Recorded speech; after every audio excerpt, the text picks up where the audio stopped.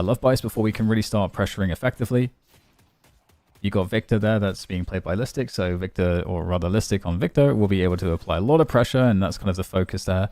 We talked about this dynamic where often a good lane pairing is about splitting up the jobs, and that's going to be really effective. So having a player that is playing a hero that's going to be able to take care of the pressure at a given moment, and a player that's able to take care of the wave pushing is, at a given moment is also really important, because you kind of want to balance both of these things, because those are the two main jobs that you need to do, because those are the two things that get you to the opponent's tower and get your creeps crashing in on them.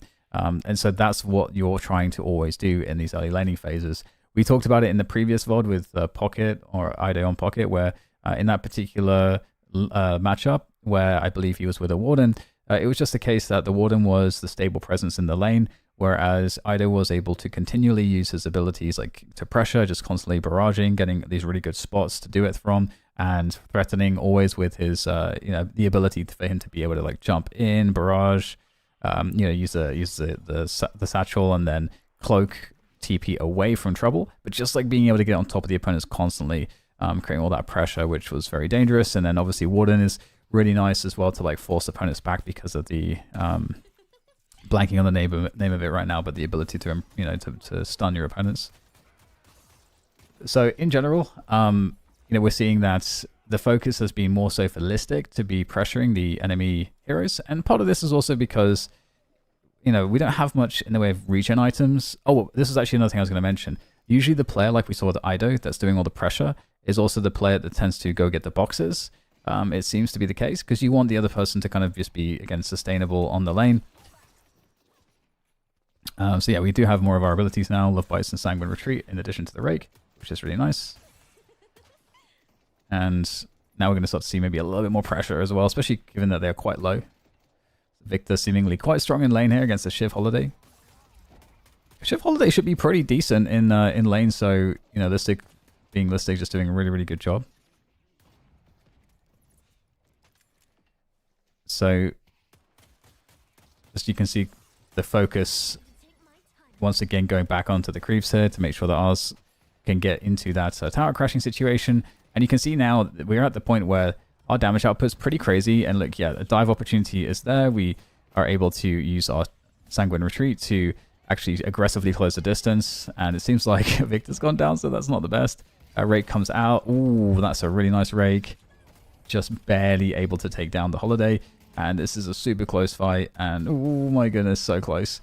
But it actually works out. So, well done, obviously, by Oot to secure that one. And this is an opportunity that could have gone either way, but obviously we keep creating opportunities like this because we're crashing onto their tower consistently, which allows us to keep getting damage on them, and then eventually you can dive them.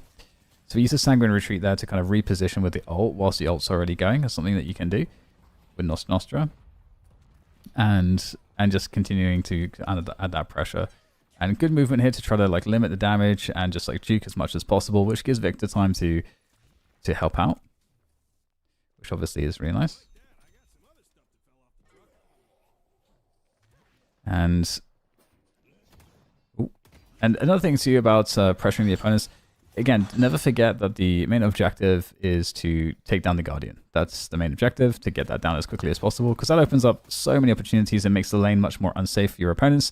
It gives you the opportunity to leave someone on lane and then start roaming yourself. There's just so many things that you can suddenly start to do. Also, when the Sinners come up at 8 minutes, you essentially can just much more freely take control of that position and take the Sinners away from them. So, these are some of the few reasons that taking the Guardian as quickly as possible is really key to do. And just always remember that is your main objective. And it's never bad to preserve your health in the course of that objective, but just understand that as soon as you are starting to allow the other team to get their health back up and their ability to then dive you and challenge you then gets greater and greater, because you can always look at the resource of health as a resource that you spend to buy you pressure. For example, like you're going to lose some health when you go for pressure. So we're going to take this fight here. So you can see, by the way, the benefit of having the Guardian. Like we're able to get really deep in this lane, and it also creates like a pressure to deal with this situation for the other team to maybe put some more resources into dealing with the pressure that we're applying. So we're really pushed. And so now we are relying on our teammates to ensure, or rather inform us if people are missing from their lane, because we need to be able to understand where we're safe and where we're not. Because if we can keep this pressure up and we know that no one's coming for us, we're in such a good spot. Because you can see, like, so far there's no one that's coming for us. The mid lane is really hotly contested, and we can see there's both players there. We can see there's both players on the right side lane. So this creates a world in which, for us, it's very safe to continue to just have this like super close pressure. And we're even getting some damage on the Walker. We're getting the creeps camp, the enemy creep camps as well, enemy neutral camps. So we're in such a good spot because of this, just taking this Guardian down really quickly. The Sinners are coming up in about a minute, and you can see we're going to go back and get our extra items. So extra health, stamina, reload, quicksilver reload all coming in. So generally speaking, we're in a very good spot here. You can see kind of how the skilling is going as well. We get a couple on Rake, a couple on Love Bites, you know, one on Sangren Retreat, and we're kind of leaving Nox Nostra for now. Okay, so we're trying to steal the neutrals, so this is great. Again, it's just very good fundamentals. If you have pressure on your opponents in terms of map control, you need to try to always be getting more value out of that and trying to therefore deal with the enemy neutral camps. And the thing about this too is that it can also precipitate fights, because you know, if you're like stealing from them, they need to try to do something to prevent that. So usually that's going to be to try to fight you, and so it creates an opportunity for you to create an engagement for you and your teammates, which is another opportunity to get more ahead. Obviously, if you create an engagement that is not good, then you're going to get your team behind. So that's kind of the thing that you have to judge in that scenario. But it's also something that you need to communicate with your teammate to play around. So, okay, hey, let's go steal their jungle. We've got this map control. Let's go steal these camps. And you can both just get rid of the camps like super quickly. And again, you know, obviously they're going to be able to likely hear that if you're in their territory and they're somewhat nearby. And so that's when they're going to be like, oh man, we should try to punish this. So then you get to extend your lead further if you win the fight, as we're seeing here. So now we're kind of into the 8-minute plus mark where the Sinners have gone. We can see that we're getting some roam now. That's kind of naturally happened efficiently from trying to attack those creep camps, you know, following up on where our opponents actually are trying to defend and just keeping, you know, just invading and invading. And now we find ourselves towards the mid position. Nox Nostra comes out, which is basically just like GG always for Pocket. To be honest, like the silence impact is so huge. Like Pocket is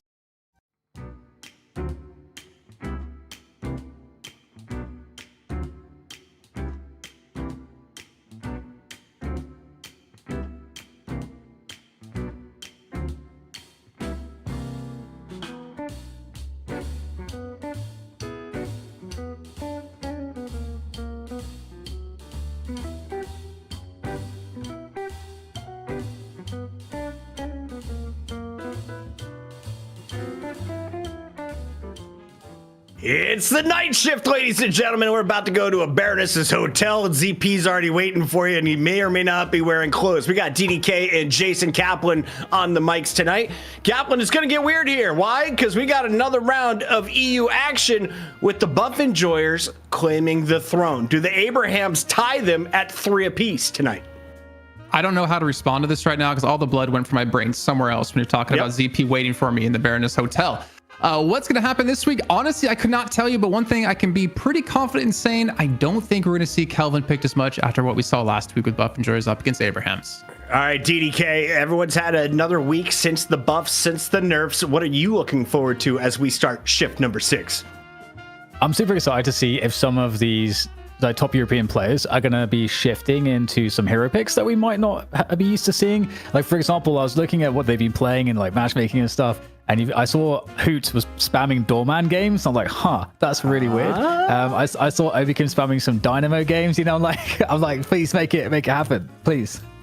Today I went to the barber and I got a mullet haircut and my wife is furious. That was the highlight of my week so far. Chat, what are you guys up to? We are celebrating the fact we're over 500 subs over on twitch.tv/Deadlock Night Shift. And of course, we also have a fantastic bracket for you guys this evening. EU, NA, the best of the best facing off once again. You'll notice something though. Hydra Nation, for the first time in 5 weeks, lost last week. Unfortunately, the new winner, Sneaky Golem, had a player unavailable. They will have some representation in the form of DMB playing for the Baroness Hotel. That'll come up a little bit later. We'll talk all NA, but really the eyes are back on EU. And you may notice it's not Lotus. We have the bots in action against the Abrahams. A new team makes their entry here on the night shift. DDK, have you met any of these bots? I know you play on the NA server, so you probably haven't played against them.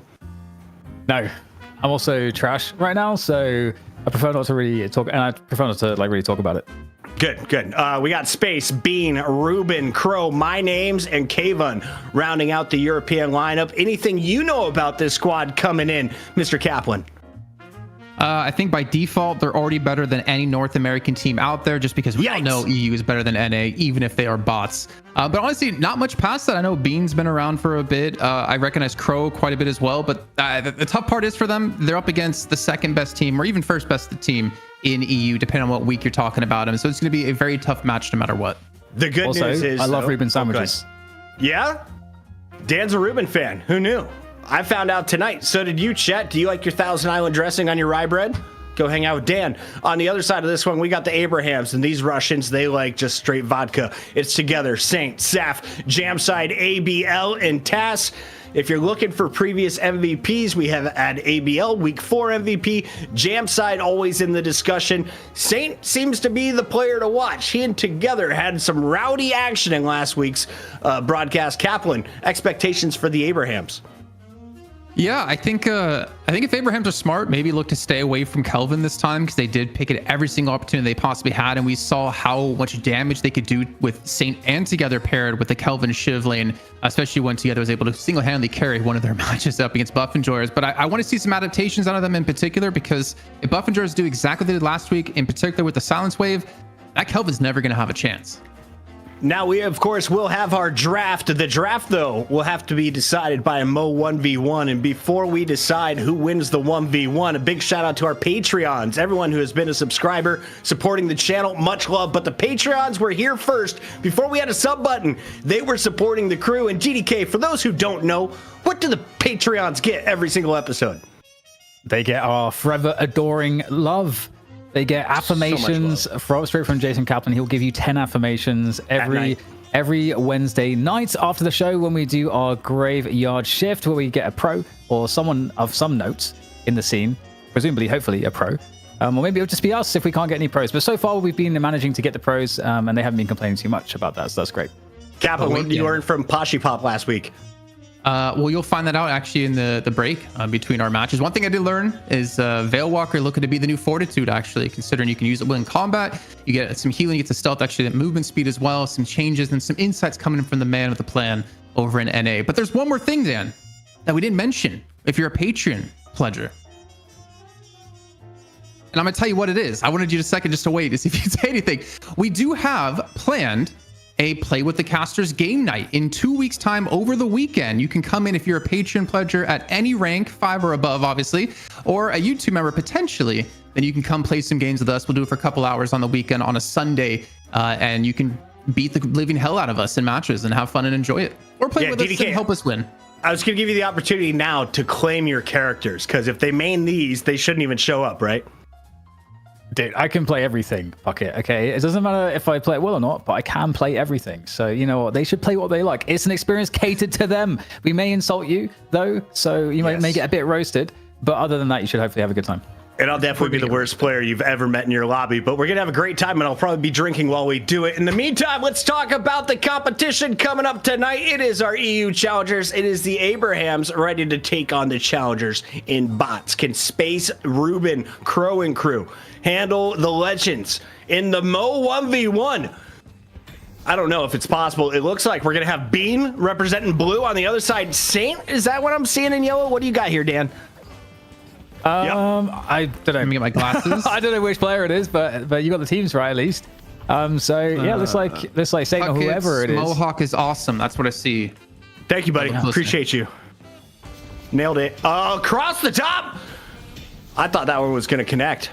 It's a little slow, but now the heavy hits are starting to land. Damn, there's going to be a parry, right? Yeah, Bean. He's getting. I mean, this guy's running circles around Bean. Oh, okay. All right. Bean, come on. Let's get one parry. A parry, and we're back. Come on, you're the magical fruit. The more you eat, the more you... Saint takes it home for the Abrahams as they will earn the first advantage. If you are new here on Night Shift, we do a draft now. Each team is going to be able to pick their characters, and they're also going to get to ban 2 of them. DDK, I think we sped up the timer tonight to just 15 seconds. If not, reminder that we should do that. But do you want to be team number 1 or do you want to be team number 2? Because Abrahams get to have their pick here. You know, I can go first. I mean, I'm not sure where the bans are going to fall this week. I do feel like Mina's going up and up and up in priority. I don't know if she's like first ban material just yet, but we'll just have to see. Is this 15 seconds? I don't know. It feels like a normal seconds bucket. Yeah, it's a little long, but we're moving through. Let's take a look here at our viscous removal before the match even begins. They say we're not dealing with the cube. He can hang out with Puckett. Kaplan. Bots get their first ban. What do you take away from Abrahams? Is it the Abrams? I think you want to take away something they're comfortable with. I think maybe go for the Kelvin. I think maybe even taking away a Mo and Krill, which just had a lot of popularity this last week. Even potentially like a Bebop, which we had massively increased in popularity last week too. But okay, so they go for the Kelvin, take it away from Saint. Pretty understandable, to be perfectly honest. And now the real fun. Let's lock in some faces. On the Abraham side, first pick is impactful. So I do hope we see a Mo and Krill today in this match because there has been an update by Aussie What's Lion. the update? So when he scorns, should I tell you? Maybe I shouldn't tell you. Should I tell you? Let's wait till we see.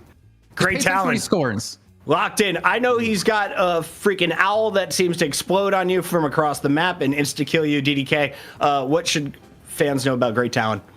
So ABL's going to be on him, and he's in the argument, I think, for the best Talon player probably in Europe, and it's a carry hero, really. You get an enormous amount of burst spirit damage. You're very good at laning. You can gank with the ultimate in the early game. You can clear waves with it. Great Talon is just a problem, and he wants to play from the back ranges. So he needs to have people taking pressure off of him, and that's like Great Talon in 10 seconds or less. And all right, Abrams locked in on the other side for bots. Kaplan, they go back to back here. Yeah, I want to just touch on the Great Talon really quickly before these new picks, because if you look at the damage numbers over the last weeks in DLNS, your sevens, like your quote unquote hyper carries, are not doing the most damage in your matches. It's typically like your frontliners or it's your Great Talon or pockets. So I think Great Talon coming back into the mixture to just really put that extra damage in is really cool to see, considering it's the frontliners who normally have the ability to get the damage in and survive a lot of the brunt that's coming their way.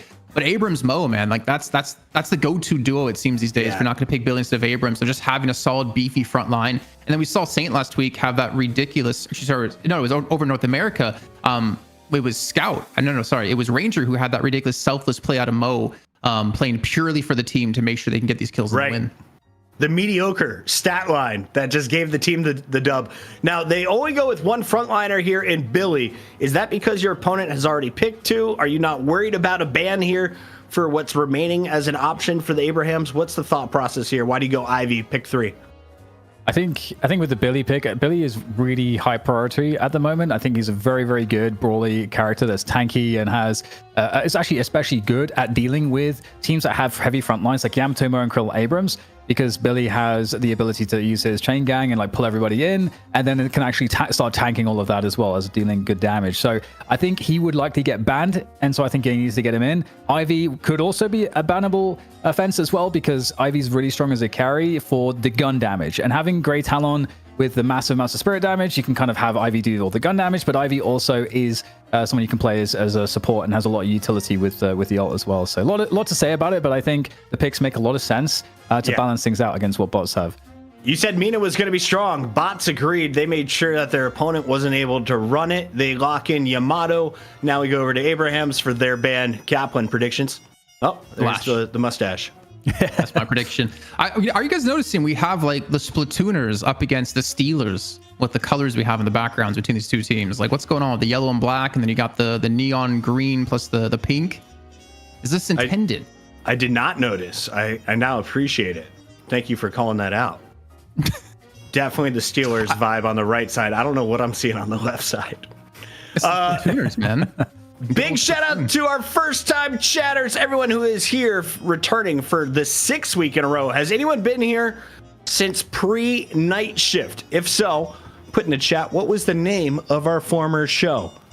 Welcome in, everybody. We're now approaching 700 viewers, and as we're over 370 subs to go, that is our 1,000 goal. We are at 630 subs, DDK. Paradox gets locked in, Pocket's in, a lot of familiar faces, just 4 picks to go. Yeah, and one thing also about the Mina ban I'll say is that another reason that you'd want to ban Mina is if you do want to play Pocket, because Mina shuts Pocket down really hard with spirit damage and also the silence off the ult. So it basically just makes Pocket useless at times. So Same thing. What? Yeah. there we go. Go to Calico. I saw a note. Yeah, it's Team Animals on the left versus the Steelers on the right as the yellow continues to get locked in with Pocket. I'm just trying to think how many more heroes have a yellow background, and I don't know if any more. Is there any more at this rate? There you go. Oh my god, there's 7. Yeah, there's my answer. You got to have one more. You gotta be color coordinated when you play in the Deadlock night shift. Like, it only makes sense. Is there another all black like Yamato? I have to look. GT Mo Abrams looking a lot like last week. It's been a long time since we've seen like Calico being played. I want to say, like, she had her time in the limelight. The box maxim we talked about, seeing Listic on her way back in the day was ridiculous. High mobility, acts as kind of like a roaming ward, which is kind of nice. Something that we don't really talk often about is like vision it can give you. Very quick to get around the map as well to provide assist when it comes to ganks. And I feel like if Calico and Billy come at you, you're not really going to survive that fight. But then on the bot side, I mean, you have Pocket who's going to put out a ton of damage. There's no real quote unquote support on that team unless you're looking towards 7 to play a little bit supporty. But they have so much damage with the Pocket Yamato 7 and Mirage. And I feel like the farm that they need to split is pretty okay actually on their side. Like, they have 3 priority, maybe 4 priority heroes they want to focus the souls onto. Woo woo! Ladies and gentlemen, we've got a whole lot of fun in the chat. Float on Fire hit us with the first sub of the night. He used the Prime, and you should too. If you have Amazon Prime, you have a free sub. Why give your money to Amazon when you could give it to Jason Kaplan and his barber? We take a look at Sinclair and Mirage locked in as the 6th player on each team. The teams are ready to go. DDK, we're about to jump into this. For anyone new here on the night shift, it's one and done for our challenger match. After this, what happens? They play the money match, a best of 3 against Buff Enjoyers. Shout out to Megs, who pointed out that I look like Mickey Mouse. If I put my head between viscous eyes, I will try and do that the remainder of the evening. Jason Kaplan, will we see a doorman tonight? No. So I think I want to see it. I feel like Doorman can be ridiculous. He has the potential, but I don't think people have practiced him well enough just yet. I think he's going to become more valuable as a hero as time goes on when we get more heroes introduced to the game and more mechanics. I would love to see it, but honestly, I don't see it in the cards tonight. Much love to Sulfur and everyone else tuning in from Twitter. Thank you guys for checking out Deadlock. This game is not out yet. It's in alpha, but if you ask your friends, they might be able to hook you up with an invite. Megs 1300, Blue Man, Cypher, thank you all for being here on the mic tonight. We got DDK, we got Kaplan. It's Abrahams taking on a fresh squad. The meat from the east. It's the bots. The game's not out yet, Pocket. How can we play it? Huh? You play the alpha. All right. Don't know why I'm picking on Pocket right now, Jason. Do you know It's why? just fun too sometimes, but you know, we have a golden bring cap training balance. coming, and that's because Puckett's here. So we got to give him some credit. Nice. Well, I appreciate that. Well, okay, so let's look at these lanes, Jason. So, I mean, actually, firstly, we didn't even talk about where you see these lineups. Just ultimately, do you feel like there's an inherent edge on the draft? So, I'm going to be a little bit BM here, and I think I have a reason to. I almost feel like it doesn't matter what comp you're going to run against Abrahams. I feel like there's going to be a big disparity in skill between the two teams. And I feel like that's why we're seeing Abrahams run this kind of wonky roster. But if you're talking about like in terms of, ignoring the team names, only looking at the rosters, I would have to say bots. I feel like they have a lot of damage behind this. Mirage is going to be going gun. Pocket can do a lot of damage as well. But then you have the Yamato. If she can get going, then it's going to be a strong front line to deal with Crow and Bean as well on the team. So I would say overall bots is looking much cleaner, but Abrahams is definitely going to be one of those mid-game like power spikes that you have to watch out for. All right, well, What about you? so far... Oh, you're going to ask me a question? Yeah, what about you? Yeah, I think there's like a decent balance, honestly. I'm super curious just how things sway off of the first Guardian, so I'm going to be paying attention to that, because I think overall both teams have late game potential. You know, you got the 7 Pocket, Mirage, and Yamato. You know, all of these scale pretty well for bots, and for Abrahams, you also have some like good scaling as well. To be honest, it just requires, I think, you know, certain heroes to not get into that famine mode. So from that perspective, I'm super curious at who wins this early lane pressure battle, gets that first Guardian down. Because so far, if you look at the map, the mini map, Abrahams have all the waves crashing into all of the Guardians, all 3 of bots at the moment. Just look at the health bars too for bots. I mean, my name's low, beam's low, space is low as well. One thing I do want to request out of the observers, who are obviously listening to every word that I say, is whenever we do go to Mo, if we can get a free cam from a top-down view, because I want to see when he scores. Because if you guys haven't noticed, and you actually downloaded the skin, which is now available for everyone at home to use into their own game, there's something new that's been added to it. We'll see that. You just like looking at Maurice's junk in the trunk. Let's be honest. I mean, I'm not gonna deny it, Puckett. Show me any man who can deny that. He's a good looking bouncer. Back to the Billy Goat. Sorry, Dan. Well, I think so far we've got great success from Abrahams on this pressure, that they're able to just dive towers constantly and looking to chase all these kills as well. This is a terrible sign early on for bots, that there's so much control going to Abrahams in the early lanes. I thought that, you know, I was looking for one team to get ahead on one of the lanes, but it could be all 3 lanes with how things are going. The amount of tower damage, Guardian damage already, you got 2 bots towers that are down to half HP, which is a huge problem. We'll see if they can do anything to start to just stabilize here. But Jason, yeah, once you get that first Guardian down, especially like prior to the 8-minute mark where the Sinners come online, you just start to be able to snowball the advantages pretty quick. Oh yeah, 100%. And we're seeing together. He's going to get taken down here in the right-hand lane by Crow. Looking to maybe push this one here and actually get some damage onto this tower. And you can see Jamside's already low on HP as well, so there's a very good chance they could get some decent damage in. But Jamside might have to go back to base here, as we're going to see the respawn together to rejoin him on this right-hand side. But Abrahams is still keeping these lanes shoved in the left and middle lane, really showing no signs of giving up. Yeah, and I feel like Pocket Abrahams is like a decent lane as well for pressure for themselves, but they are losing the pressure game pretty enormously. Look at the tower damage, 4 minutes, and the tower on the left side there down to half. And you know, the name of the game here is you want to get the objective down, and the 2 things you got to think about is how do we keep like pressing our wave into their tower, so you got to kill their creeps as quickly as possible, and then you got to deny them killing yours, which you do by pressuring their heroes. And so the fact that that's going so well right now is pretty scary, and I'm also interested to see how ABL's going to do. If ABL gets to just free farm and set up ganks with the bird with his ult, that's going to further compound the problems as we go into that mid game.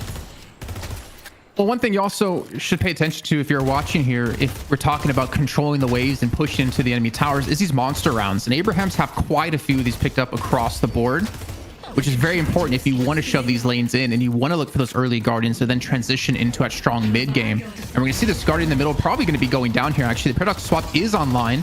They're respawning out of space here, going to be rejoining the party to look to shove the lane back out. As the buffs come in, looks like Abrahams will be securing both on the left and the right-hand side. Casting picked up for ABL, and that's not someone you want to see have it.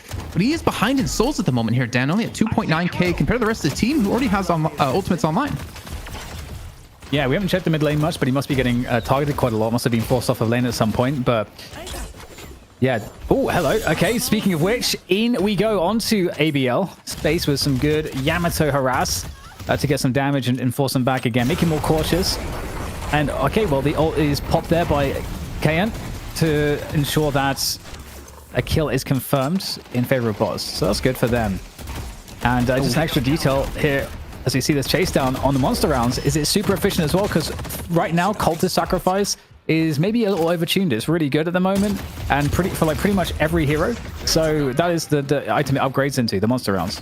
Yeah, one of the strongest items in the game, I'd say right now, especially if you look to use that properly and transition to the mid game by taking away a lot of these camps from the enemy side, especially the tier 3 camps, which are hard to deal with. But it will be the first Guardian going down.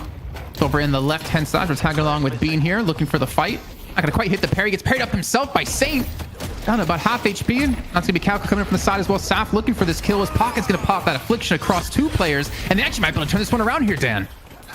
Ooh, yeah, trying to be sneaky, a Saint, but unable to get away from the seismic slam. and potentially a follow-up to be had here as we see a retreat from Saf on Calico.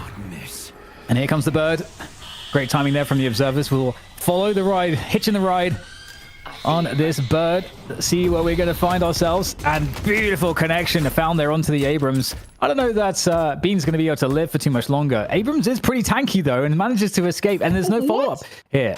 And there's that Veilwalker you were talking about. I've seen this on a lot of heroes that are brawly, like Shiv as well. It's really good on Shiv early on. You can see that Backstabber and Veilwalker, actually 2 items that are very popular right now. Very, very good items at the moment. Yeah, pretty much anyone that used to take Fortitude, especially if you're like one of those brawlers you're mentioning, I feel like takes Veilwalker now because of it's really good healing. The stealth is really good to escape. You can use it while in combat and hop in and out of these veils. Really interesting to see that picked up for Saf as a second item so early on. Yeah. Yeah, I was recently watching some VODs and I saw, I think it was ABL playing Shiv, like rushing it, even as the first item. We are going to see more action here in the mid lane, though. This is a really important lane for both teams. And it's been really difficult for bots to be able to push. And there's a big fight on the right side lane there, where bots are really deep on the enemy Guardian, looking to try to take these kills. But there's that paradoxical swap causing problems for Bean on the Abrams. And so it's 3 players going down for bots there. That backfires pretty enormously.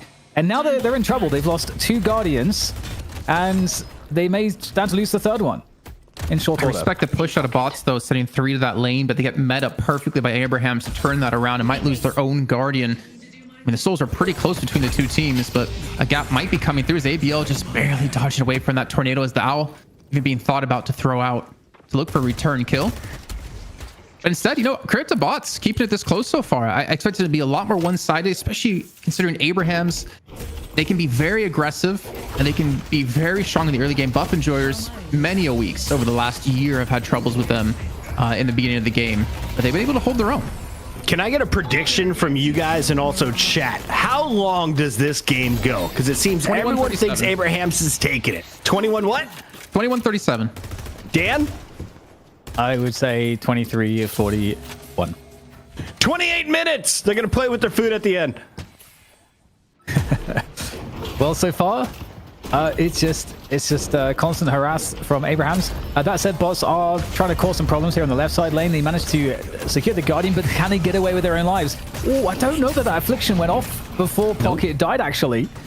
So that's really sucks. It wouldn't really have mattered anyway. It's a pretty easy cleanup for the remainder of Abrahams. 3 on that left side. And in the meantime, they are defending on the right side of the map, Abrahams, where bots were trying to really take this Guardian down as well. And lots of good damage coming out on it, thanks to the 7. And there comes the Cloud Form as well, over the top, controlling the space. And it looks like it's going to be good damage. The lockdown really paying off with the Cloud Storm as well. And where are the kills, though? Well, it's all on Abraham's side. Stormcloud being stolen by Saint with audience participation to turn that one around. He will follow as Ruben comes in with that cold front, but Jamside's left alone on the Ivy, playing the gun Ivy like we saw last week. Going to smash it right down on the head of Ruben. I don't really know you're going to be able to escape this one. The Jamside will with 1 HP with that affliction taken away. There we go. Even the Paradox picks up the coldest sacrifice too. Like a really good item. Like to get it, especially if we talk about like jungle control and being able to invade cleanly, taking away these big camps just gives you so much momentum beyond the fact of the stats it gives you as well, which are ridiculous. Yeah, it's 160-second duration of the buffs. I think it's like 150 health, 10% attack speed, and is it some extra move speed? I forget the third. You get ability range, I believe. Oh, that's it. That's right. That's right. Yeah, 10 something. But it scales, right? Because it's percentages, so it scales a lot as you get later into the game too. Yeah, that's a great point.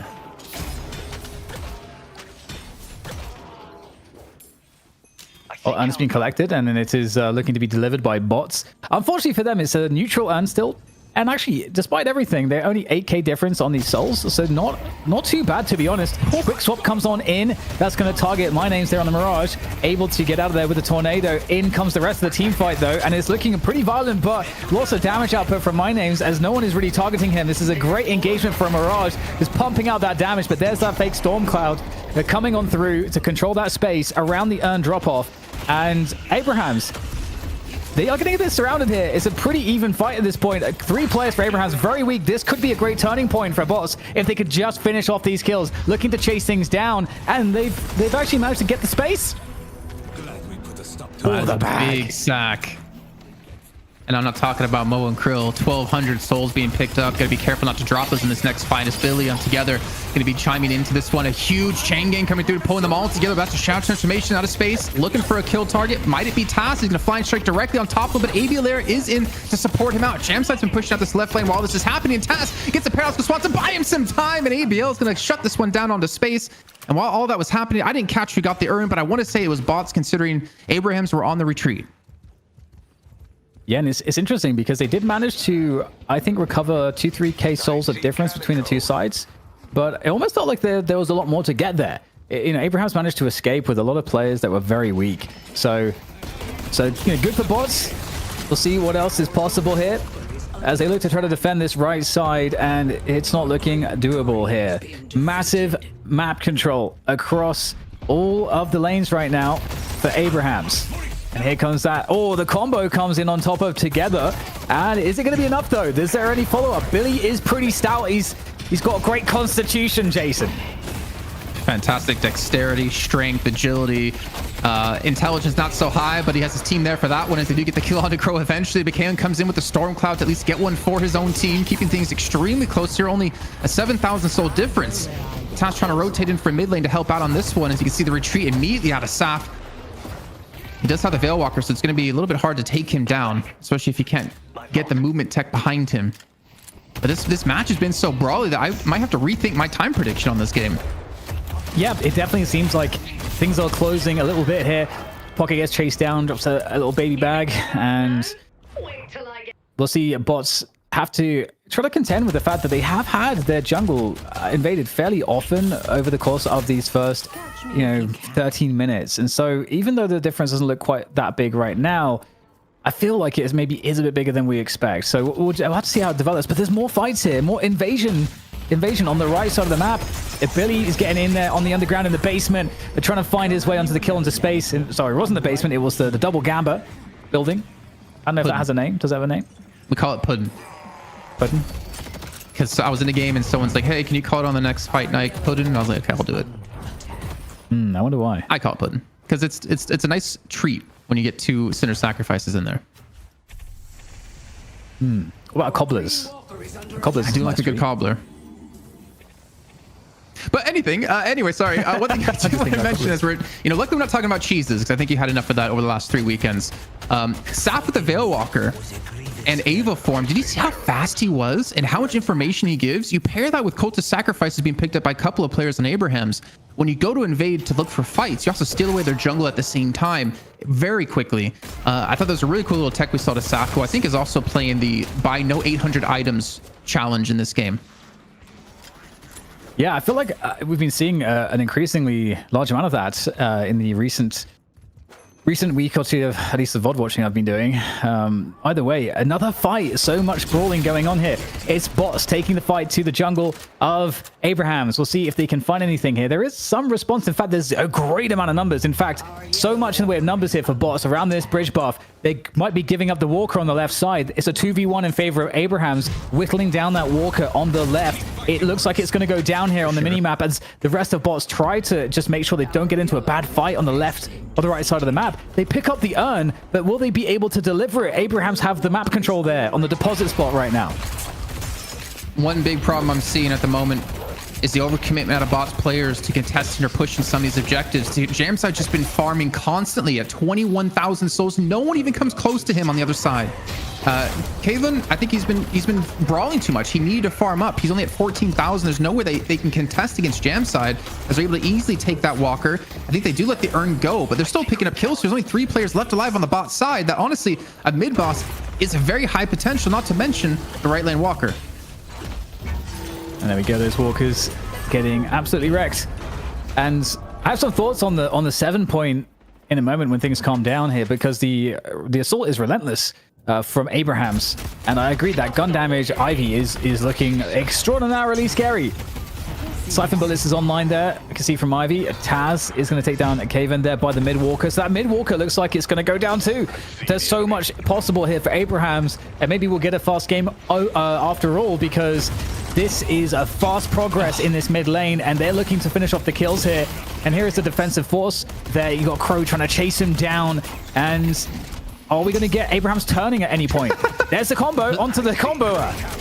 The stolen combo comes through, and Saint needs to run away as quick as he possibly can, or else he's going to be going to jail here. It's even the worst one being committed to go for the chase down on top of it. Honestly, this is just going to be a big-ass bout. Haven's going to be coming back in from spawn, but he needs to get here quickly if they want to have a chance to continue for this fight. But instead, Abrahams, they do back away, and bots are going to be going for mid-boss here. I mean, I don't hate it. It's a definitely a decent situation, but the problem is Saint is still alive, and that Hex can be very, very tough to deal with if you're trying to secure these credits.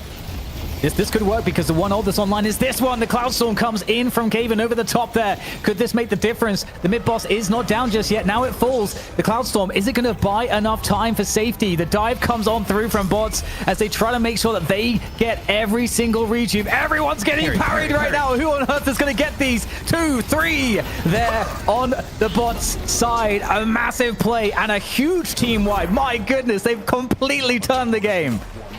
I don't even know what happened. The amount of parries going off in that pit was ridiculous. And bots, they get all 3 credits, keeping 1 alive and a full wipe on Abrahams. Yet they're still down in souls, but that is definitely what they need to get back in this game. I mean, it was a ballsy play, and it worked out for them. They're looking to get themselves a flex slot here by taking down this mid lane walker, which I think it should be happening.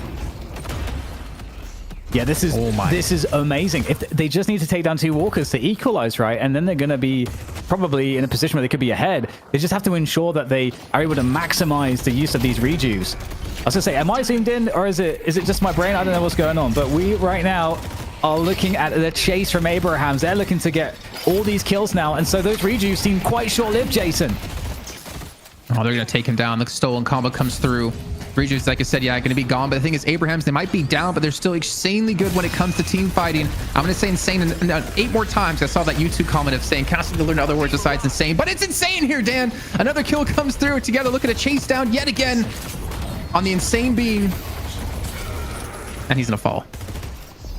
I don't know where big conversion there from Boss. So at least get a couple kills there. And there's a couple more low players in Saf and Taz. See if they can manage to survive here. You know, Kaven is kind of dangerous, even though he's low HP there. Big damage output possible on the 7. But the juking here, they're just cutting the line of sight. They're so awesome. It's what you would expect from a player like Taz on that Paradox. Incredible juking there, and that's going to keep him alive. And it's going to result in the death of Kaven on that 7. And also with space going down, it seems like that mid walker is also... It's also going to go down, I'm sure.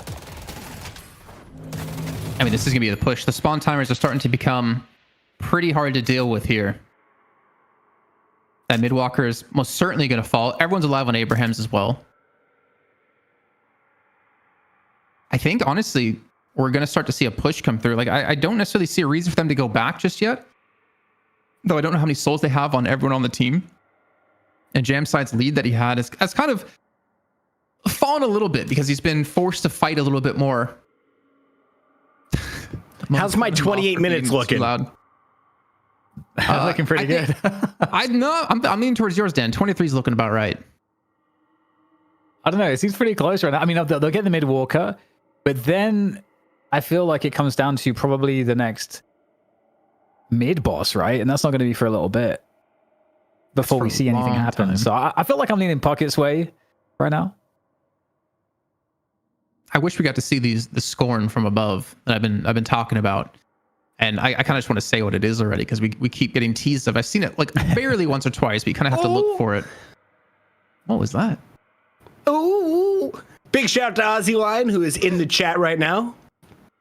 Go wave, say what's up. You got a long time to hang out. Apparently, Bean doesn't want to play. What's going on, Bean?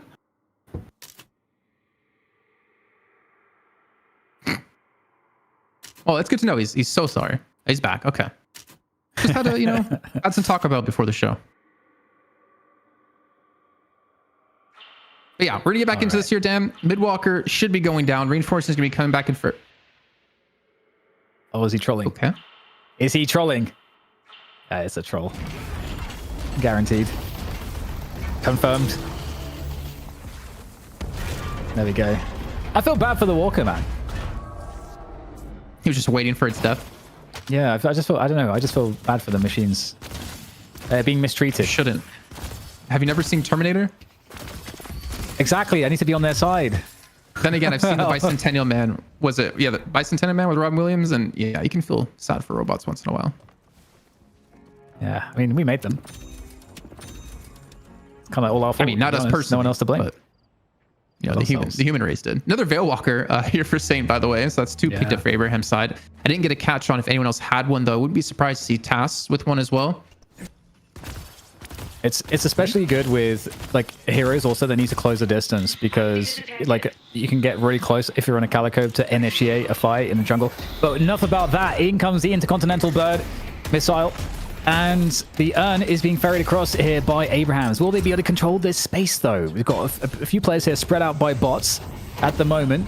So very brawly fights yet again, and going down very early is Pocket. The Reuben sandwich has been consumed, and it was delicious. Oh, yeah, 100%. Love me a good Reuben, especially with Thousand Island on top. Delicious. But this urn's also going to be quite tasty here for Abraham, so they're going to turn it on this one. Gaben's actually go for the split push on the left lane Walker, looking for their flex shot for their team. Problem is, if he gets back, there might not be a base left for him anymore, as Bean's going to fall here in just a few seconds. And it's only really space to defend his base. Yeah, it seems like after that mid fight over the mid boss with the rejuve and everything from bots, doesn't seem like it's really amounted to all that much. It looked like it was such a good pivot point for the game, but I mean, we will get a Walker claimed by bots, but it is Abrahams that have all the momentum and all the power here. They seem to be way ahead now. They've managed to carve in a 30k, almost 30k difference in souls, Jason, in like last 5 minutes. Yeah, a lot of these fights have been going the way of Abrahams. It was that mid boss that really got bots back in the game. But they weren't really able. No, they didn't accomplish anything off it other than the kills that they got onto Abrahams. They got no objectives done. They got stopped at the mid walker. And now they're back on the defense here, and I can kind of respect it with Kaven going and committing for that walker to flex unlock for them. And we saw Abrahams wasn't going to commit to a push anyways to go for the shrines. But as you're saying about mid boss, I think it might be likely now. Wait 2 more minutes. There's real no need for them to force an engagement right now. Even ABL just trying to camouflage himself inside of one of these bushes. But this ain't PUBG. This is Deadlock, son. What if it should be PUBG? That would be interesting. What if they introduce a battle royale mode in Deadlock? Oh yeah, that'd be cool. That'd be really cool. I mean, there has been like other game modes data mined. I don't know how realistic they're going to be or what all of them are. I think there was like a payload one, if I'm not mistaken.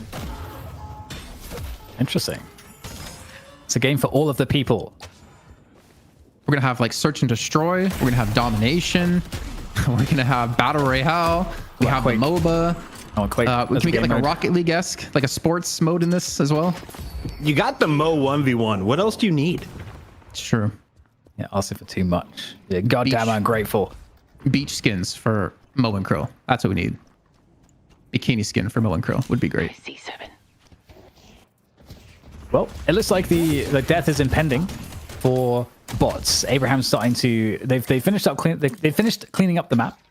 Need to buy a few things, buy something nice, you know. 7.8k here for gonna get that Cartier bracelet, and then we're gonna be off to just destroying the base.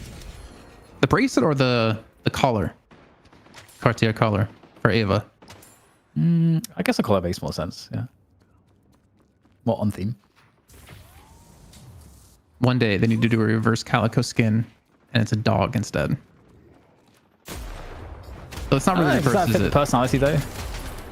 I mean, what's similar to calico?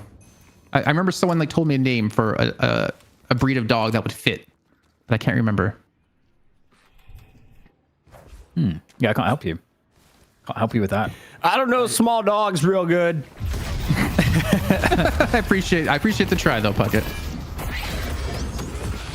Okay, well, we got a seismic slab coming in from Saint.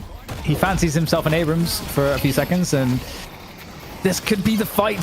This could be the fight here. We've got a lot of kills already very quickly going the way of Abraham's, Jason. It doesn't really feel like... I mean, the HP bars are dwindling very quickly for bots. Yeah, my name's... He was forced out of the fight by ABL. Hit him with a couple of these charge shots. Even the Agony come through. I think he's looking for my names on this one. Might get the catch onto it. +5s in the chat. Doesn't quite get the kill, though, as he's going to escape. In the meantime, Billy's just taking out mid-boss with him and one more. So going to get the rejuve off of this. They're going to chase down Ruben, as they can just smell that sandwich from across the map. And in the meantime, the rest of Abrahams are still taking the shrines. Damn, Billy's gonna get all those rejuves to himself. He gets the satisfaction of punching it 4 times. That's nice. There we go. Extraction shooter. That's what we need. Extraction shooter mode in Deadlock. That was pretty disrespectful. Taz is just punching the patron's face. Look at that face. Why would you punch that?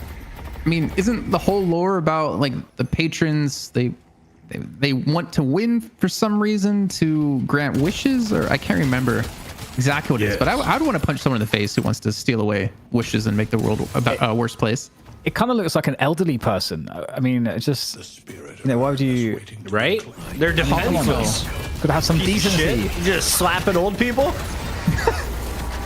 We do not endorse here at DLNS the slapping or abusing of the elderly. But Calico, there we go. Border Collie.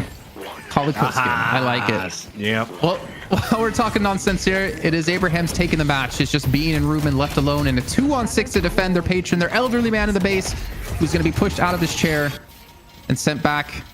Yeah, I'm going to stop there. I'm not going to say what I was going to say. I'm just going to keep it PG here as this game's going to end, Dan. Yeah, elderly abuse, it's a bad look. Don't do it. But what will be happening right now is Abraham's claiming their victory, and that means that they are going to book their spot in the finals. Isn't that right, Bucket? Absolutely. Don't take advantage of the elderly unless it's hacking their bank account and sending it our way. We have together Saint, Saf, Jamside, ABL, and Tass walking away with another W. And I was just kidding. It was a joke. We can't get sued. Jason Kaplan, the bots knew this was going to be a tough battle. It was a little closer than we expected in the middle. Where did they bring it back? And then how did the Abrahams close the door? I'd say just better team fighting. I think getting them to overcommit for that Walker take in middle. It ended up taking the last rejuve token, and they ended up taking the lives of their opponents as well. I think when you're fighting against Abrahams, again, you're fighting against potentially the number 2, number 3 team in the world right now. Right. And no matter how far behind they're going to be, they're going to find ways to get back into the game. They're going to out team fight you because of the experience they have of being together for such a long time. It's really tough, I think, overall to beat them even with the lead. DDK, they're asking us for an MVP already. I couldn't choose. Who'd you like? I mean, we had some strong play from Saf. Were you a fan of the Billy? What were you like in DDK? I'm actually not sure. I'm actually not sure this time who I think deserves the MVP. Do you have a good read on this, Jason? Usually I feel like I intuitively am like, oh, it's this guy. ABL was on a spree. I feel like anyone from the team could maybe get it. Was there a most valuable? What if we let our observers pick the MVP of this one? Because I can tell in chat right now that I'm going to be mean if I chose.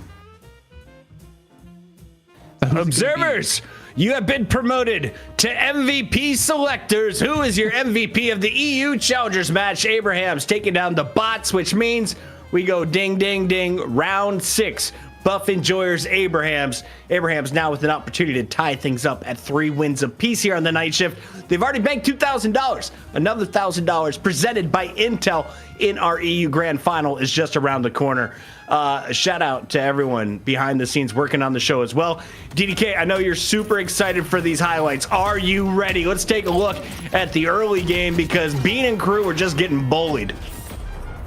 Yeah, they kind of made out pretty well despite the fact that they just decisively lost what looked like every single lane. So there is, I suppose, something to that. But yeah, we saw them having a really hard time winning any of the lanes here. And I mean, it's hard to know if I don't think it was a draft thing. I think it's just that Abrahams are that good thing. I mean, that was my read of it, Jason. Yeah, I think you can easily see that reflected in Abraham's. Even though it was a very skirmishy game, they still kept feeding one person's souls, and that was Jamside. He was consistently farming the entire time. His team was fighting without him. Where on the other side of the sphere here, Haven was engaged in most of these fights, and he wasn't allowed to farm because then they had no late game carry. Imagine Stormcloud Vinicius's power surges later on, or sorry, surge of powers, if he was able to match up to where Jamside was in farm, he's going to out damage Jamside quite a bit, especially with how squishy Abraham's kind of is overall as a team, and that he has his own front side. So I think it was just kind of a approach to the game that really hindered Bots' chance to winning this game, though they did trade equally or decently well, especially at that mid boss. That was a really exciting fight. Big shout out to everyone tuning in for the first time, including Sonia Jim, who says Toss was her MVP. Who did you like in this first game for the Abrahams? Jamside together, Tass, Saf, ABL, Saint, all taking turns popping off. They destroy the bots. They slap the elders in the face, and they move on to your grand final. Space and Crew, was this the team fight you guys were talking about? Yes. Yeah. Got one. There we go. Yeah, that was great. I mean, it was a really decisive. Like, you don't get much in the way of timings to do something like this from behind, and you won't likely get a spot, which is ideal, where you've had like a really good team fight. They had killed ABL somewhat recently, but they had no ults left except the Cloudstorm available. So it's kind of it's a sketchy fight to go for, but I think because of how behind they were and how it was trending, I think it was a really smart decision. And the fact that the team was all on board to just go for it, definitely like massive props. And the fact that they also then won the team fight, wiped the other team, that was super exciting, because that is a spot where it felt like they should have gone a lot more. And I feel like I'd have to watch the VOD to see how they didn't get more than they did there. Kaplan, we asked the chat, who do they think was the MVP? I see a few people saying Ivy play was really impressive. Jamside got a few supporters here in the chat, but mostly the people are saying Tass. What did Tass bring to the table? What did you witness throughout that game for the Abrahams? I'm sorry, chat, you're all wrong. The MVP is Saf, man, with the Calico. You know, Tass, what are you talking about? Saf cat on the dude. cat? And that's me. I hate cats, and yet I'm saying the cat lady ends up getting the MVP in my eyes. But I mean, Tass, standard good game from Tass. Like, I want to see the match results actually in this one to see how much damage he had done, because typically paradoxes do put out a really good amount of damage. But if you're gonna talk about him being the MVP, maybe it was just the roaming he was able to pull off, always there for the team fights. He had some really good placed time wars as well to punish any chases and to silence people who were trying to like look for fights. He had some great swaps, but that's just Tass. That's what we come to see when we have him play. Look at the Paradox doing Paradox things. Tass is going to take home your player of the match for the Abrahams, and he gets a chance to do it again, but this time going up against the Buff Enjoyers. As we take a look at the replays one more time, does Paradox make it through in the next best of 3 DDK for game 1? I think it's quite possible, because typically, you know, it's Holiday that gets a bit higher priority, and so typically gets bans, and so often it's Paradox that you kind of need to have on your team. The Paradox is really, really good still. Still does great damage output, still great utility in the fights, and I think you can see with Taz here, it's so good at making himself a target, but then being really hard to pin down and to kill, and then creating opportunities for his team. And it's also so useful if you have a brawly team in the early to mid game to get those initial fights started, that then really sets your team up to be able to win these really important battles. So I think Paradox is going to still be pretty important in the next match.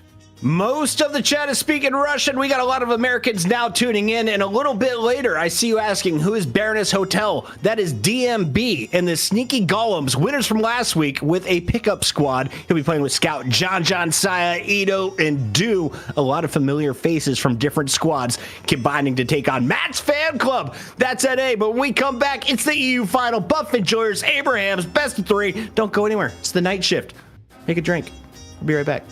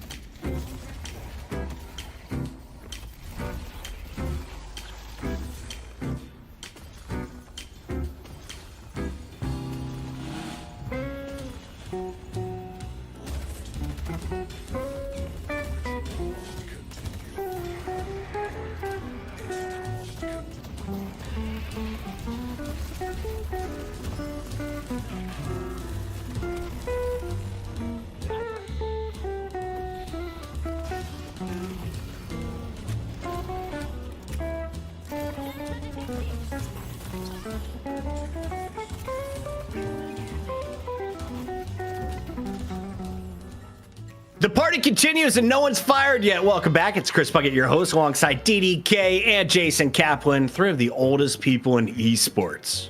But we still got a job. Thanks to the community and thanks to Intel. Thank you all for watching Deadlock and the best teams from EU. Jason Kaplan, let's start with the fact that we have seen this matchup over and over and over again. They've gone under different names, but Buff Enjoyers have been the top dog since I've joined the night shift.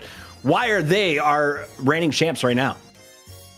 Well, they're the best team in Deadlock, I would have to say. I mean, even with the addition of Hoot, I feel like they did become even better. They've kind of set the trends when it comes to meta. They've been one of the most versatile teams out there. When it comes to Deadlock, they have one of the deepest hero pools across the board. And I think they're also some pretty decent innovators. Like, for instance, the Science Wave last week that we discussed is definitely a huge item, as well as Veil Walker. Now, in Abraham's... big thing. Absolutely. So real quick, what is the Veil Walker for anyone who doesn't play the game often or maybe tuning in from a different stream? What is this thing and why is it spiked up in popularity? It does this. Wow. You can't see me. You can get rid of Kaplan? Any character. I wonder everyone's getting it. Wow. Understood. I kind of set myself up for that one, didn't I? So it gives you stealth, first of all, right?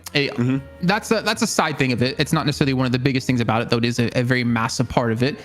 You can use it in combat, which like Fortitude couldn't, and it was used as one of the ways to heal up and have some longevity in the game without having to go back to base. It also gives you health. Like, it heals you when you go into one of the veils, which is very helpful, especially for a lower HP target where Fortitude takes a lot longer to heal you. And it gives you some additional stats on top of that. So it's kind of like a new and improved Fortitude for a lot of those brawlers. It does give you the ability to close that distance without being seen and make you very hard to figure out where you are on the map. So an old item that was super popular fell out of meta, now back in the meta, DDK?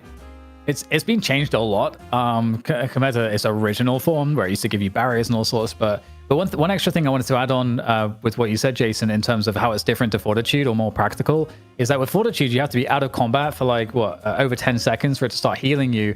Whereas with the Veil Walker, you get the 150 heal or whatever it is, like in the middle of a fight when you're juking someone, like you'll just be able to pop that heal. And so that is a pretty big advantage that can make the difference between getting a kill or not, winning a fight, actually surviving and escaping, as well as setting up fights. So there's a lot of utility to it when you're playing aggressively and you're trying to invade enemy jungles and stuff. So it's actually a really good item when you watch the top players who know how to abuse it, work on it, because I think the cooldown on it is really short, 15 seconds, 12 to 15 seconds, I think is the cooldown on it, something like that. It's really short.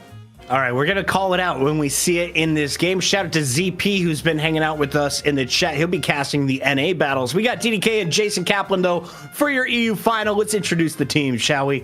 The Buff Enjoyers, reigning champs. They should go first, in my opinion, DDK, because this squad, very fun to watch. You got D-Mov, who originally popped off on the Viscous. Had to play a number of different characters. Who has played some Pocket? We've seen some great talent. Obi, will he be using the Icy Boy, or is it going to be a whole lot more Mina and new characters like Billy in action once again, DDK? Yeah, it's a great question. I think Buff Enjoyers is super fun to watch because they're a team that is, by definition, kind of ahead of the curve. They are the best team, pretty reliably, and all of these players are really, really amazing. And they've all been doing different things. Seen Listic really mastering Billy a lot. You've seen Hoot actually playing a variety of different heroes. Obviously, can be a mega carry on pretty much anything you put Hoot on. But I've seen him play a lot of really interesting stuff. Like I mentioned, I saw him spamming Doorman games recently, so I kind of hope there's an outside chance we would somehow see Hoot playing Doorman. I know that was kind of weird, but Zergy is kind of known to play 7 or the kind of farm heavy character. But I think that's a topic of discussion because I think that character is a little bit less able to farm than he used to be. I've been watching a lot of Zergy footage, and the man doesn't seem to miss with that trackball. As we take a look at his opposition, who has aim to compete with the Buff Enjoyers' best aim marksman, I should say. Kaplan, is it going to be someone like Taz? Are you looking at ABL, Jamside? Who do you got eyes on for this matchup?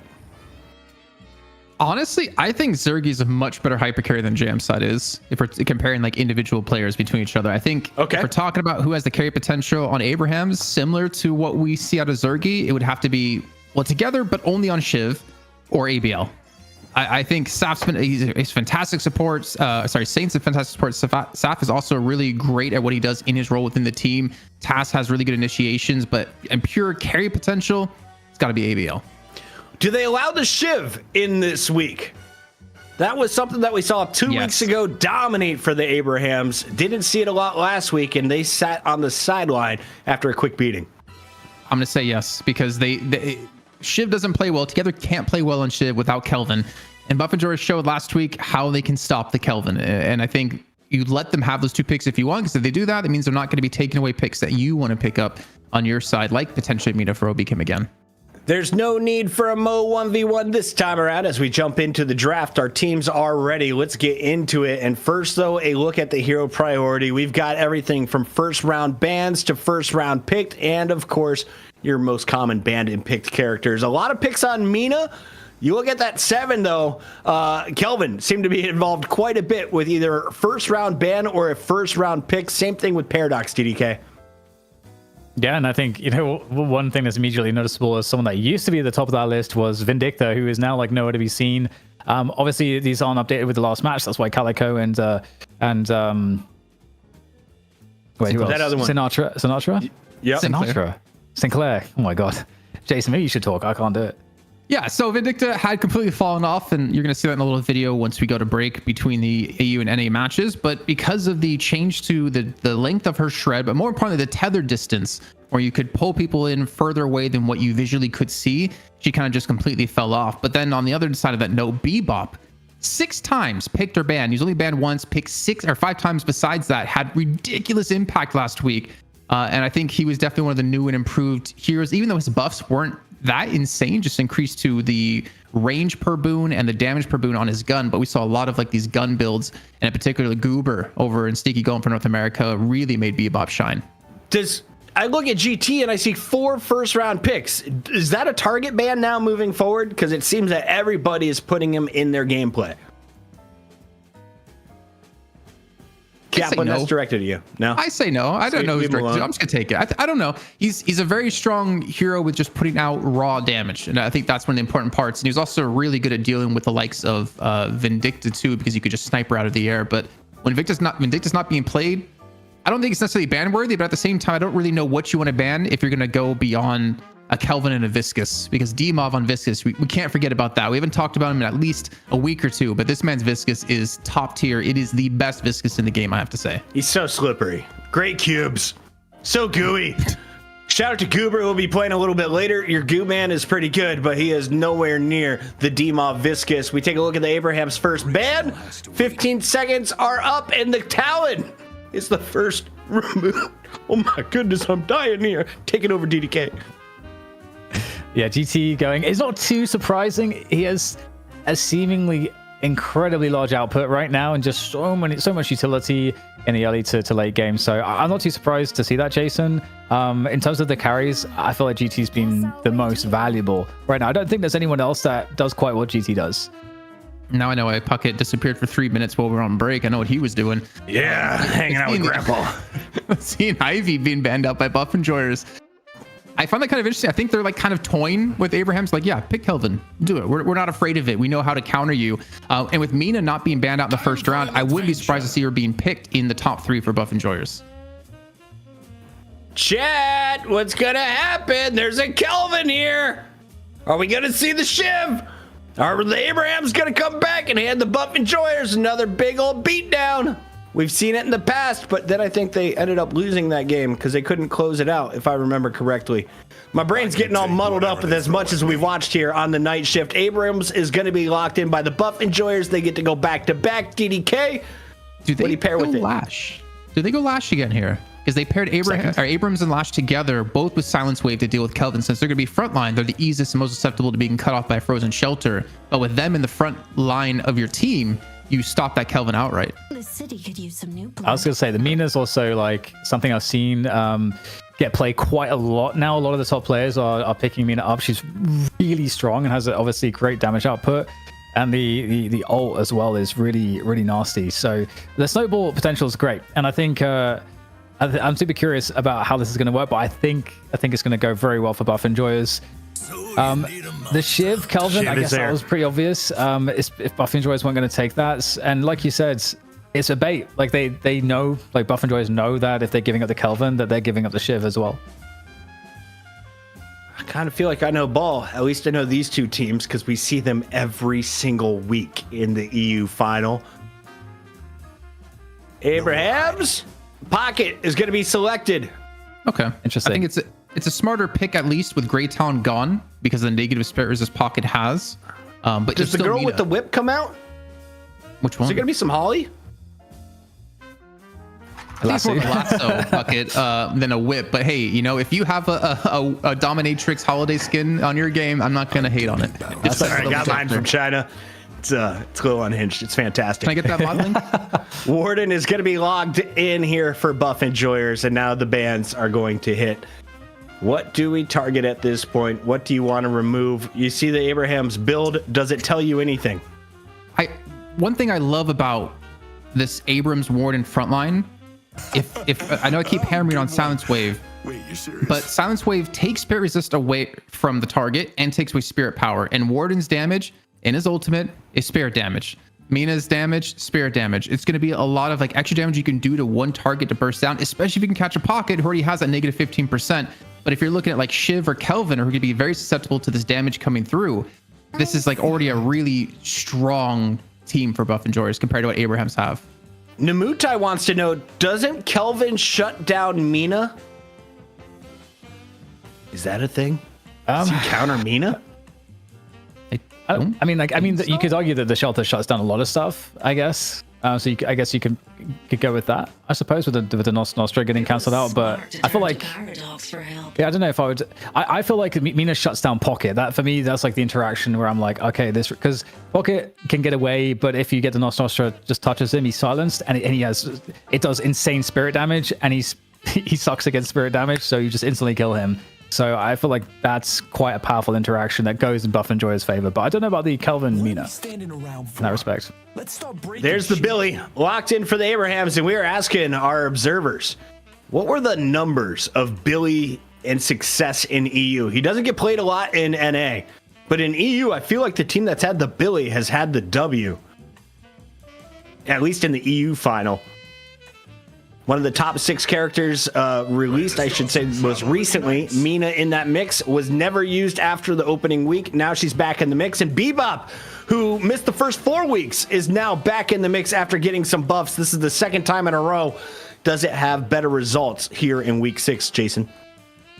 I mean, it had amazing results in week 5, so I don't know how much better you can get, to be honest. But if I also don't see Tass as necessarily that strong as a carry player on Bebop like we saw Goober, but I don't know if he's also going to go that same route. I think his role within this Bebop isn't going to be the hyper carry that we saw to Goober. It's more going to be, can we pull someone in and then frozen shelter them and get a kill, or just pull someone and get a kill, period, instead of going for that more gun heavy build we've seen in last week. Well, Ganky. Go ahead, DDK. What do you see here in the final 2 picks? I like Geist in general when there's a lot of tanky or kind of healing heavy heroes, just because of the threat of life swap. I think it's just overall a nice addition, because Geist can play obviously up front with the rest of the crew, like Abrams and Warden. And Mirage I like because you're getting some longer range damage dealing, where Mirage can also close distance. So he's not quite as squishy as Mina, has more escape options in that close range. And there's that Doorman. Okay, we're talking about it. I was saying that the pros are playing Doorman a lot more lately, so I'm happy to see that. That's gonna be fun. So it's not just for meme plays. Kaplan, break down the Doorman. What does he do? We have not seen it in an official night shift competition. I think we saw it once in like the first or second week, but it did nothing. Yeah, we saw it a couple times. And I don't really know what it's gonna. I'm trying to think what it can facilitate here in this team, because you could pull someone and then you can send them to the Baroness, but what does that really get you? If you pull someone and you want to kill them, it's helpful with Warden. When Warden's ulting, you can just Baroness him, and that's kind of a nice interaction as a counter. So I think also with Abrams, like shutting down Abrams if Abrams is trying to like charge in and like create problems initiating, I think it like takes away some of that like that initiation sometimes, just by getting that hero out of the fight. That's the thing I would say immediately that comes to my mind. I mean, you then force him to level his ultimate first, right? So he becomes unstoppable while casting. So I don't know. It's gonna be interesting to see how they actually work around it, what the build order is gonna be, what the leveling of skill order is gonna be as well. But you know, if anyone's gonna know how to play against the Doorman, it's gonna be Buff Enjoyers. Doorman Cam. Doorman Camp. We got Buff Enjoyers Abrahams round 6. Buff Enjoyers up 3-2. Can they extend their lead, or will we see a tie at the end of this best of 3? We jump in with the Abrahams on the Doorman. Take it away, DDK. Yeah, I'm looking forward to seeing who will play this, because I was talking about this. I almost did a VOD review on, I think it was Hoot playing this, because he played a bunch of games on it. But Hoot can play basically everything anyway, and obviously he has a lot of pocket that he can also play. So but either way, he's on the other team on that Mina, and that's who I did do a VOD review. You saw it at the top of the show on recently, so we'll keep an eye on the Mina play. But very dangerous, high damage, spirit output, really good if you get that first lane win. Mina's amazing at actually just aggressively forcing fights by just invading your jungle and forcing you to have to respect her, but can just get away with sanguine retreat if it gets problematic. So I think if I had to make a prediction here, Jason, I'm actually kind of all in on Hoot on Mina for this game. And I think Buff Enjoyers have the edge for me. I think for me, it comes down to how this mid lane plays out for Abrahams, because if you hook someone in and then you cart them back towards your own Guardian, that person's screwed. And I think if you position in the way to do that, and you, more importantly, like don't do a knock up right after the hook, so you make it harder for this to hit, you could have some real easy kill potential. I mean, Zergi's going to have a decent time to get away from this. A hook actually did just land in mid lane. So Zergi's going to take quite a bit of damage here. But his teammate, I think it's Paradox, right? It's D-Mob on Paradox. He's not going to have so easy of time of being able to escape if that happens onto him. So I don't know. This one's going to be really cool. Also, of course, the left lane, right? If you're talking about Abrahams together on the Shiv with Saint on the Kelvin, if they get steamrolling in the beginning, they're going to be very hard to deal with it later on in the game. I actually think this Doorman Bebop lane is going to be extremely irritating and potentially very, very difficult to deal with.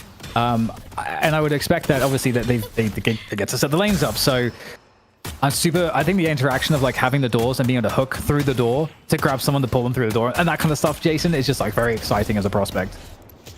I do remember seeing once that it would like crash the game if that happened. Or no. Didn't Hoot? I saw a video from Hoot and it got a player banned. I don't know how or why. Hopefully that's fixed. I think that was when they were like it happens, going through it constantly, like again and again and again and again, like spamming that. I think. I'm not sure. I mean, here we go. This is like a decent opportunity. There's really nowhere safe that you can hide. It is interesting, Jason, because typically with Bebop, just the presence of the hook and hook angles creates space that you can use to pressure your opponent effectively. But with the door as well, you can create new angles that don't otherwise exist. Uniquely with Doorman, you can make those. So it's kind of crazy what could be possible with the Doorman Bebop combo. There is no safe angle, pretty much, with the doors and where the Bebop positions to really dodge away from these hooks. It's just about if you can hit the hooks, more importantly. But we still haven't really seen this door hook combo just yet. I know it's going to be happening at some point, especially because they're constantly shoving this lane forward. So they want to make Buff Enjoyers play back at their own garden, opening up avenues for these doors to be opened up and hooks as well. And also, you know, the Doorman projectile, you can see there's a lot of damage. You got the headshot booster coming in like very quickly. And this is all about pressure. Doorman applies a lot of pressure here. That's really what the Bebop Doorman combo is certainly very good at doing. So we'll see what can be done to contend with that. But it should allow them, because you can see also, by the way, the uppercut bomb used to clear out the wave, which then, then allows them to just once again be at the tower, putting damage on. Mirage can't shoot anything. It's a big problem here. This is a really fun lane. I mean, they don't have a lot of wave clear for Buff Enjoyers in this lane. That's like the really difficult part. Yeah, you have like the time bombs, but those run out really quickly. And then you just have to shoot as much as possible. I don't know what items they have if they invest into monster rounds to counter push. But I mean, obviously, going to see how this one's going to play out when we especially get to the ultimate coming online for both these teams. Because also, pretty easy to hook someone and then send them into the Shadow Realm if you need to. Here we go. There's that. A big soul discrepancy in middle. I mean, it's about 200-300 right now, but that's pretty dire considering the caliber of these teams. And you can see the door here alone as well. Oh, that's a connection. Oh my goodness. Love to see that. I mean, poor Zergi suddenly able to get a break there on that mid lane. It's just so oppressive. Oh, the uppercut with the bomb there, almost killing Zergy as well. Absolutely devious stuff here on the mid lane. I mean, is it Zergy or is it evil Zergy? I heard he had to change the ball in his trackball, and it's now red. I don't know if that's going to affect him here in this game. He's threatening the ult there as well. Is he going to hyper beam? I was going to say hyper beam through the door. Yeah. Oh, man. I think there's a reason why we're not seeing Doorman as much yet, because it's such a high skill cap hero. You play the game in a completely different way compared to the way the game's played currently because of these doors and what you can open up, all these opportunities. And it's really hard to master that. But there's the paradoxical swap under the tower, as well as the tornado as well. Tast still relatively healthy, as you can see. That's going to be Demoth thrown into the Shadow Realm, and he's going to come out directly into a hyper beam. And it looks like no kill will happen either way from both these sides. Oh my god. Oh wow, that's insane. That's an insta kill. Oh my goodness. Okay, and yeah, so you're seeing some of the potential here for sure, like you're saying, of the Doorman Bebop combo. If you like really work the tech out, it's pretty insane how powerful it is. But at the same time, they've got to be cautious that they don't get overconfident and complacent and give up some kills here. But it looks like this should be okay, at least, because they're still like doing a good job of being like marginally ahead here in the middle lane. But you could see also, by the way, one interaction with the Doorman ult there, the Baroness Hotel. If you get swaps, just, you know, hitting the Paradox with that, just to disrupt that initiation. It's very disruptive. I forgot we had other lanes because I was just so intently watching this mid lane, to be perfectly honest, man. But we do have some kills coming through. AB, I think that's the second of the game so far, up to 5.3 thousand souls. Looks like the right lane is going fairly well here for Abraham. So is the left lane, is able to push up very aggressively. The Frozen Shelter is going to be on cooldown. As you can see, who looking for the push onto together. Gets them very low on health, but not able to get the kill for now. Going for an early stam as well to make sure he has the extra mobility he's going to need to dodge away from Saint. Also the improved spirit and the cold front too. So looking for a very bursty damage when anyone gets in range of them. Yeah, this exact build I actually covered in that video at the top of the broadcast as well. He's playing the exact same one so far. So yeah, just really good spirit damage output from this. And if they get this tower down, you know, it's really on for Hoot to start roaming the map. And that's really where the Mina starts to come into her own. But in the meantime, we do have Sharik able to take down a Guardian there for buff enjoyers. That's on the right side. We haven't really looked at that lane at all. But that one's also been going quite well for buff enjoyers, as has the middle lane. Well, ABL did rotate from the right lane towards the middle to look for the kill, and the Guardians. They end up trading the 1-for-1 apiece. But now it's also time to see how are these lanes going to shape up, who's going to be left to solo farm. And it will be Jamset on the right side, which obviously you're going to expect on the Billy. Up against Sharik on the Warden. There's a Hotel Guest coming through yet again. This one's going to be over onto Hoot, and he does not have... Oh, he just barely gets in time. Actually still takes a bit of damage, but there's going to be no follow-up on this. I thought they might stick around to go for the kill. 100 HP. He's going to live for now. Oh, what a parry. He hears the sound. Parried there. That's crazy. That did not look like it was in range. My goodness. Got eyes in the back of his head. So you can see now it's a lot about this pressure game. You know, into this 8-minute mark, we get all the Sin of Sacrifices coming up, and there is the attack. There's the ambush there. Abrams is going to get afflicted, and he's going to get finished off. ABL is a big problem in this game right now. He's got a decent lead early with the pocket, and the counter to the pocket is Hoot. So Hoot needs to try to keep up right now, but it seems like ABL, it's all about him. And, you know, he got his Majestic Leap up really quickly. Monster rounds, cold front, and then Majestic Leap. That's actually a huge prio, and that's because his farm has been going so well. If you're really, really getting ahead quickly, you can just skip those earlier items. Also, very early Veil Walkers. Listic already had his online, and now we're seeing Saf with one as well. And it's kind of cool to see this adaptation to items over the course of these weeks. And I think I definitely need to do a video on Veil Walker for next week, because seeing them bought like this early is kind of insane, but it kind of shows the priority that teams want. And let's think, yeah, he's going to be caught in here in that Frozen Shelter. He's going to be finished off by Together. And so far, Abraham's off to a really good start, man. Like, ABL's had a fantastic game so far at 10,000 souls. Goes Together. He hasn't really been hindered too much so far in lane at 7.3. And Shark's being left alone. He's at 9.9, about to hit 10k mark as well. And they're going to need him to be coming online if they want to have a chance against Abraham's. Yeah, the setup we were talking about from the Veil Walkers is really, really cool. And the fact that you've also got your Bebop on it, is actually also quite devious, given the fact that he can just find hooks from being invisible where you feel like you're otherwise safe. So potentially very problematic.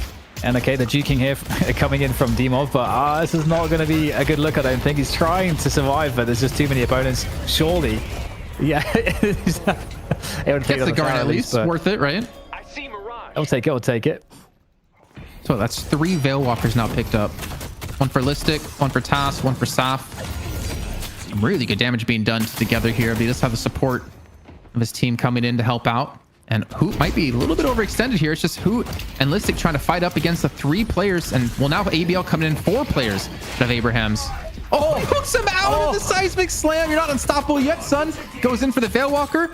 Again, very hard to see, and he's able to escape with it. I thought he was out of there, but he gets brought back for a second go of it. Okay, well, the urn is being carried across to the deposit point at this time, and there's no contest there, really, it seems. I mean, the Oberkim is there, and Oberkim is not going to be a zero threat, but... It's just not worth it, though, to contest, like, for the first urn, you know? I think that's why they're not really committing too many resources here. Instead, they want to look for maybe some walker damage on the left-hand side. We know how powerful Nox Nostra can be, though Hoot doesn't have it up. And there's still a fight breaking on the left-hand shop, where Listic gets caught once again. Yeah, Chain Gang to pull him back in. No escape this time. Veil Walker for freaking together, too. Sorry to interrupt you. That's 4 now this game. Yeah. Yeah, on Shiv, it's really nice. It's really, really nice. No one stops me. It's just for all the same reasons that we've already been discussing. It just, if you have an active team, it's super powerful. And that's how the game is played right now. And look at that, using the doorway there to get in on top of that deposit spot. That's also really fun. And you can't really contest that. You have to like physically stay there. Because normally you see the urn running to be deposits so you can get there in time. But with the door, it's just instantaneous and you have no time to respond. Abraham's really starting to run away with this game, and almost 10,000 soul lead. And the one thing we need to take a look at is the economy out of both sides, and Listic at 6.8 thousand souls. You know, we talked about the selfless play out of Ranger last week on the Mo and Krill, but I feel like Mo and Krill can do that. Abrams, I don't know if you can really do that on this hero to be useful beyond a charge into a wall and then you instantly splatter. That is actually disgusting. How far behind Listic is. I feel like everyone should just stop moving at Listic, you know, give him a free minute or something and farm.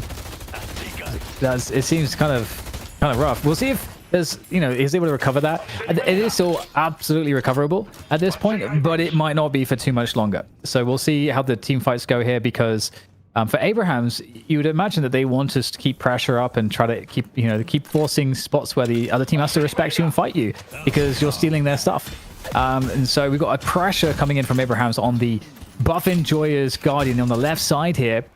And, you know, Mina, 13k on Hoots. Maybe not where you would have wanted to see Hoot at this point in the game. You would have wanted to see Hoot a bit further ahead. And there is still this gang of 3 players here in the enemy jungle for Abraham's on the left side. And Oberkim is alone, and he might get caught here. I mean, for Hoot, I feel like it's hard for him to be further ahead than he is right now because he's not getting in these fights as often as ABL is, for instance. But he has Majestic Leap, so of course it's easy for ABL to get involved in these fights. And Hoot, I mean, you're not going to build that item on a Mina, period. And then the Cultist Sacrifice being picked up here for Tass. One picked up for ABL. Again, Cultists and Veil Walker seems to be the play this week when it comes to the Deadlock Night Shift. Oh, yeah. Yeah. The only other like super meta item that I see a lot that it seems to have an incredibly wide application is Backstabber. That's another one that seems like everyone's still getting it. But there we go. There's that gank we were talking about. We noted that Oberkim was alone. But in the meantime, yeah, you get that gank. But what's happening on the right side of the map? You are under assault. Your Walker is under assault here, Abrahams. What are you going to do to respond to this? Looking to try to defend this one. And there's a lot of players here for both teams at this point. Buff and Joy is really putting the pressure on, but they might be forced to fall off. You can see the defensive seismic slam coming on through for Buff Enjoyers. Re-engage there, wrap around the back here as Listic tries to find his way to an isolated player, perhaps, and maybe try to juke a bit more. And I don't know if he's going to survive that. He's really stuck out there at this time. There's no help coming for him just yet. And really good defense, and I think that's just a credit to kind of how far Abrahams are ahead because in the meantime, they made a push themselves on the left-hand side, looking for some damage onto that walker. Not able to get as much down, but again, the backstabber coming through, giving that vision of exactly where Listic's going to be.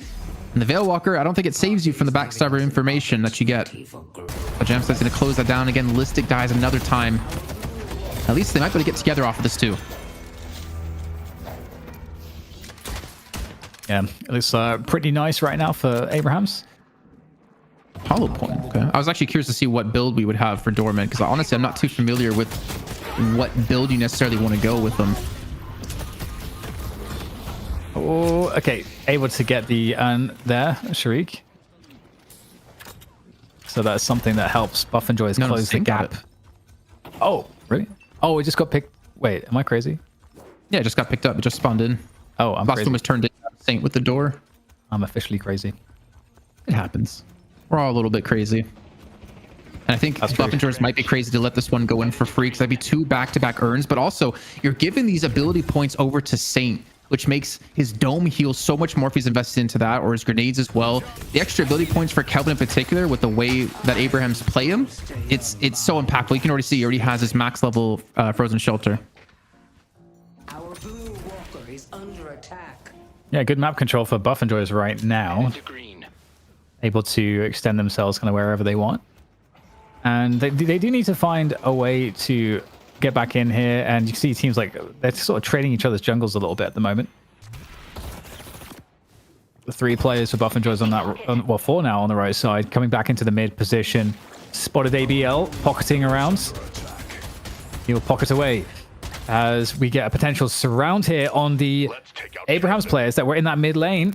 Buff and Joyce are encircling them, but it looks like Abrahams will be able to just fall off of that fight just before it happens. Not a great engagement for them positionally. Both teams really positioning heavily around this mid area at the moment, Jason. I think the ball's in Abraham's court right now to take this game. I think Buff and Joyce are looking to just drag this out.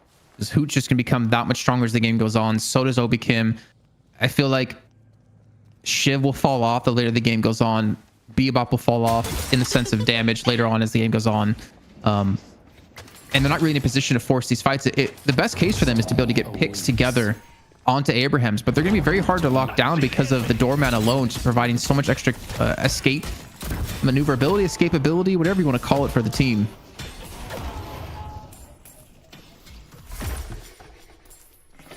Giving Shiv the Sinner's bonuses there makes a lot of sense.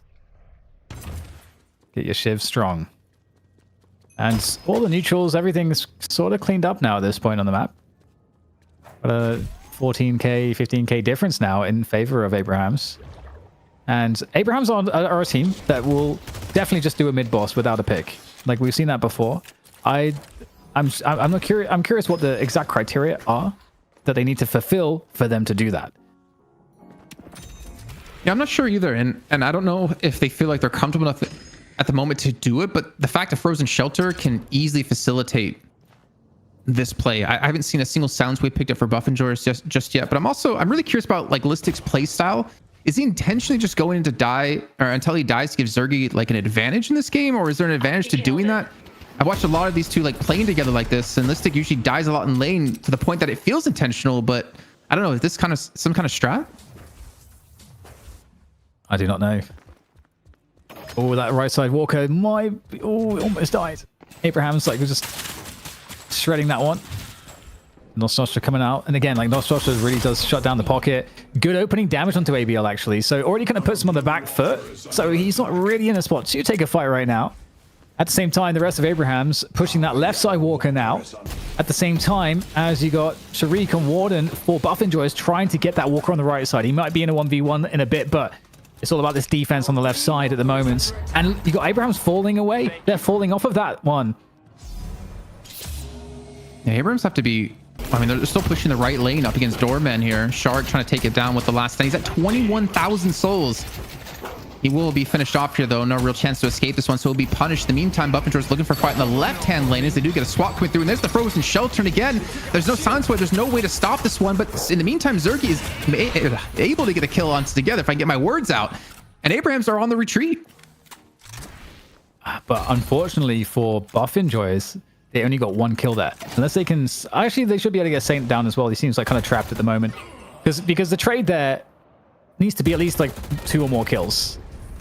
And in fact, ABL is going to take down the Walker as well in the midst of all of that. So ultimately, Abraham's come out on top on the macro there. I think Buff and Joyers might be able to take this Walker back for themselves, though.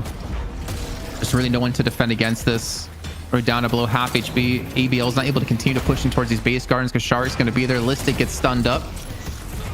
I think they're going to almost... They have to commit for it there. They do eventually finish it off. They even get a kill in mid lane over onto Saf. So this actually might be the opportunity that Buff and Joyers are looking for. In the meantime, Hoot goes down. And if they kept him alive, there was definitely a possibility of going for mid boss here. There's Affliction coming in to go for the catch on the Shark. And Sergey will be the one to fall for now. And look at the chase here. Billy looking really, really strong right now from Jam side. Uncollected by Buff Enjoyers. It is just barely a neutral land, it feels like. And here it is. We talked about what are the criteria for mid boss. They've got, they have multiple picks. So this is a great time to do it. Buff Enjoyers in a lot of trouble right now. Do they want to try to contest here? They're going to be dropping in on top of this one to try to do some damage and maybe get a steal. I don't know if it's possible. ABL's going to completely shut this one down. You have the Frozen Shelter as well to make matters worse here and make it even more favorable for Abrahams. 11 kill streak, 12 kill streak for ABL. Absolutely blowing up the opposing team. In comes Who on the Mina. I don't know. I like the odds here. 1 versus 5. I don't know about that one. Who is Who's trying good? to do something to delay this, but it's not looking like it's going to result in too much. He's good, but he's not that good, Dan. And this may also be taken for Abrahams. Not only do they get it with all crystals, they're also going to get the 4 kills on top of this.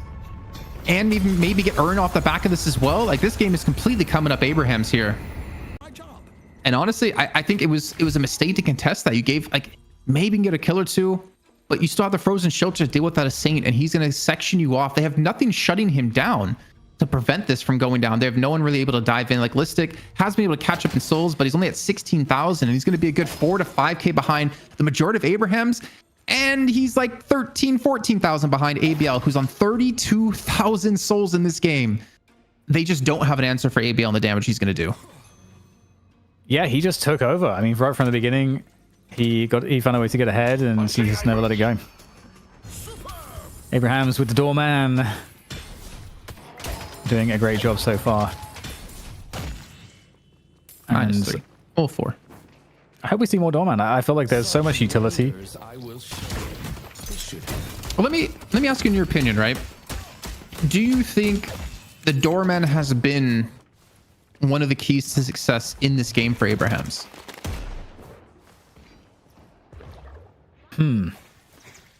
I think I can give you my answer if you want to take a second to think about it. I think the domination they had in that mid lane really gave them like 2 winning lanes, which is not easy to do against Buff Enjoyers. And I think the hooks task has been able to do so far have been really good, but also the build he's going for, where he's not really falling off because he's building into toxic bullets. He's building into more damage instead of playing more supporty, where Saint will be doing that himself. They've also been able to keep Listic behind. I haven't seen Obi Kim's build so far just yet, but Buff Enjoyers, I feel like, really didn't win any of these lanes, even though they did get a Guardian relatively early. Yeah, I definitely agree. I think the utility is extremely powerful. Good damage output as well. And we're seeing now just many of the final moments here as Abrahams are looking to just use these rejuves, forcing the fight into the Kelvin Shelter.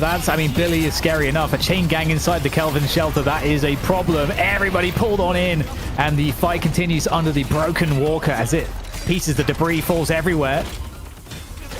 Also, Buff Enjoyers players will be falling as well. So really, really nice here from Abrahams finishing it off. And I have to say, I agree, Jason. I love the damage gun build. I like the utility, the disruption, because it's just a very hard. It just messes up everything in the fight. It's like someone going to the hotel for a bit. And Jamside's build, like Frenzy, Point Blank, weighted shots, Fortitude, Backstabber, Cultist, Heroic Aura, like ridiculous damage. And he doesn't really need a survivability because he already has 3.7k health just kind of naturally within Billy's build. His hero. That's the first stage patron going down. Buff Enjoyers, they do have 2 players left alive. The Nox Nostra was being used out of Hoot, but you're not going to kill anyone from this one. If anything, you're going to force Abrahams back, and I kind of wanted to see them go for the finish here, but I respect that they want to finish this game cleanly and not give Buff Enjoyers a chance to get back into this game, even though they're about 50,000 down. Totally. Yeah, I'm trying to think of how you could classify Doorman, because what was that? He has glass cannon. Oh yeah, I love that. Wow. What? Why? Why do you have that? Such a, you know what? I mean, it's working. If you can get it, I mean, it's kind of insane. You know, like if you have enough survivability already, just with how the game's going, that you feel like glass cannon can work. Dude, it actually is horrendous to play against. Oh, he gets the gun buff as well. Oh my god, he's going to be a problem. Well, this is the problem right now, too, for Buff Enjoyers. The urn back in the hands of Abrahams again. They've had every single urn in this game. It's on their side of the map. But if Abrahams win this fight, it's game over. Buff Enjoyers have to put up a defense here. There's no point waiting in your base. That's why they're coming out to contest this. They have to go for it now, or there's no chance to get back in it whatsoever. The Hyper Beam up above the high ground. Gonna be shining down onto the low ground here as the fight has kicked off, and the Frozen Shelter is locking down multiple members of Buff Enjoyers. Hoot's stuck inside, so is Obi Kim. And I think this is just beginning of the end here now, Dan. Oh yeah. Oh yeah. This is not a good look here for the Buff Enjoyers. What a knife around the corner there. Playing Soldier of Fortune too. Oh, and Refresher too for Saint. That's dirty. There's nothing you can do against this now at this point. Everyone's dead. Everybody's dead. Everybody's dead. I was trying to think, Jason, like, how do you kind of classify Doorman? Because he's got his abilities are so interesting. It reminds me of Bebop in a way, where there's no other Bebop. There's just Bebop. You know, in terms of like, if you can't like, oh, they took Bebop away, we can just fit something else into this play style. It's like, no, Bebop is Bebop. Yeah, I think I know what you mean. Like, he's kind of a facilitator, but he's not an initiator, but he's like a playmaker. He has multiple roles, right? Because the doors you can put down can be playmaking for your team.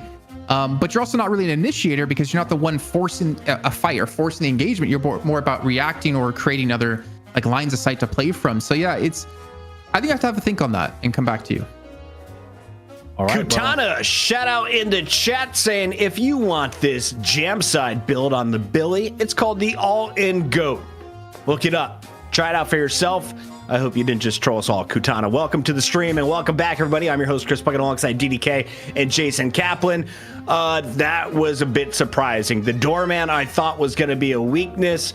Didn't seem to be so much a thing. And then on the other side, Listic off to a slow game is something I am not used to seeing. Jason Kaplan, how do the Abrahams establish dominance and then take advantage of it in the second half? I think a lot of it was about that early game. They had two very successful lanes. You see here, Tass and Saf together, the Bebop and the Doorman, were really able to keep Zergy in check, as well as D-Mob. And I don't really remember seeing too many like good engagements out of D-Mob with his predictable swaps. It was mostly just all about Abrahams. But then also, if you go beyond the mid lane, it was the left lane. Like, Together and Saint had a good start. They didn't really lose lane. They did get Guardian, I believe, first in that lane, as you can see here. And they continue to snowball from there. But I mean, if we're going to nail it down to like one thing in particular, ABL, man. We didn't really talk about the right lane whatsoever, Dan. We didn't look at the right lane whatsoever. And yet he came out of that laning phase with such a lead that he did not slow down whatsoever. It continued to build up. Exactly. Very fat indeed. Everyone's saying in chat the Together Kelvin mix, the Shiv Kelvin from Together and Saint, was an instant win. As soon as these two characters got locked in, it was pick 1 and pick 3. Thoughts about this moving forward? Do you have to ban one of those two in next game? I don't think that you necessarily do. I think there is enough ways to, like, it's definitely strong, but I think you know, you're not necessarily wanting to pick the Kelvin without the Shiv and vice versa necessarily. Obviously you can make the Kelvin work, but not the Shiv without the Kelvin, I suppose. But I feel like, you know, Buff Enjoyers might look at that and be like, well, we get 2 free picks in different categories completely. And so I don't know that it's necessarily as strong as it might first appear. I think there's lots of ways to counter it. But I think for me, ABL was really the issue. The fact that he got so far ahead, and I think like what Jason said, the win in mid was insane, because the ramifications of that are also as a nerf to Zergy. Zergy on the Mirage couldn't get anything done. for quite some time, and it's normally Zergi's able to be someone that can get ahead into the game and be one of your damage carries, and he was kind of woefully behind, as was Listic. Listic was also woefully behind as well, so I don't think these are issues of the Shiv Kelvin, personally. Does Zergi go back to the 7 next game? We'll find out what is going to happen. Remember, it is a best of 3 in the grand finals. Abraham's getting the best of their opponents here in the first fight. And that's fun, because now we have Buff Enjoyers against the ropes. You're 1 loss away from letting them tie you at 3 wins each. That'd be $3 grand to both teams in total winnings since the night shift started. Kaplan, expectations moving forward with this best of 3. You know, I'm going to go back to what you're saying about the bans next game. What did the Ivy ban accomplish for Buff Enjoyers? I think Dan is very right in that there's ways to deal with the Kelvin, but I don't think Ivy is as big of a threat as Kelvin can be. And if you mess up against Kelvin, you're going to get Frozen Shelter and you're going to lose.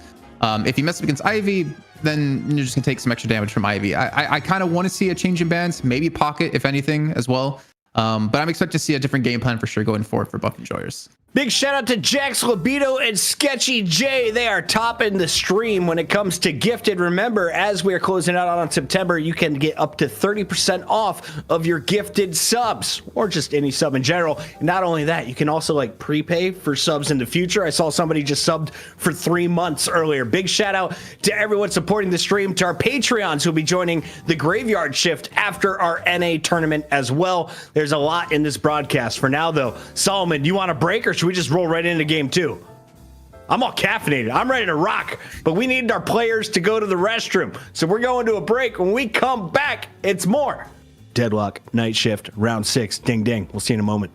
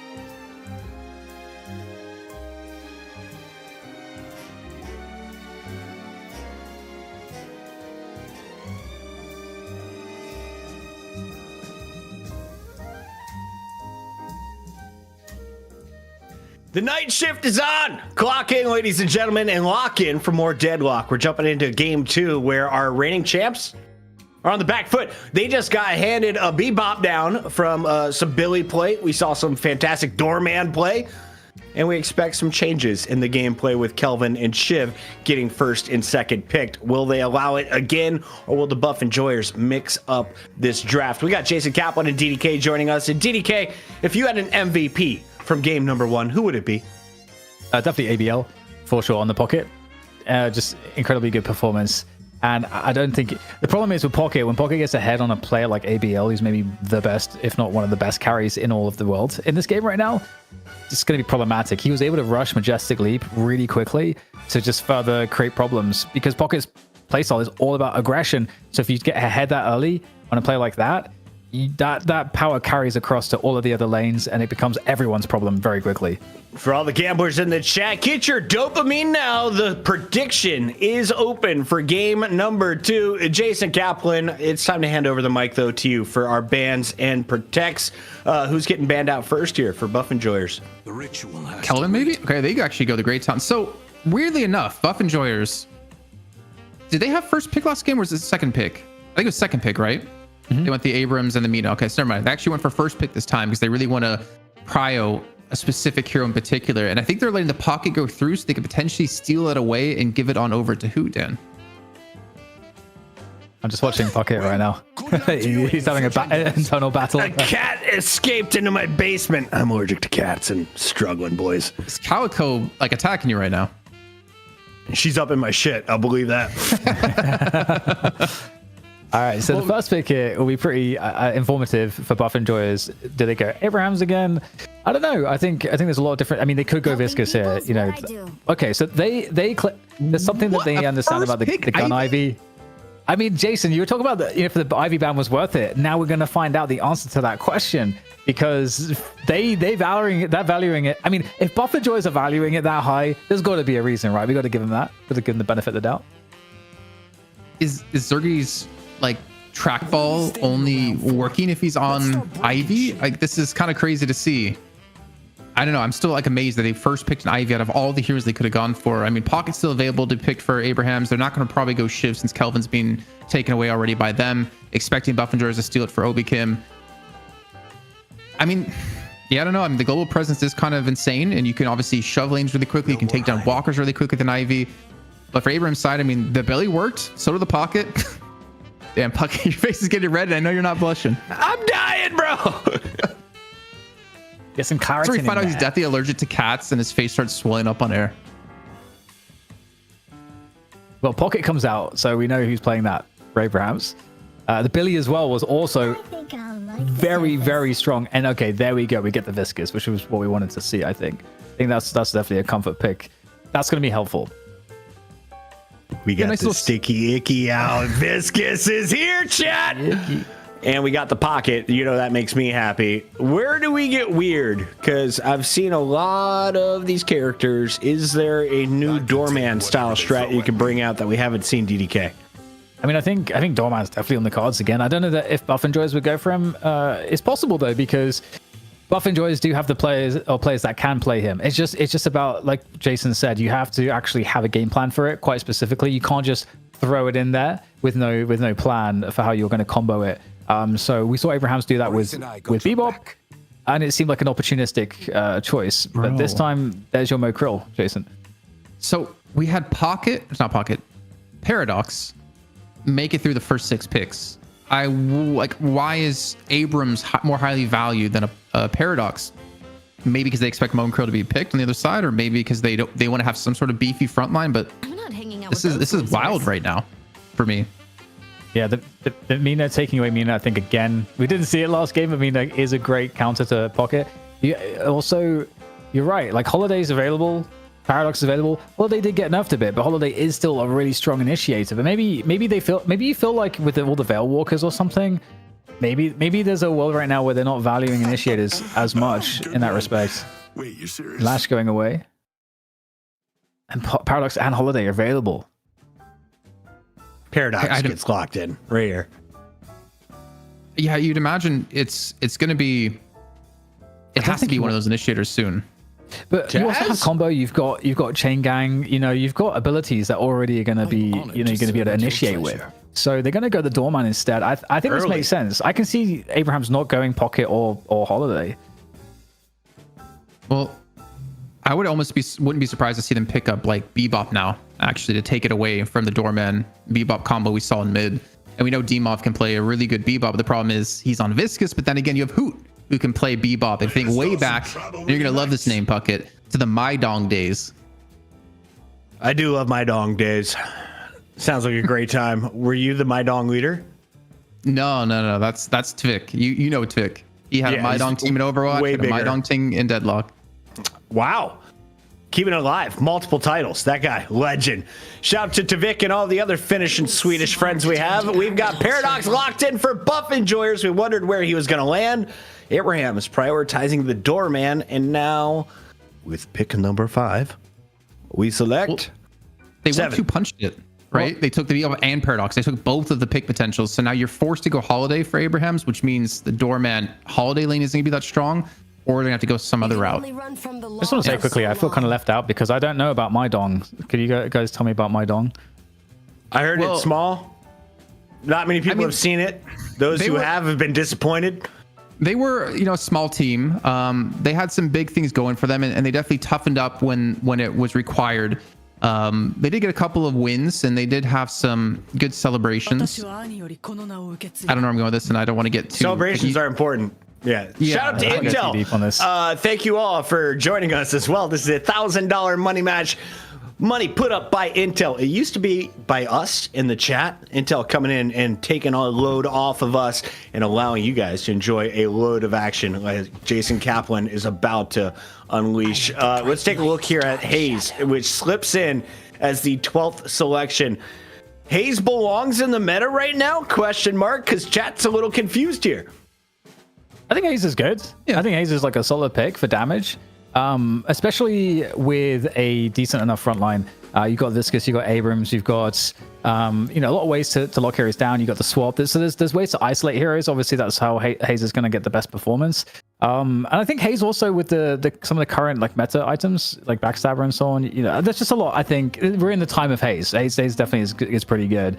I think there's just a lot of good options you could pick, which is more so why you don't see her as much. Is this Zergy on the Hayes? What does Zergy play? Because last game, we saw him rocking the Mirage. That did not go well in the past. Zergy has been kind of looked at as that hyper carry. Should be Ivy. It should be Ivy, and Hoot should be on Bebop, which then to me says like Obi Kim is going to be on the Paradox or the Hayes. And I'm kind of leaning towards Hayes because Demov should be on the Viscous. I could see I don't her know, on the this is- Hayes as well. Puckett, it's been a potentially. month. Paradox is a she. How was I supposed to know? Kind of like Can't a tell. light bulb as a head or something like that. All right, we're going to talk All about lava this, lamps Mo. are she's. We jump into it. Back to you. Yeah, I'm curious to find out, Jason, who's going to be on what. I do think there's, the hero balls are pretty good. Okay, Oberkim is on the Hayes. Okay, there we go. And Hoot is on the Bebop, just as you Shark going to said. be on the Viscous. Okay. Interesting. Oh, I mean, yeah. you got LeBron on the team. You don't want to give him the ball. Demov would love to play some Viscous, but again, this goes to the flexibility of the roster, right? Like everyone can almost play everything on this team. And you're never really 100% certain of who's going to be playing who when it comes to the draft. And it also should indicate that Sharik's Viscous should be good enough that it will not be letting the team down. So I'm comfortable with this, and I like that this draft is very different, Jason, compared to what we saw previously from Buff Enjoyers, because Abraham's their draft looks maybe more scary almost. Adding in a Yamato, adding in Holiday on top of all of it, that's actually pretty wild. I think Hayes for this, just to quickly change topics really fast, is that I think it's gonna be more of like a tempo pick for them, as we saw last week. What the Hayes can provide with like a slowing hex in the beginning of the game can be very hard to deal with. And actually, I don't know if the slowing hex, I wouldn't imagine it stops the doors from being used, like from being put down. But it can be used to really dismantle like ABL in particular in TAS.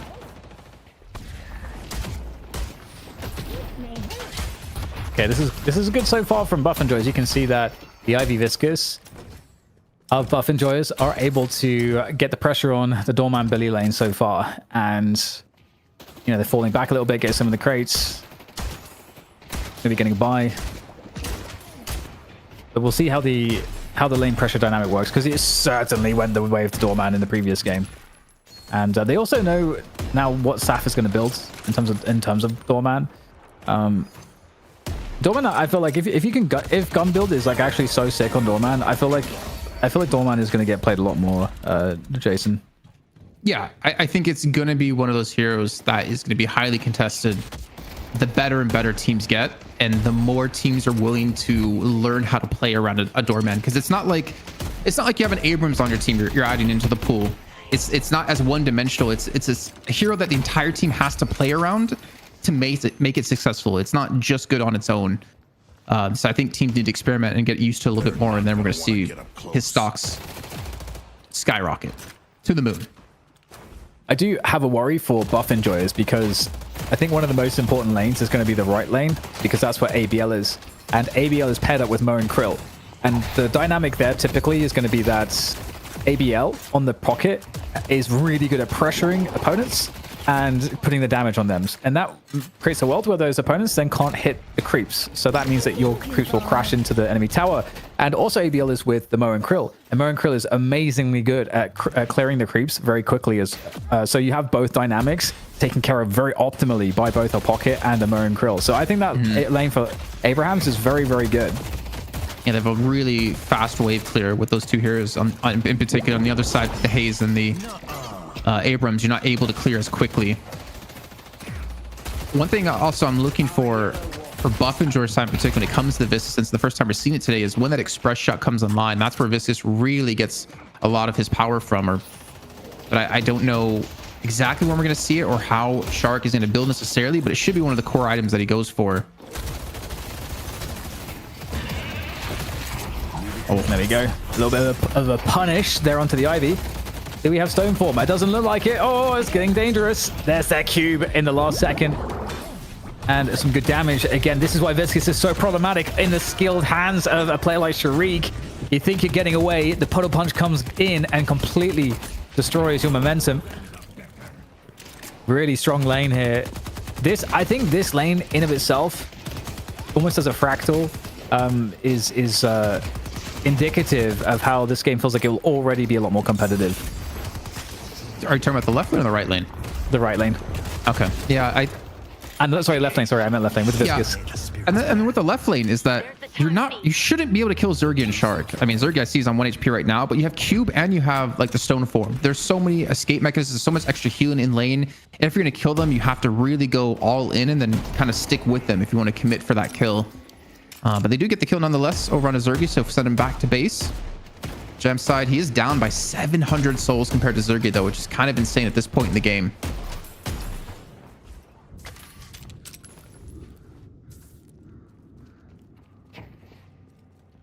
Did Listic? Okay, I was gonna say his ultimate didn't show online, like that he had it, but it shows online on the UI here at the top of the screen.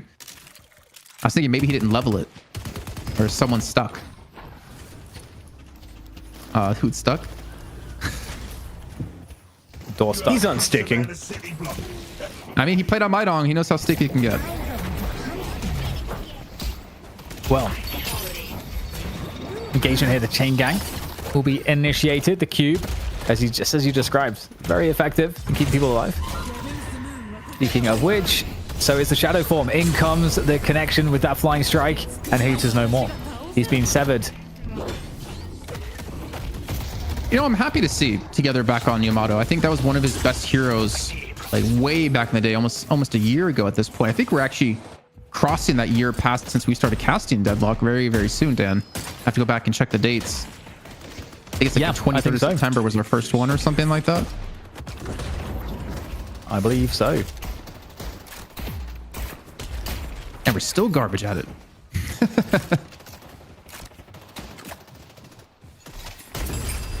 It's not funny if you don't laugh, Dan.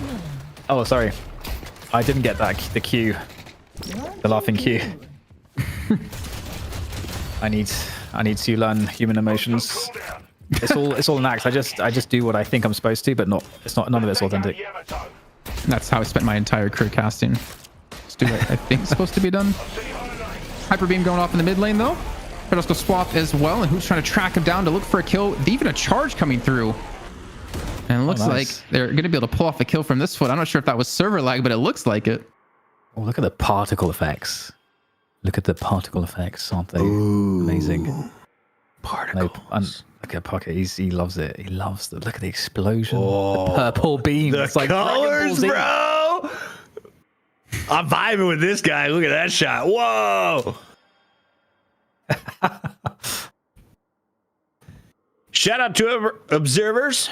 Thank you to everyone in chat. And thank you to the newest subs. We see you sneaking in. Kachakashka, Mitchu Savage, Float, Sheldon. Thanks for all tuning in, my friends. And a reminder, we are here every single week. If you like Europe, tune in early. If you like North America, tune in later. If you like Deadlock, tune in for the whole show. Because it's great competition with the best players from around the world. Back to DDK and Jason Kaplan. Oh, yeah. That is such a connection. That's so satisfying. That's Dude, I am who's a Quake player? satisfied. You could tell. Hitting those mid-air rockets, those middies. Oh yeah, that is some Quake business right there. And the fight continues onwards. The hook versus the lasso. What is better? The parry though, that's definitely a problem. It's a bit of a headache now for Hoot on Bebop. He's getting his bell rung, and here comes the chase. It's hard to actually escape a holiday. I've got to say that. And there is that revolver firing away, and Hoot, he's being slippery, but he's run out of grease. He goes from an amazing play of that hook onto together to getting parried twice in a row by Tass and then dying.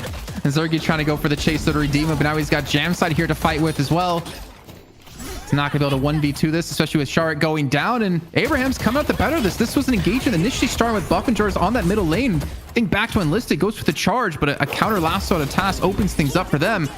I think Zergy, he's going to fall here as well. Shetcham's used to dodge away from the stun.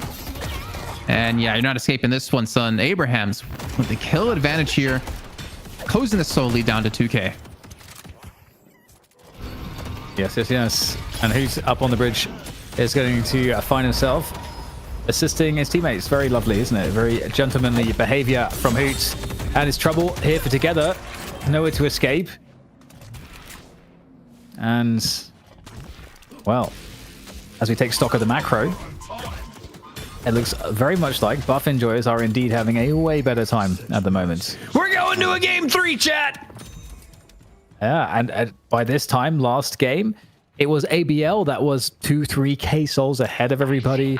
But if we look at how things are going right now, the wealthiest players, I mean, it's pretty even actually across the board. No one has really any wealth disparity currently. And Listic has more souls 9 minutes in than he had in the first 20 minutes of the last game at 7.5. True. Veilwalker picked up for Hoot already. They'll be maxing that uppercut, looks like, first. And then Obi-Kim, you can see on the mini-map trying to gauge for some information here. The lasso, I swear that connected. And I don't know what happened with Obi-Kim, but he escapes to live for another day, at least for now. Does have Listic to help out. And here's ABL here to join the party. Yeah, sort coming on through. Hyper beam. Beaming. Hyper beaming. Looks like a lot of fun. I wish I had a hyper beam.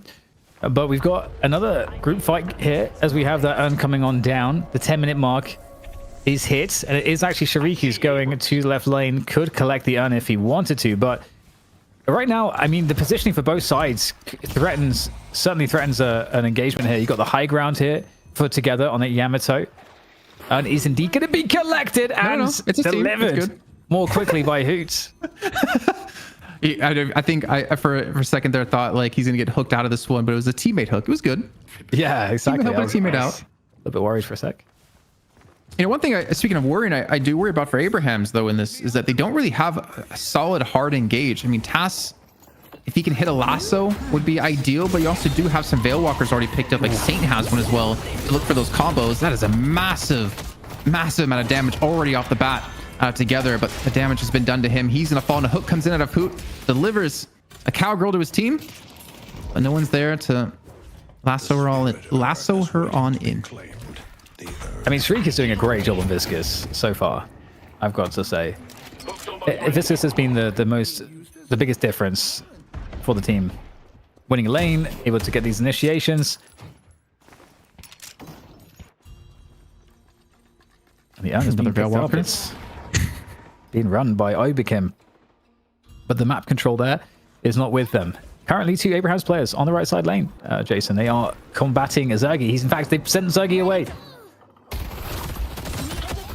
Just have actually the flight to get away, the airdrop to create some distance. I even heard a sleep dagger go through. But the urn, I think it was dropped, and I actually don't know where it is on the map. I think Jamside's trying. No, who's that trying to pick it up? Someone's trying to grab it. Try to run it back for the team. Obikim does secure it once again as a push out of Abraham's back towards the Walker forces them to retreat. And Listic, he's getting a lot of solo farm in this left-hand lane by himself, trying to get him back in the game here. As Task gets hooked in, counter lasso comes through. The bomb's going to blow up and not take down Task just yet, but the luggage car takes down who instead? And the urn did get secured while all this was happening, though, in the meantime by Obikim. Guardian goes boom. And so will the one on the right side there in favor of buff enjoyers. So, and also lots of jungle invade for buff enjoyers. So that's exactly what they're going to be doing right now. In the meantime, 3 players here from Abrams descending on the left side Guardian. And there is Saf trying to be very annoying. But I don't know, there's a massive response here from buff enjoyers. They've sent so many players to defend this. And Abrahams may have bitten off more than they can chew, trying as they may to try to escape the situation. Seismic Slam coming on through. Can it get a catch on anybody? Boom! Falling, and the stun. He's gone through a doorway, but the doorman this time will die. Yeah, let's get through that doorway to safety, though. I think a really smart play to buff enjoyers, though, to defend that heavily on that Guardian. It was the last Guardian of the game for them, and they deny the flex shot away from Abrahams as we're approaching the 14-minute mark. You're going to start to want to have those slots open. So really a big emphasis out of buff enjoyers to deny that for Abrahams and use this as a way to continue to build up a lead as they're up to now 6,000 souls. That swap it looked like it came through the paradoxical swap there onto ABL, but I guess it was in his briefcase while it was happening. I don't know. That was weird.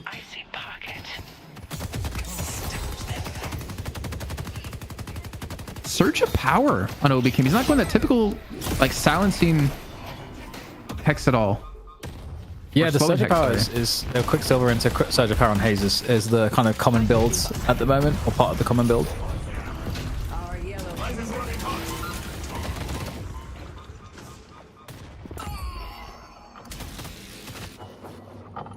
There's a push on the right-hand side at a Task. They have been held off as Saf had gone down. Another Veil Walker, this time for Task here. And the Mystic shot. Just looking for something. Maybe the lasso to pull Zerg in because he has Together coming. But it's going to be a 2v2 over in that lane. Shark's going to be here to join the fight. And they want to go on the push. But you just see how hard it is to catch a Holiday here, Dan. Yes. And just to expand on the Surge of Power thing for Haze real quick. Normally you think about, we want to buff up our spirit damage. Obviously you do get some spirit damage on the dagger, but it's more about you get bonus movement speed, and it more than doubles your fire rate of the Quicksilver reloads compared to the normal. So that's part of it. But speaking of which, you see that fire rate is kind of sketchy, very dangerous for Taz as he escapes. So I was expecting more of the supporty kind of build that we saw over in North America last week. But I mean, there's really not a lot of players on the other side to use this lone hex against, to be fair. And Saf, don't know how you escape this, but he does. The parries come through. Obikim cancels his ultimate just early enough for the luggage cart. Catches Obikim. And he's checked out early from the Baroness Hotel. That is comical timing. Well, the fight breaking out here. I mean, both sides of the map right now have potential engagements. In fact, Buff and Joe is actually 3 players on that urn. So Abrahams will get the left side tower. And the question is now the urn fight, because the 15-minute urn is definitely valuable, quite valuable. And the map control there is contested on the deposit spot. So could see a pretty interesting team fight here. And just thinking about the ults, there's no ults really online that are particularly dangerous except Lasso for Abrahams. So I think that's pretty good news as far as buff enjoyers are concerned. I'm wondering if they're trying to use this as an avenue or opportunity for Zergy to push the right lane. Walker, again, Ivy, Gonna shred those walkers extremely fast. We already see Abrahams have 2 players on this right-hand side to defend against it and are shoving it out. But that means there's also 2 players not going to be there for the urn. And there's a sleep dart dagger coming through and the hook on top of this, and the Saint. Oh my god, he just can't escape. Let this man go. He doesn't want to be here. Leave the mole alone. But look at the utility of the Veil Walker. We've seen it multiple times. There's just so much that you can really see why it's so good, but don't want to get too bogged down on that because it looks like eventually maybe the mole will die. I mean, look at the juking. It's actually kind of crazy. He gets a little combo just, you know, for effect right at the end there. Show him who's boss as he goes down.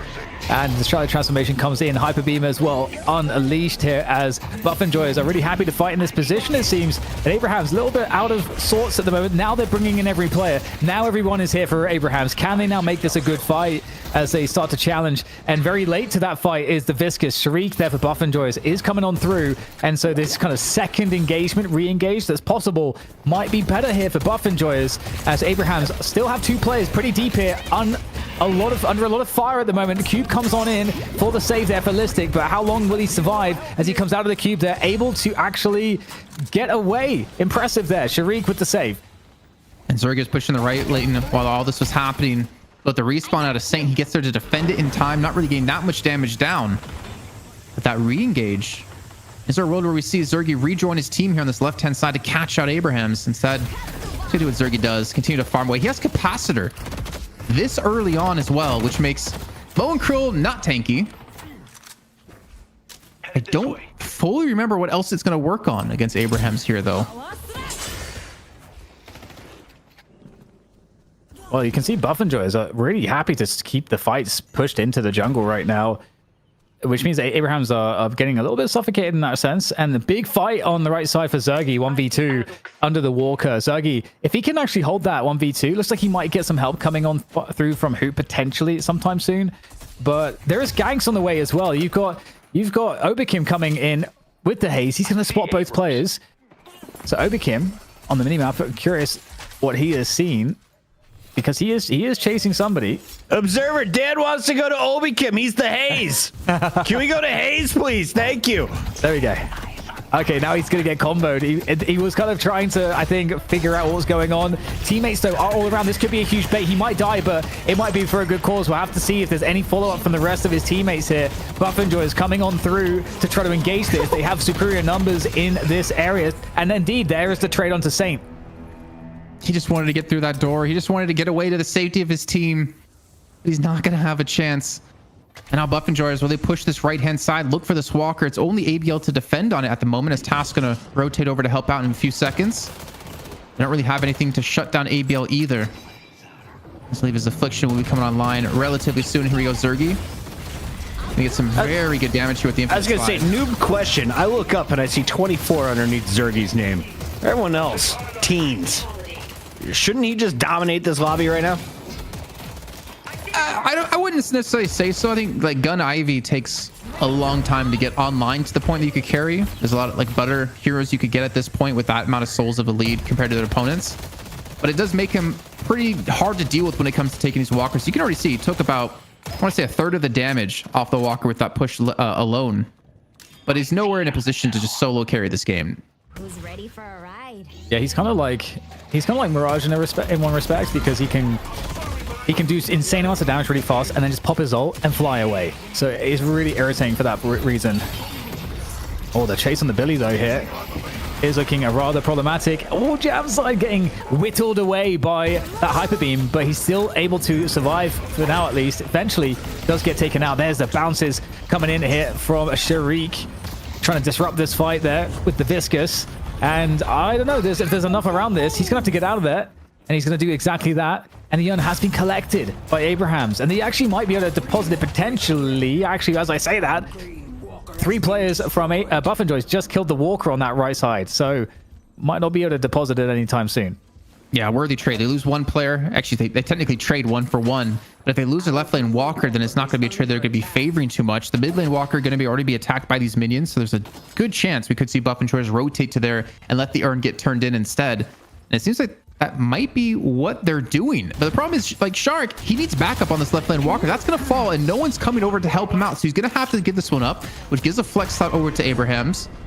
And now Buff and Joyers need to put the pain on here if they want to make this worth it. Yeah, I mean, they're taking the mid walker instead. That was a calculation. They saw how many players were on the minimap to the left side. They're like, okay, we'll trade out the mid walker instead. And that urn, it still couldn't get taken in. So that urn is still a live element in this next potential team fight. It could be the decisive fight here that could swing into a mid boss. So both teams need to be very cautious. And right now, Buff and Joyce do have that soul edge. And in fact, you know what? This is what we talked about. Sometimes these teams just figure it out. Okay, we can just do mid boss, and it's getting deleted. Oh, Hoot's already spotted it out though, as well from the side. Obviously already hearing the mid boss cry. Silence Wave on top of this to prevent any sort of shout transformation to come through. The parries can be landing as well as the stone form. And Demon and Obi can actually take away 2 of the crystals. They burn the one out of Abraham, so the buff's completely on the side of Buff and Joyce here for this. You can see Zergy just kind of trapped in the middle of the team here in that pit, trying to deal with the Mo and Krill in his face, but they're going to chase him directly in towards this alley and look for more kills as Task gets caught out, left alone from his team. Buff and Joyers, they completely capitalize on top of this and are going to come out massively ahead. Oh, wow. Yeah, that's so huge. That's going to be such a comfort for Buff and Joyers, and especially because they already got rid of that mid walker. They only have to focus on one walker now as well. Big trouble here. And also, not to mention that, Jason, the entire map almost, in terms of neutral creeps, are up at the moment. So there is immense soul value and objective value that's just going to go to Buff and Joyous. And I don't think there's all that much Abrahams can do to stop it. They're even going to get the urn. Yeah, they get 2 flex slots and the urn on top of this. A big bump in souls for them. I mean, Zergy, he's at 5k and he's going to continue to grow here as he just takes away every piece of farm he possibly can. A big swing, and honestly, Dan, it's looking like we're for sure going to have a map 3 here. Abrahams don't really seem to have an answer for this. They don't have ABL to carry them through, having a 12,000 soul lead over the rest of his teammates, and Zergy's sitting at almost 32k. It's kind of a reversal of fates here between these two teams. Yeah, and this is all the cleanup that's happening right now from Zergy. He's just going to annihilate as much as of the opposing jungle as he has time to do. Well, actually, he's in his own jungle right now. My bad. He can buy a tier 4 though. He's got 7k in the bank. He's not done with that. He wants even more. Yeah, damage output is pretty scary at this point. What is the next item? I'm curious. He wants to buy 2 tier 4 items at once. Yeah. All right, let's see what it is. What's he going to pick up? Obviously, we should be able to see that on the Siphon. Okay, siphon bullets. All right. Oh, I thought he already had siphon bullets. Well, now he does. Extra bolt resist helps out quite a bit here, especially That makes him tankier as well.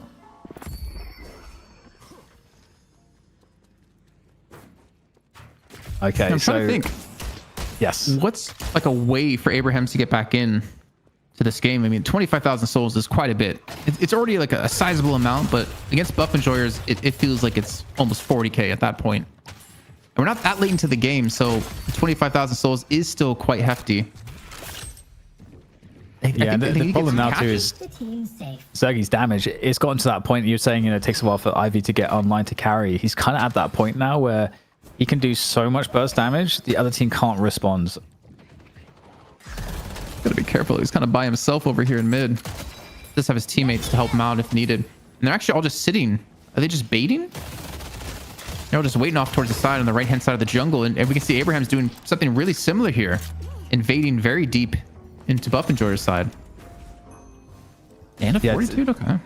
Taking each other's sides. They want to be more tanky, I suppose. We could get more HP.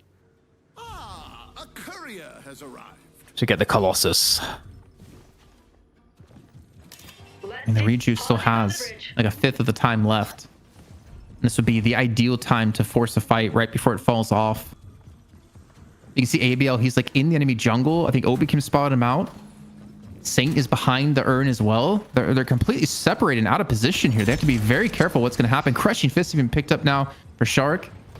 And you can see they want to get control of this urn. They already have position up here as well. They have the door down to prevent it from being turned in easily. And the car going to take him completely away from the turn-in. There we go. This is a big moment here. The cube. Oh, that's a close save. I don't know if he's going to be able to survive it. Oh, Oh my god, 1 HP dead. Okay, well, the rest of the fight will continue without Sharik in the picture. Multiple low players here for Abrahams. We'll see if they can keep them up for now because Zergy is in the fight and he's melting people at the moment. But it's looking kind of challenging here for Buff and Joyous to get the kills as quickly as they want. Good fight or movement in the fight here from Abrahams, trying to make this as difficult as possible. But inevitably, another player or two going down for Abrahams. And Buff and Joyous, they keep everybody up. Almost everybody. Yeah, I think Shark died right after the reju fell. An interesting setup we did see, though, and of Abrahams to deny it. I like the use of the luggage cart to keep Shark away at ABL. He did try to assassinate Shark in the back, which he did accomplish. But it also cost him his affliction. That's a lot of damage you could be doing to the enemy side, especially if the fight extends for a long period of time. Damn, 40k difference too. We went from 25k to 40 in about 2 minutes. Yeah. Yeah, it's only going to get worse as time goes on. It feels like for Buff and Joyous, all they have to do now is just, you know, wait for that mid boss if they want to keep it as safe as possible. And they could essentially use the mid boss to either bait the fight, or if there's no fight because Abrahams are too afraid, then they get the mid boss and they win. So it's almost one of those spots where they're forced to take a bad fight. Nice hook, nice connection. Wow, that's really a great find there. And hey, is Hoot the best hooker in the game? I mean, he was definitely pricey for that buyout from one win. Facts. Look at the goo ball chat. Did you come up with a nickname for him yet? Let it be known before this game is done. We're going to a game 3. You were right 16 minutes ago.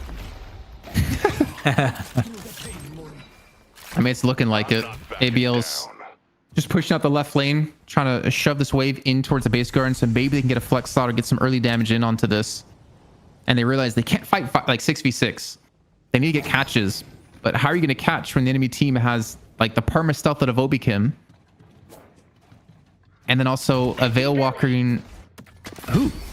Like, it's really hard to gain positions, to gain information when you're against like all the stealth the enemy side has. Dangerous in the city.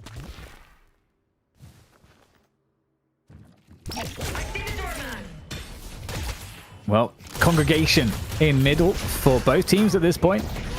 Yeah, that mid boss is coming up very, very shortly, and so these kills are going to go a long way. Kill on the doorman. Everyone's going to drop into the mid boss room, take down the mid boss. I don't know if the mid boss has a name. Does the mid boss have a name in the lore? Call him Steve. Steve. All right. Well, Steve is going to be unceremoniously vanquished. And there comes down the rejuice. Is anyone going to come in for it? There we go. Everyone's coming on in. Everybody's coming on in.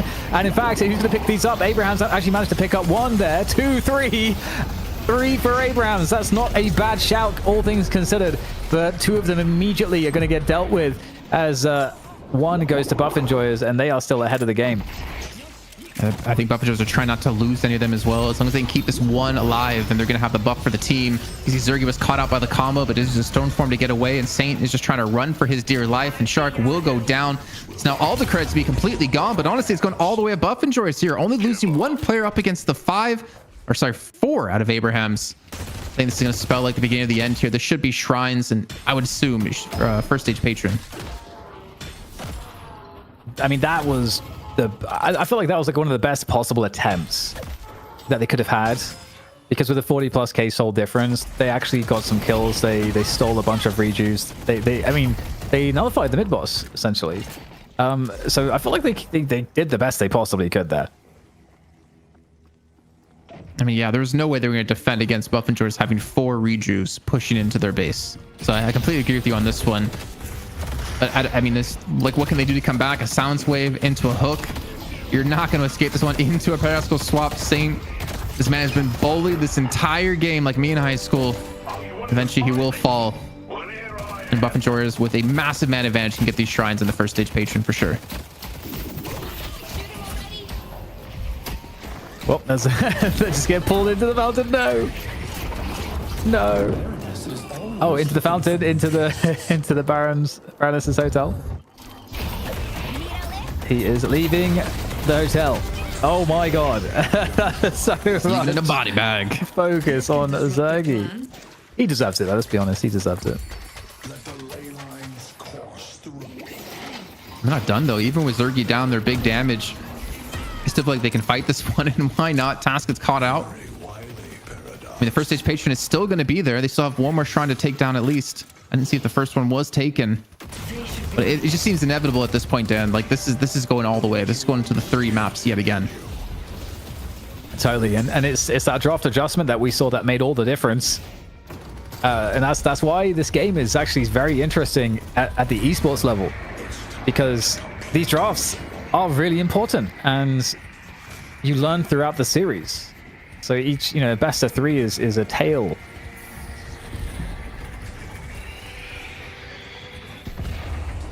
An old man has been pushed out of his chair yet again. Punch him in the face! As he lays down on the floor, saying, "Help, I've fallen and I can't get up." Can you imagine uppercutting an old man who got knocked to the floor?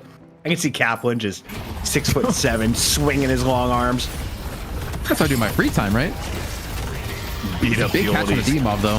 This is actually a big fight for Abrahams here. If they can close down these kills, it'll be a massive comeback in terms of souls. Who does take the kill onto Saf, though? Jam side looking for another maybe avenue to fight with, and Abrahams, they're still so far ahead. Sorry, so far behind when it comes to souls. They're not really able to close out these kills quick enough. You're not completing the Doing their best, and again, like, honestly, it really is. I feel like they're getting way more than you would ever expect them to. But back in Zergy, 4,200 health, 4,400 health actually at max with the siphon bullets, just stealing that health away.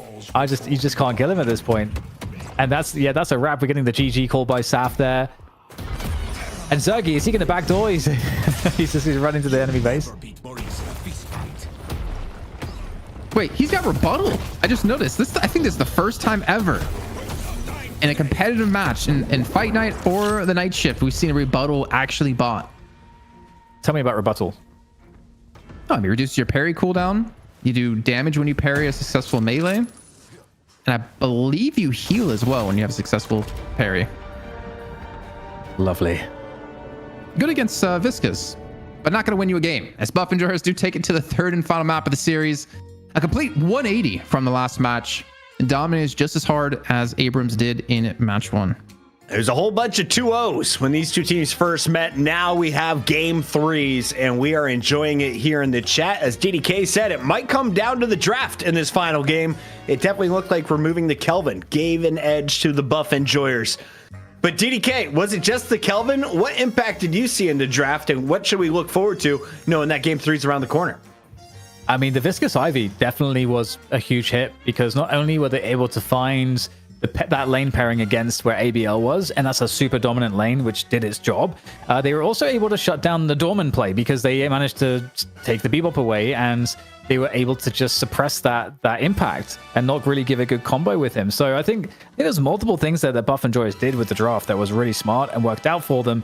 And I think the Viscous has to be something that gets perhaps banned.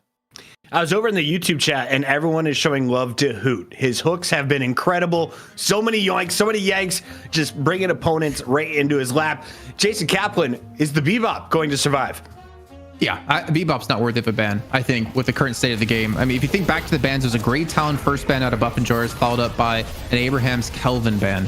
I think the pick order of this game was a massive impact in terms of the ban order as well, considering Buff and Joris got first pick this time instead of second pick and getting 2 for themselves. Abrahams felt like they had to ban the Kelvin out, not wanting to see Buff and Joris pick it up. And when we get into the 3rd map, I think it's going to go back to Abrahams getting first pick, which comes down to Buff and Joris. Are you going to ban an Ivy yet again?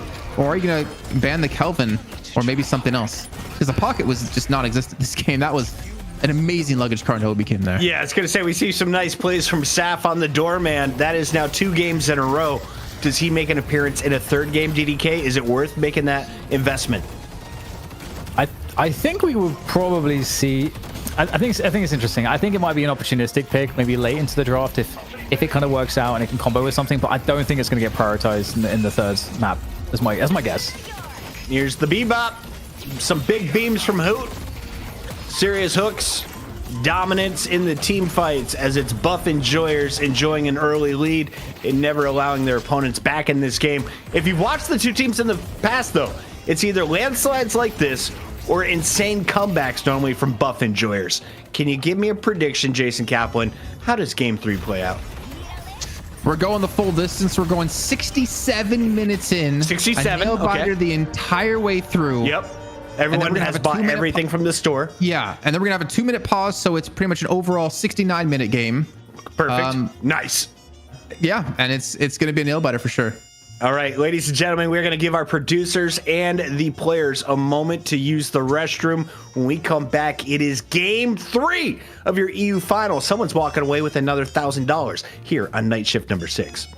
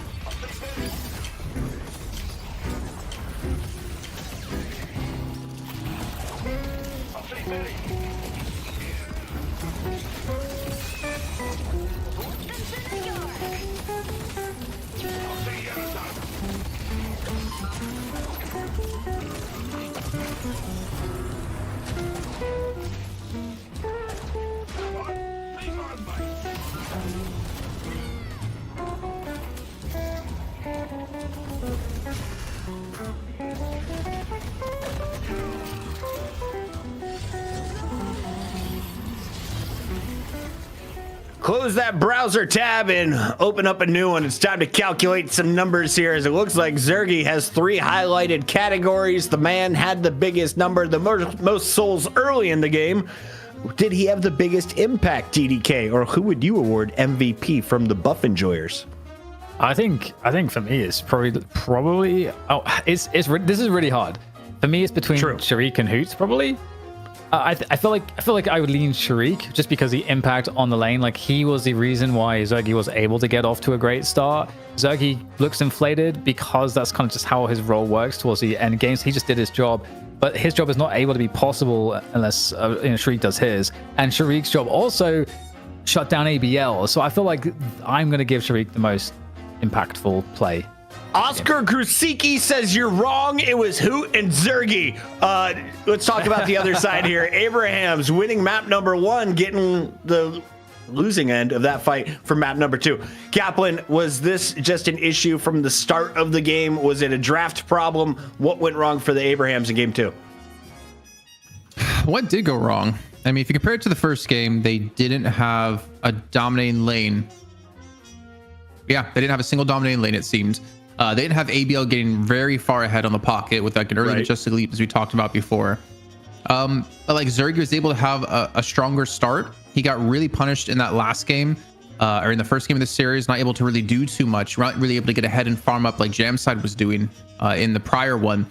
I think a lot of it was just about a control and about where they were kind of like fighting on the map. We talked a lot about like early cultists being picked up for Abrahams in the first game, taking a lot of the jungle away. Didn't see much of that this time because I feel like they were more on the back foot and weren't able to really flex across that halfway point that often. That early damage paying dividends for the boys on the buff enjoyers. Let's go ahead and take a look at our bracket if we can, Solomon. A lot of folks chiming in about what's going on with the sneaky golems. Are they here? No. The golems have a player who is unavailable tonight, but DMB is showing up with the boys on the Baroness Hotel, picking up players from all of your favorite squads, going up against Matt's fan club. Winner of that will take on Hydra Nation, our 4-time champion here on Night Shift, going in to week 6. Right now, though, it's game 3, buff enjoyers, Abrahams. We've seen them trade games. We've had a short game, a long game. I have a feeling this one is going to be another 28 plus minuter. Let's get into it right now as it's Abrahams on the ban first. Let's see what they do. DDK, do you get rid of the Viscous? I feel like you do. I feel like you get rid of Viscous. Too good. It's just too good. Even in non-Demo fans, too good. So sticky. So powerful. So gooey. The survivability has been ridiculous. We talked about Talon getting first picked 4 times of 6 games last week. Well, he's been banned now the last 2 back-to-back. Abrahams with their ban now. It's buff enjoyers' turn. Jason Kaplan, expectations. I say just ban Kelvin. Just be safe with it. They picked Kelvin Shiv. Or they went for the Kelvin Shiv last time. Hurt. Yeah. Just don't deal with it. You know how to counter it, but it's just easier to take it away than to have to play a certain style to stop it. Okay, so do Abrahams steal the Viscous away, or do they go the same direction they went last time? That's what I am curious as to. You grab the goo. Yeah, I don't know if Abrahams. I mean, I don't know if they value it that much, but for the steal, okay, they're going to steal the Ivy. Okay, because that was the first. The gun Ivy is that good? What is it about this Ivy? Because that was first pick for buff enjoyers game 2. Now we see first pick for Abrahams. Jason Kaplan. I think it's just about the safety of Ivy. We don't see Wraith anymore. You hardly see 7 that often anymore. If you're talking about like hyper carry, gun carries, Ivy's going to be safe. So's Billy because they have like some movement abilities for Billy or the stone form for Ivy. I think it's just about comfortability. And Jamside we know plays a lot of Ivy as a gun as well. So yeah, I mean with Kelvin being taken away and with Great Tom being taken away, it seems like a solid first pick. And I would add as well that I think it's like a better version of Mirage in some senses because Ivy's really good at clearing jungle, enemy jungle, really fast. And you can split push with the safety of the ult and do damage to the towers really fast. So that's very impressive too. But you didn't give him, or you gave him the viscous. Game's over. Give it the viscous. It's been decided by chat. Am I wrong, chat? What does Abrahams need to pull out here for you to have faith in the team that won game number 1? I mean, so they were prioritizing Pocket. I don't think they're at risk of Pocket getting taken. So I feel like they could even leave Pocket to maybe like a little bit deeper in the picks and try to just work around. I mean, the Billy pickup is really good, but what do they fear getting banned is you know, what I would probably want to be picking here. I'm not sure what that would be, Jason. What about like Paradox to be picked as a third? Or Doorman if you want to go into the Bebop Doorman combo again. The Bebop stolen from Hoot. That's huge. So you might that opens up Doorman for them. Yeah, and you might try to force a Doorman ban out of Buff and Joyers with this. You kind of like force their hand. And if you ban like Paradox as well, then you're really forcing Buff and Joyers to play with only on holidays. So I think the Bebop ban or pick in particular is to really throw a spanner in the works when it comes to this next round of bans. Paradox is in. You called it. Jason Kaplan, Sketchy J wants to know, why do you look like the dad from Inside Out? I've never seen the movie. It's a movie about feelings. Like. You should check it out with your lady after this. I have no feelings. I am Dan as well. I am a robot. We are all Dan. We all feel Dan's feels. Yeah, we're having some good times here on the stream. The players are getting rid of Mo and Krill. They hate Aussie Lions. Brand new skin, a skin we launched for free.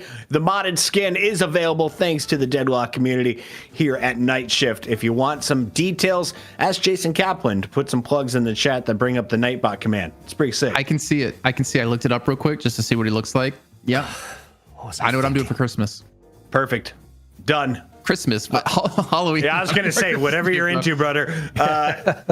They need Kelvin to win again. Abrahams have no shot without a Kelvin. That's a strong opinion from 4976. Is it accurate? No. See, look, there it is. Yeah. So the Doorman gets stolen from the. That's really cool. So.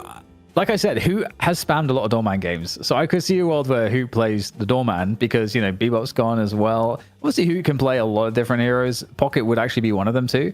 And that's also been banned. So, and also the GT's been banned. So actually, some of his hero pool has been banned or taken away. And the Mina comes in, which is also in Hoot's current hero pool. So that's actually a huge pickup, I think, for Abrahams. You talk about you're seeing Hoot play Doorman a lot on stream. I as well have seen him playing a lot of Doorman on stream, except he's made sounds that I think only dogs can hear with the screeches and yells and banging of his desk when he dies because of messing up or something like that. So I'm curious to see how it's going to play here. But with the Lash not being banned away by Buff and Joyers yet again, like this is the third game and the first time it's not been banned. Right. We're going to see Sap pick it up for Abrahams. The Lash finally making it in to the EU final. Welcome aboard. The burly man with a fantastic mustache who looks just like Jason Kaplan in a tank top. I grew it out a little bit more and can tweak it up is like voluminous. Voluptuous. Oh yeah, he's got a lot of volume to him. We've got Hayes back in the game. So we had a Capacitor Hayes and a Capacitor Ivy last game at a Buff and Joyers. Capacitor would be a very strong pickup for Abrahams here. I wish I knew more about what Capacitor took away from the previous squad because if you're investing 2, there's obviously something I don't know of what it does deny from the enemy team. But to see a 7 picked up, so we're going to see Zergy on 7, it looks like here. D-Mob on Paradox, Shark again on Viscous, then Hoot on the Doorman. I mean, we don't really see 7 that much anymore. We did see it in our best of 1, but it didn't work out. But with the way Zergy was playing the last game of just farming up constantly, it's gonna fit perfectly for this. So Zergy's playing on the 7, right? We think Hoot plays the Doorman. Do you go Gunman? Is asking the chat. Is that the move here? Seems to be the build. Honestly, I'm not afraid to admit I'm not familiar enough with what a Doorman will build. I can only Gunman. No, I don't think that's his name. All right, Holiday is locked in. We're gonna see some whips, maybe a few lassos. It's gonna get weird. Put on your hats. It's time to party, ladies and gentlemen. Night Shift. It's Deadlock. It's week 6. It's your EU final. Will we have a tie between our champions, or is it a 4-2 lead for Buff and Joyers as we complete the draft page?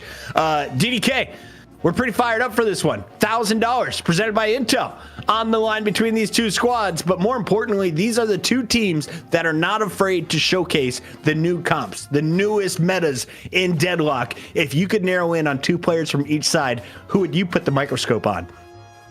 I would say Demov if he's on Viscous, and if Hoot's on the Doorman, that would be it for Buff and Joyous, and for Abrahams, I don't know. That's all on you, Jason. I got one team. You get the other I one. want to give it to Saf Yeah. for Abraham. And for the I assist. don't know who's going to be on Mina necessarily, but I want to see Saf finally get the lash, show us what he can do here in this game, and take the series for themselves.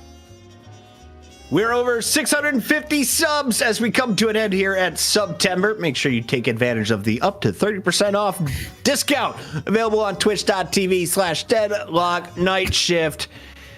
We're plugging the plugs because the game's not ready. The EU players taking a last-minute bathroom break before we're ready to jump into this one. Most impactful character, Billy, Viscous, Ivy, Paradox. Kaplan? I was just going to say, are you going to go around naming all the heroes I was thinking about it. in this one? I don't know how long I have to fill. Most impact, I think it's got to be Bebop. It's got to come down to the hooks, right? For TAS, if that is your impact, is hitting these hooks and opening up plays for your team. Out of both these rosters, I think that's the most impactful hero you're going to look at. Doorman, again, we're trying to figure out necessarily what you would classify his role in, but the doors can obviously open up potential for paradoxical swaps, though you do kind of say goodbye to your paradox if that happens. Spark it and burn it down, ladies and gentlemen. It is game number 3. Buff Enjoyers taking on the Abrahams. We're talking about cigars. It's mob-like, guys. Get with the theme. Back over to DDK. And I have an answer in response to your question, I think, Jason, about the capacitor. Because obviously it's an upgrade to Tesla bullets. So Tesla bullets typically gets picked up on the farm heroes. But one of the aspects to the upgrade with capacitor is I think that these players might be buying it because it will help to counter the Veil Walker. Because if someone goes invis and you hit the active on capacitor on them, I think it removes debuffs. Sorry, it removes buffs. Sorry, I should say. So I think it might remove that buff and effectively counter the Veil Walker shenanigans. It also does apply a strong slow over time too, so it makes it really hard for anyone to escape you, or allows you to escape if you can hit it too. So yeah, that's definitely an avenue for it. And I really wish I knew like all the breakdowns, because I remember seeing a post a couple of months ago when I first came around to like what it all did, what it could take away, but I can't seem to find that link anymore. Maybe someone in chat can help me with that one. But yeah, I mean, definitely a possibility since Veil Walker's coming into its own. Maybe that's why we're seeing the capacitors being used. Yep, and I think it's also an interesting development because it could just be efficiency, whereas people will buy slowing hex, but that is a slot, and capacitor is just an upgrade to something that you might be getting already that gives you the slow.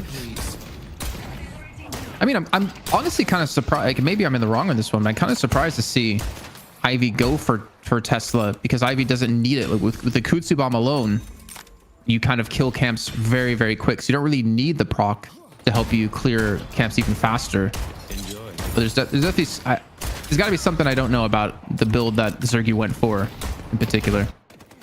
Well, I think Zergy's also like a particular just fan.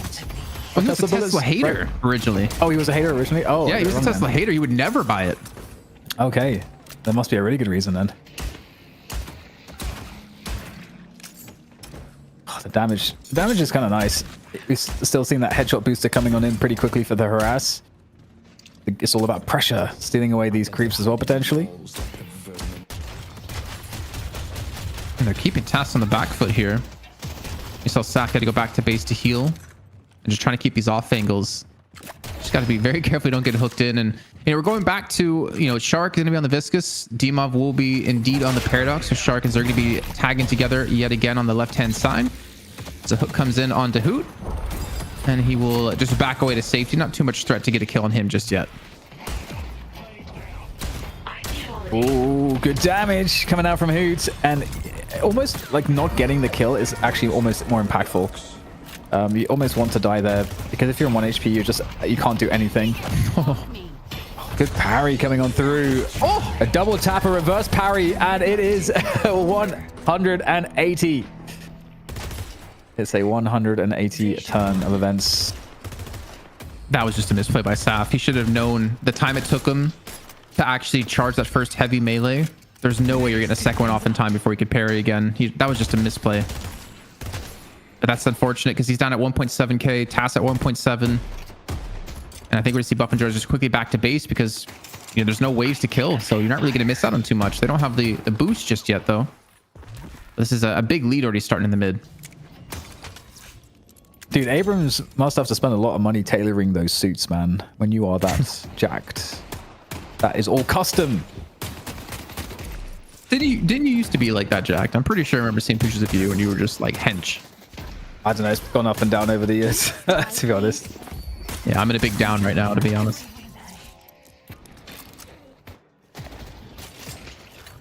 Well, it looks like this Viscous lane once again is proving to be pretty effective. You know, the Shariq Zergi combo. And yeah, you know, confirming it. Yes, Hoot indeed is on a doorman. So it'll be fun to see how that plays out. He might bring a different approach to the game than we saw previously. Oh, okay. Ooh.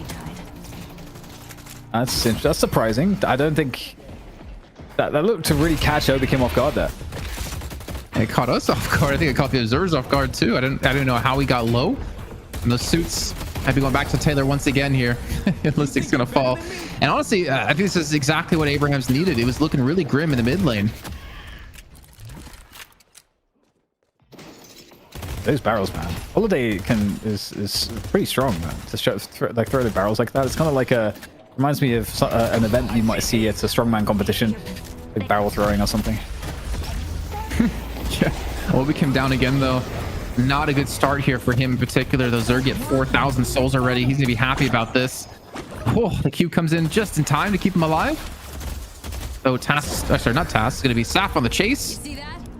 I thought it was going to be... So I didn't even notice until now. I thought Saf was going to be on the Lash, but it's actually going to be Sane playing Lash. And I want to say, I'm going to check my database really quickly. This is the first time we've seen him play Lash.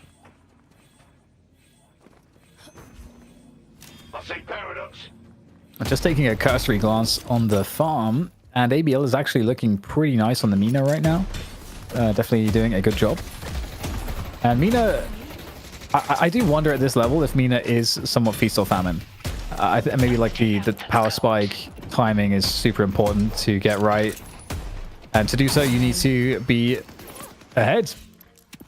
So we'll see, because we saw Mina previously with Hoot, and it was extremely underwhelming. And we're getting some good farm here, 5.2k on the souls. Early days, of course, but the most wealthy player on the server for now. Can't confirm this is the first game for Saint on Lash, at least within Deadlock Fight Night and the Night Shift.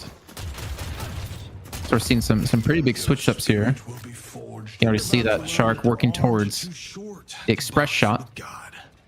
I mean, Saint, he's been a big playmaker. I could think back to like one of his Dynamo games, and he was phenomenal. Some of the black holes he was hitting, and he's proven to be a really good playmaker on Kelvin. But I'm curious to see how his Lash is going to be, because it's a different kind of playmaker, and it definitely has a different kind of skill ceiling to it. Nice hook. That is a strong hook. You don't often see the protective hooks as much as you see the other variety.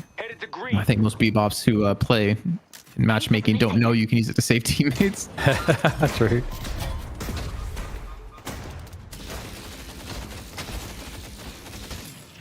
I love the Veilwalker. I think the Veilwalker introduces a lot of really cool stuff. Mina bearing down on them with the Nox Nostra. Getting those love bites in there as well. Extra damage. Goodbye. I just love it. How can you not love Doorman? Oh my god, that time wall to D-Mob just saved him. The lasso couldn't go through it in time. And D-Mob lives to fight another day and protect his Guardian, it seems. You know, on the note of ABL, as it looks like he might be able to pull off the... Oh my god, he just got charged through the door! ABL just got wrecked. I wonder if we can get replay that later.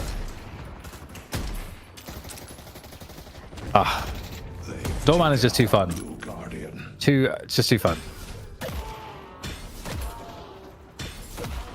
Okay, so first mid Guardian's gone down in favor of Abraham's, taking down that mid tower.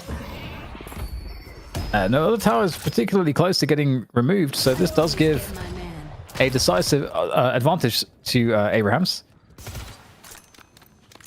And 7.3k souls for Mina, so still keeping on track is ABL on the farm. And this is kind of what I was talking about before.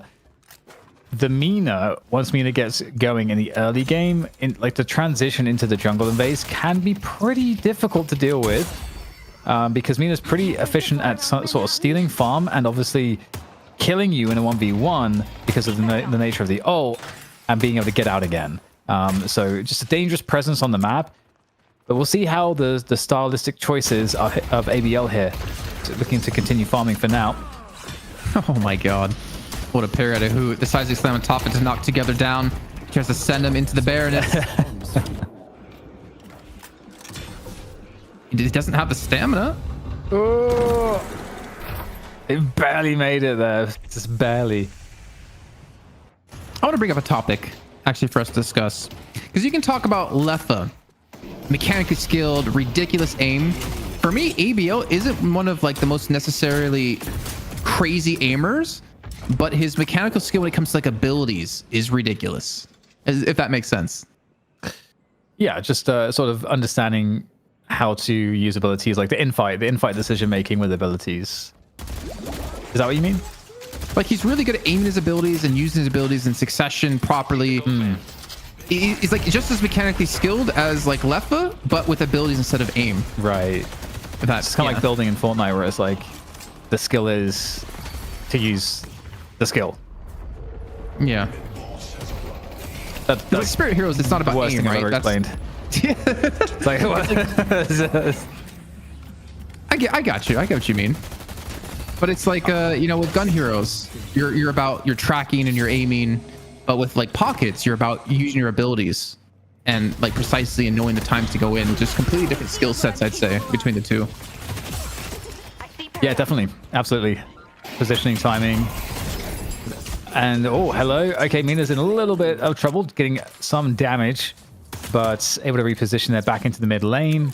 And the fight going on the left side, though. It looks like a 3v3 on the left side of the map at the moment. Buff Enjoyers looking like they are pushing away Abraham's on that left side, maybe going for a chase as they pick up the urn. So the urn has been claimed by them. It's just that 10-minute urn, though, so how much emphasis do you want to place on this? In the meantime, a fight over control for the right side lane.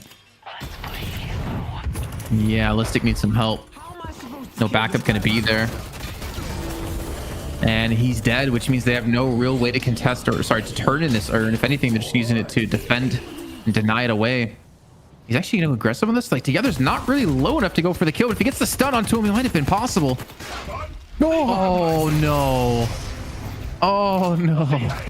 Oh, wow. Gets the sleep dagger just in the nick of time, but not out of the woods just yet. Might still go down because Billy has come back. And that's another kill for the Billy on the streak. In fact, Together might be getting dangerous pretty soon. Turkey tries to commit the Guardian, knowing he would go down. This is getting rough, actually. I mean, I didn't realize that. It's like a 10,000 soul difference here in favor of Abraham's. And the urn, I mean, this might bait Buff Enjoyers into a fight that they really don't want to take. You see the doors being thrown down, but he can't get it in time. ABL secures the kill, and the urn is still right under them to be turned in. Yeah, that was like a series of plays that just went absolutely tits up for Buff Enjoyers. In an uncharacteristic way, almost. And now it's a pretty big difference. 12k and lost. Guardian is going to go down as well. Okay, this is becoming quite difficult. Oh, the cash is getting. Yeah, he's at 7.7. He's on poverty souls for sure. Even 7.6 as he lost 100 soul bag. I mean, the build he was using before, I don't know if it really is valuable anymore. I feel like you almost have to transition into that supporty kind of build. With like slowing Hex would be really good to deal with Saint so he can't get away, as well as ABL. Listic might even fall from this. He's being chased down. Trying to retreat towards the safety of his teammates. And the size extends in again some distance. Passes by a door. And it looks like he will survive in this one. But it's really starting to feel like this game is teetering on a knife's edge, that if Abrahams just get like 1 or 2 more kills to start transitioning to some walkers, I don't know if you can stop that rot. Yeah, I totally agree. It's very problematic, and the fact that Overkim has been getting caught like this, this is a testament to Abraham's ability to pressure and invade, and that's how the style of the game is being played right now. It's just constant invades everywhere. You can find fights constantly. Here is Mina being a nuisance. I love the sound of Mina's gun. Just like it's like a I don't know, like throwing something wet on the ground. I kind of hear that actually, like little water balloons, but like really quickly, like rapid fire. Yeah. Yeah, I don't know how to explain it, but either way, the hooks have been glorious tonight, no matter who's on the Bebop, Hoot, or Taz. Looking to pursue. Big fight coming on through. Abraham's looking to chase away in Buff Enjoyers, who are not really having a good time of it right now. They have recovered some of the soul difference,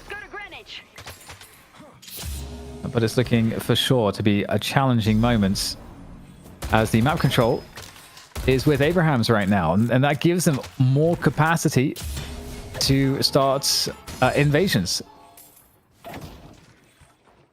You know, Dan, if we're talking sound effects, I think most people already know this one, but in League of Legends, there's a hero called Zac, who pretty similar to Viscous. He was like this giant slime man, and a lot of the sound effects they got for him was the team putting beans inside of a condom and like slapping it around. I knew and, this was going to be about sex.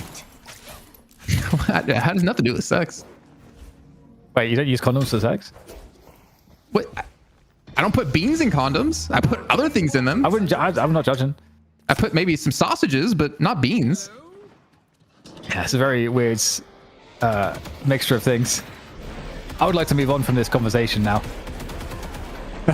What conversation? We're talking about the urn. Hyper beam on top, doing some really good damage onto Hoot, and Saint will get the kill as he's able to chase him down. The urn going to be looked to pick up out of Abraham's, and they should very well be able to, leaving ABL back to defend any sort of split push on this left lane walker. This is just going from bad to worse now. I mean, not just our casting, but this game, it is getting becoming an insurmountable lead right now for Abraham's. Yeah, it's certainly really a struggle, that's for sure. Again, with the quality of both teams, at this point, there's no way you count them out, but it does feel like it's trending Abraham's more and more. The trajectory that they have is looking better overall. They got all the map control at the moment, just clearing up some of the creeps. You have the urn in play, and this could be an interesting one if they decide to really go for this, given that it is a defensive, or rather I should say, it's on the territory of their opponents for the urn turn in. That's a fight that you absolutely want to take if you're Buff Enjoyers. So Abraham's could threaten it, and they're kind of forcing Buff Enjoyers to respect the positioning and to like try to rally around that. Ooh, trying to get the catch with the lasso. It's a whiff though.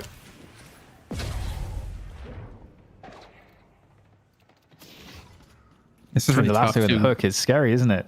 Yeah, Scary there's so much to watch out for, but also on Buff Enjoyer's side, they only really have like 1 or 2 heroes that are decently fed, and Demon on a Paradox isn't necessarily who you want it to be on. I mean, Zergy's at 20k, but he's got, 3 opponents pretty close to him in souls. A lot of pressure's going on to the trackball man, to rain down death to his enemies from above. And this urn, it looks like it actually might be turned in for Abraham's. They're starting to position for it. They also do have the push on the right lane walker. I think you got to be careful about this. You don't want to overcommit to it, and you can get a free walker for yourself. Yeah, Lash playing the rooftops here. Wow, he can move fast. He can move real fast. He's like a free runner, jumping all along the rooftops. But his teammates have been left in a pretty gnarly position. Together's just like caught out there. Gets annihilated by Buff Enjoyers. But at least I guess the urn is out of play for now, as far as Abraham's are concerned. But this just really forced the positioning of Buff Enjoyers. They had to really just guard that spot on the map. And in the meantime, Mina's been farming up. So ABL's up to 22k souls. So he's able to increase his lead. And I mean, Jason, this is a really big problem. Yeah, Abraham's, they lose 1 player and they get the walker. ABL at 22, Jamside at 21. Like there's the double threat. And Zergy's really the only threat on the side of Buff Enjoyers. Oh, we can hit 12k. Like Shark at 13k. Yeah, I know Viscous can use the cube and that can be helpful for your team.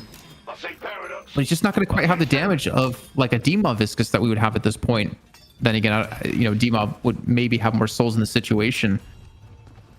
But I honestly feel like it's Abraham's game to throw here. They're really committing a lot to trying to turn in this urn and try to control where buff enjoyers are going to be, but they already got the objective on the right-hand side of the map. What are you really accomplishing from this? And the longer Saint holds this, the closer to death he's going to become. He's already missing 750 HP from holding on to this urn. And he's just going to wait it out and go back to base. All right, well, see if anything can go here for Overkim on the haze. There's the quick paradoxical swap coming on through, trying to catch Taz, but it might actually be a problem because the rest of the buff enjoyers are ready to fight for this. And Abraham's are going to have to try to defend. They are getting surrounded right now, and in comes ABL. Very scary with that Sangren retreat, trying to get better positioning to just eliminate everybody. Taz escaping, trying to escape. And in the meantime, everyone else on buff enjoyers has been murdered. This is mid-boss though, right? Surely this is mid-boss. Actually, there's no Nostra, but I think they have the damage either way. Oh, yeah. Yeah, they are smashing it right now. Yeah, it's looking really good. Turn in two.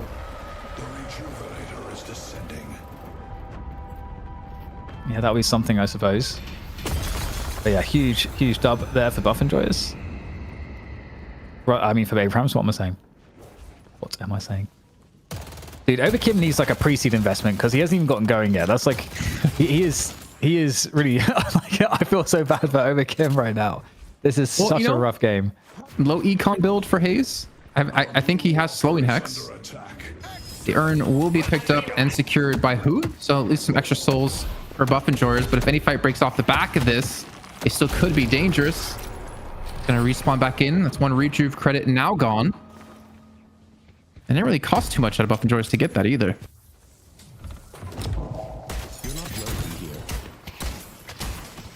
Yeah, Abrahams have such forward positioning around this urn now as well. So they are going to pick this one up, and they can force the fight over at the deposit spot, which is actually exactly what they want right now. This is such an ideal scenario. You want to use those rejuves. You can, if you force this fight, if you don't force the fight, you just get a free urn turn in, and then you can still go to the walkers. So it almost feels like buff enjoyers are definitely encouraged to take this one, Jason. Yeah, I would pull the Xeno here for ABL. Look for the 1v1 at the walker. And then get it. You can see him on the left side of the mini map. Really no one on buff enjoyers here to contest this urn turn in. Well, Abrahams doesn't really know this just yet. And instead, Abel going to join the fight. So he's not going to go for the split push. Obi can get some much needed farm in the mid lane.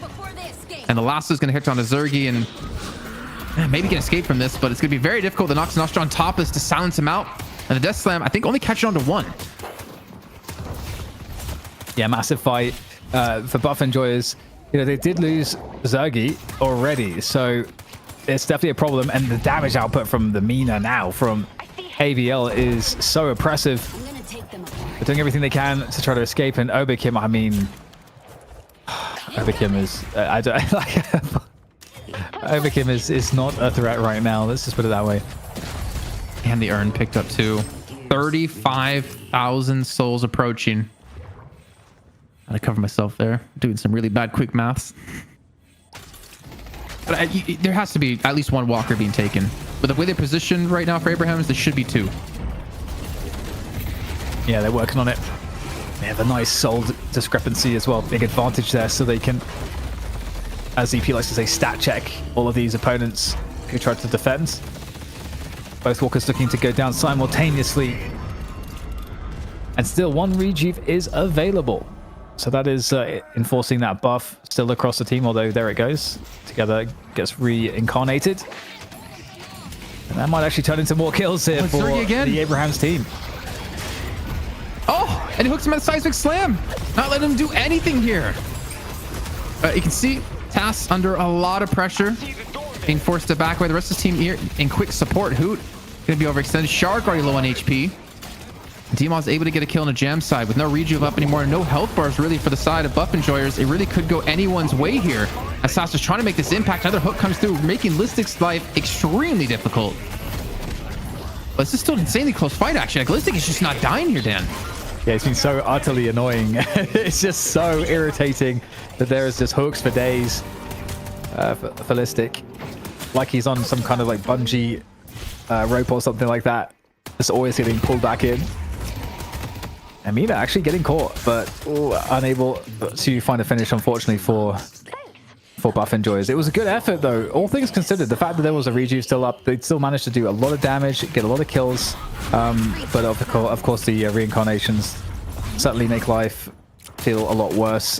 So base Guardians go down, but it doesn't look like they're going for anything else here, Jason. So to be honest, that is a win, and it does buy it does buy Buff Enjoyers some time. I mean, time. How much time is going to be the question. ABL at 34,000 souls. Spirit Burn just picked up 2. Crippling headshot for TAS. You know, looking at this game as well, Saint hasn't really done much. I haven't seen any big death slams. I've seen like maybe like one, maybe 2-man death slams. Oh, I'm not calling him out. It's because he hasn't really needed to. I think TAS has been hitting some really good hooks. Sap has had some really good lassos. That double threat out of Abraham's is really hard to deal with for Buff Enjoyers, especially when you have so many players so far behind in souls, and it feels like it's only getting worse. Yeah, it's definitely a challenge. It's one way to describe a 42k soul deficit. It's challenging. What's your favorite type of challenge, Jason? Like any type of challenge? Yeah. I think Iron Man challenge is pretty cool, pretty sick. No Nut November. I mean, I just do that all year long. Ain't nothing special about November. He's celibate. Heard it here first. Involuntarily. Hey, I didn't say it was voluntary, Dan. Well, another fight is brewing here all around the bridge. Buff and Abraham's obviously massive soul advantage are cleaning up. Yeah, this is just the downward trend here. I think we're gonna have a new champion. I think things are gonna equalize here, Puckett. I think we're gonna have 3 apiece as we finish off the EU portion of the night shift. Really nothing Buff Enjoyers can do about this. If Shark dies that quickly in the goo ball form, then you know there's no chance for Buff Enjoyers. It's just a matter of time for Abraham's close this out and retake the throne once again here, Dan. And honestly, I feel like the way they played, they sure as hell deserved it. Oh yeah, for sure. I mean, really awesome to see how good both of these teams are. It was such a... It's interesting because the early game mattered so much in all 3 matches. If we look back to them, and it seems almost obvious to say, but I feel like there was a time in Deadlock amongst these top teams where the early game was a little bit less impactful, or it was a little bit more even, I should say. One of the 2. I'm not really sure exactly which one, but you get the same feeling. Yeah, I know what you mean, because we would see multiple times, like way back in the day, where like Buff Enjoyers up against Paravision, and Paravision would slaughter Buff Enjoyers in the very beginning, but Buff Enjoyers would still win the game because they had a better mid game. I think the teams are just getting so much closer, at least in EU, that once you take that early game lead, teams know how to finish it and know how to like take into the mid game properly, take into late game properly, and finish a game. I think they've learned a lot in the skill level across the board. In both regions, to be fair, has massively leveled up. Oh, that knocks off. You can hear it over at the mid boss. And plus with Spirit Burn, has no cooldown. Mina's pretty good. Pretty hot, yeah. Just hot right now. Yeah, Mina's really good for sure. I think you definitely need to be able to, as ABL did in this game, you do need to be a bit ahead to hit the power spikes to really make it very valuable. But ABL was able to do that. ABL was able to do that. And I think it's like twofold. I think it's because like Obikim and Listic and Demov and Hoot are so far behind in Shark that it makes it easier to play Mina as well, considering you have such a low HP pool. You have like 2,400 health at the moment for ABL. Like even Demov there had like 2,800 for ABL, but he's also so far ahead in items. It's very difficult to play from behind with Mina, but playing from ahead, yeah, I think it's so much easier. Yeah, you got to make sure that you win that lane, that Mina lane. You really do. And is everyone buying the Veil Walker at this point? Right? It's the new hotness, man. It's really good. It's so good. It's so multi-purpose to get to. I mean, there's so many veils as well in the map. Well, there we go. There's that Nox Nostra on the mid boss. Wait. He sold his Spirit Burn.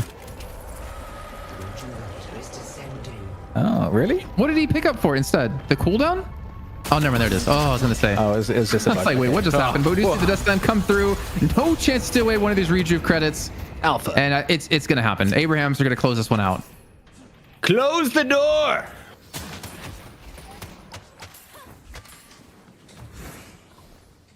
Here we go. The mad dash back into the base to claim what's theirs. Me. $1,000. But more importantly, the prestige.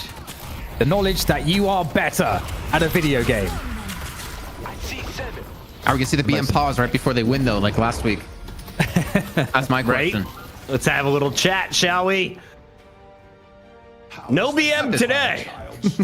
They finish strong immediately. The disconnects as we celebrate here on the night shift. The first score is in the books. It goes to the Abrahams as they will now take their third week here in week 6, splitting it perfectly 3-3. There's 2 teams clearly on top of EU, and it just depends on which week who is going to wear the crown. It comes down to some big decisions, though, and you guys have some tough ones to make because I'm seeing our observers want to know who you think had an MVP performance. In a team game, it's hard to pick it out, but the chat was just all talking about ABL. Taz seemed to have a huge impact with the hooks as well, but what did you see, DDK? Was it a clear MVP in your eyes? Clear one. I mean, I'm going to give it to ABL, I think, because, yeah, if you think about that pocket performance as well in the first map, as well as the Mina performance here, and it's not easy at this level to, I think, do so well with the Mina. Like, it's easy to stomp people in the pubs, but getting ahead against these players is tough. So, okay, giving it to ABL. Why not? Kaplan, what was the difference team-wise between Buff Enjoyers and Abrahams tonight? Team-wise, that's such a deep question, Puckett. I I know. think... Open doors sometimes. Walk through whichever one you want. Are you going to doorman? Is that your cosplay, a doorman? You got the blue eyes. Yeah, I don't leave the hotel once I go in, though. You know what I mean? You know, I think Abrahams did such a good job of keeping so many players behind on Buff Enjoyer's side in both games. It was Listic in game 1. It was Listic Obi-Kim in game 2. They really had zero impact. They couldn't be a front line. They couldn't facilitate these ganks. Like, think of where Hayes has the most power, the mid game. Where was Obi-Kim powerful? None of the game. And I think that was like one of the key factors to allowing Abrahams to win and allowing ABL to get so far ahead. Was just keeping those like 2 so far behind that they really never got going and never really became a threat in this game. DDK, as I'm taking a look at some of the early game, was it a mistake not putting Dimov on the Viscous? That is the character he's won multiple MVP awards on. I don't know. I mean, I feel like the performances I did see from Sharik on map 2 for sure were really, really high level too. So I'm sure that they have a good reason for it, and he's got. I just have to trust that they are making the best choice to win.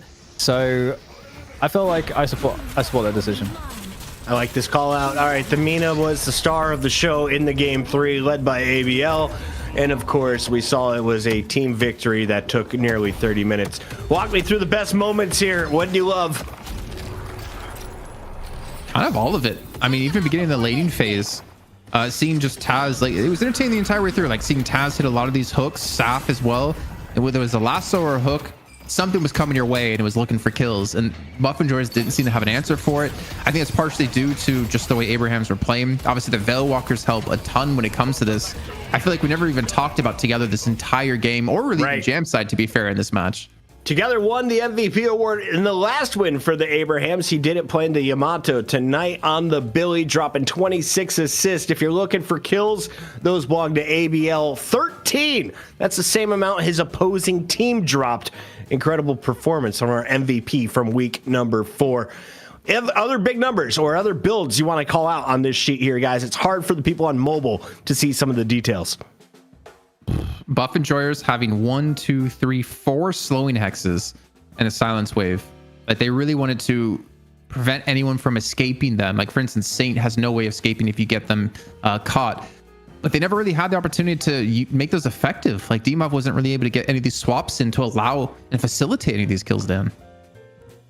Yeah, definitely. And they just felt, it seemed like the early game was too lacking this time. We already talked about that, but yeah, I think it's interesting. This ultimately comes down to obviously how well you can draft and how well you can construct those early game lanes now, and that's something that has been evolving over the course of all of the broadcasts because all the players are so good, and so you have to be able to figure out how do you enable which one. And I also have to wonder, are we going to get Veil Walker nerfed? Because I feel like last time we had to advise this like About to have 12 of them in game. We had 6 in this game. Like, that's insane already. anytime this many people ABL buy it making on use this of his 41,000 souls, 13 kills, 1 death, 16 assists. The man dropped the most player damage in the lobby. He looked pretty good doing it as well. You want to see his highlights? We have a fantastic team behind the scenes collecting all of the replays, and we are up over 655 subscribers that are supporting the in-game play that you just witnessed. It's ABL. He did it on the Pocket. He did it on the Mina. What was more impressive, DDK? Ooh, I feel like I want to say Pocket because I think Pocket is just a higher skill ceiling hero in my opinion, and so Pocket play, like really excellent Pocket play, is always going to be the most impressive to me, I think. So yeah, I'm going to pick Pocket for sure. There's so much more skill expression on a Pocket, I'd say, than a Mina. Yeah. Like your movement is so important on a Pocket. Getting around the map, farming up as much jungle as you can, but also like timing your abilities, knowing when you're safe to go in and out. Mina, I mean, you see mostly just in like the mid lines, not necessarily the front or back lines, just left clicking, using Nox Nostra once in a while. But Pocket takes a completely different skill set to pull off in these kind of lobbies, I'd say. And now, ladies and gentlemen, close your eyes, because in 3, 2, 1, we're about to witness the Obi Kim and Sherrick montage. It's their kill montage. Oh, wait. There's no footage from game 3. Thank you for that one, chat. It's mean. Is this something we expect to see amongst the top teams? Jason Kaplan, is it embarrassing to get a donut in a MOBA? There's a lot of shooter fans here in the building who are like, oh my God, they didn't even get a single kill. No, I don't think it's embarrassing whatsoever, especially in these high-level games. They know how to stay ahead whenever you fall behind. And I almost guarantee you every single person in chat has had a game where they got 0 kills and got completely smashed and wanted to rage quit, but didn't because they don't do that, right? Right, chat? That it's true. No one rage quits here. We are all quality human beings, and we all support Deadlock. Thank you for being here tonight, because we have one of the greats on the mic right now. He's a champion with $1,000 more in his team's pockets. He goes by the name of Saf. Saf, welcome to the show. How we doing? Hello. I'm feeling good. You sound great. Can we talk a little bit about the matchup? Why has it gone back and forth the last 4 weeks? Seems like we always have a new champion on the show. I mean, nowadays when people starting understanding what to do in the games, it feels like draft like do a lot. It's based on the draft. Usually, you can win with you can win with bad draft, but it's super hard. Got it. DDK, go ahead. As a follow-up to that question, do you feel like it's easy to get balanced drafts, or is it kind of hard if one team starts to take a lead in the drafting phase? Do you feel like there's not enough heroes right now, or how do you feel about it? I think it's enough right now. It's kind of you need to understand your team strength and strength. What's the best for your team? What's heroes? And if you know, not every hero is gonna work on your team. In second game, we picked Yamata that we didn't really practice, and we kind of felt lost. So it's pretty hard to draft, but if you know your best heroes, if you do it correctly, you will win draft, and after that you will win a game. Well, then talk to me about your draft and the strengths you're drafting around, because it seems to be you draft around together on Shiv with Saint on Kelvin, or from what I'm seeing, you're drafting kind of around ABL. Is that true, or is there other strengths within the team that you're drafting around? I mean, yeah, we usually try to get good heroes for our main farmers kinda, and just last pick for me. Because I have a lot of heroes to play, I will always find a good hero. In last game, this holiday last pick went really good. So we just kind of looking to get like core most broken heroes in the patch first.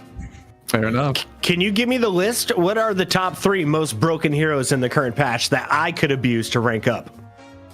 Gun Ivy is like top 1 hero to win every game. Okay. We saw that in the games a lot tonight. Who do you have else in the top 3? Maybe for public, it's Gandorman. If it's kind of broken right now, but I couldn't perform well in these matches. I played 2 games. Gun Ivy could be really good. Great call outs there. Well, Saf, I wanted to ask, as we have more people tuning in every single week, there's more excitement around Deadlock. What is your favorite part of this game? For anyone who hasn't touched the alpha yet, why do they need to get their hands on this alpha?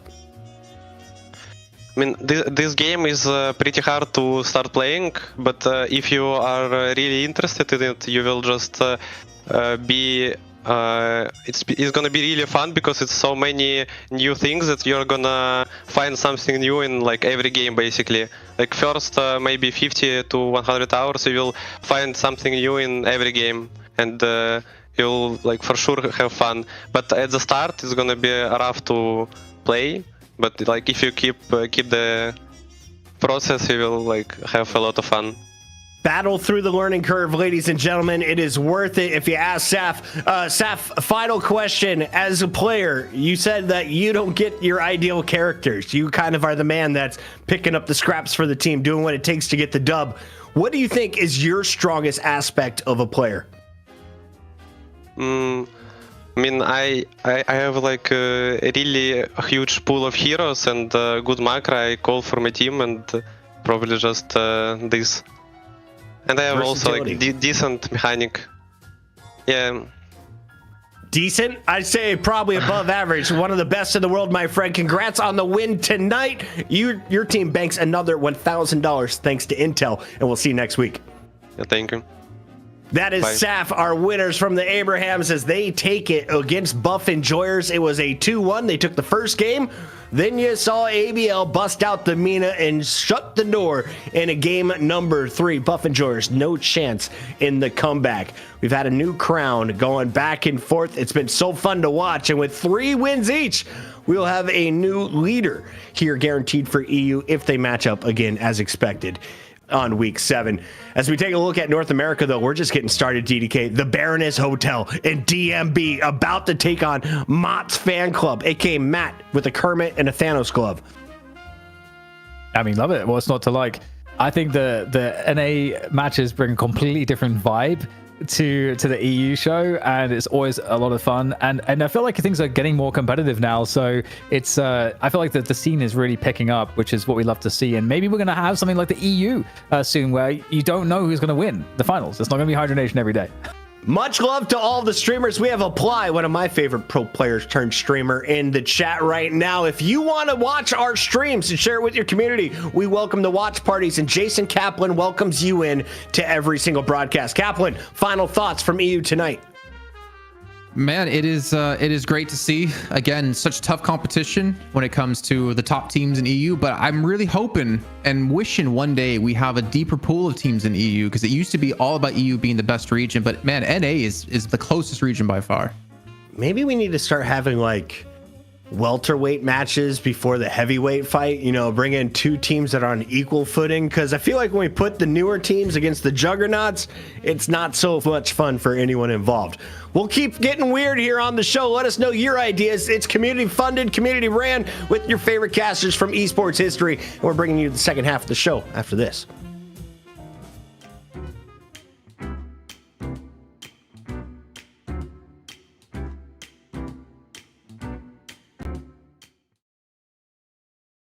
Shift 5 of the Deadlock Night Shift concluding, we have seen some pretty big shifts up in the meta, and I wanted to go over a couple of these as we take a look at what's changed in this last week. With the recent changes to Vindicta, we've seen a pretty big drop off on her, going from picked or banned 6 times in Shift 4 to 0 times in Shift 5. This was mostly due to the fact that her tether range was further than what was indicated on the ability and could pull you in farther than what you could see.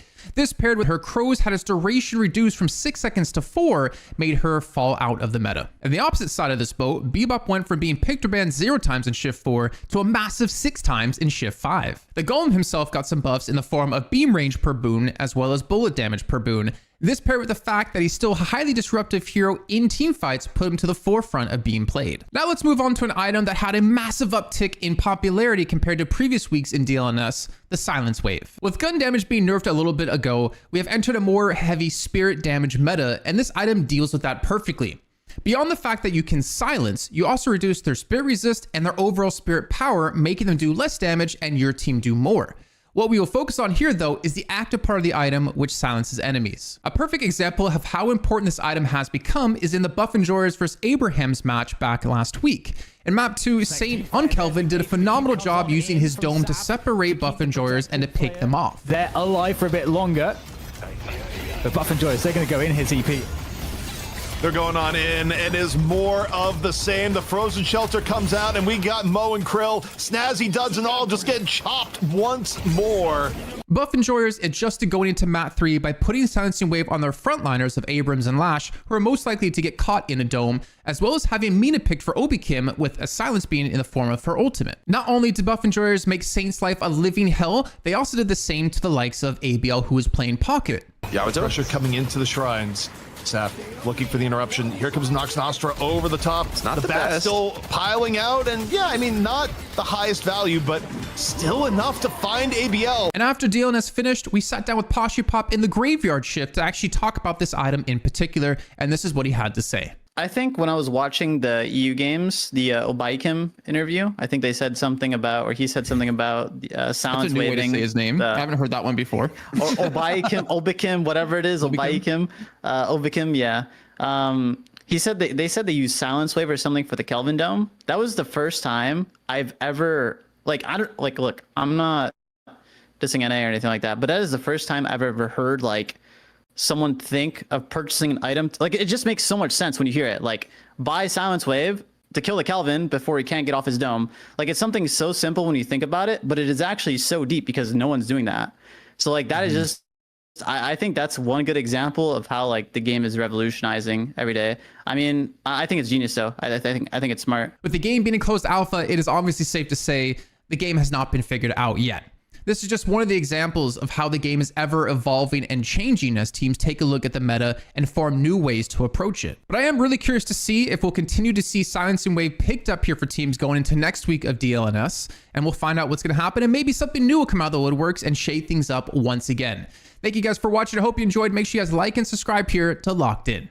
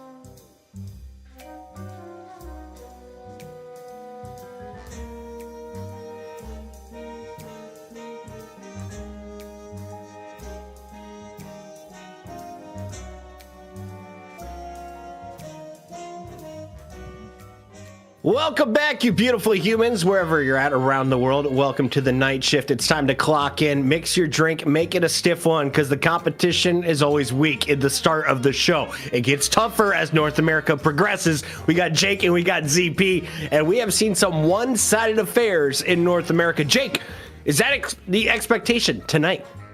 Yeah, I mean, we've unfortunately had, a really strong up-and-coming team drop out for this weekend, so it's going to be back Hydra Nation defending in that money match slot and looking for more teams to be that challenger. We'll have to see if anyone can compete, and Hydra Nation just outlasting all challengers. I do expect to see a lot of those same names reforming back together soon. Want to see them compete because, I mean, they were able to take a win off Hydra Nation previously, and it's one of those things that you want to see teams build off of, giving North America that depth in terms of interesting teams to see.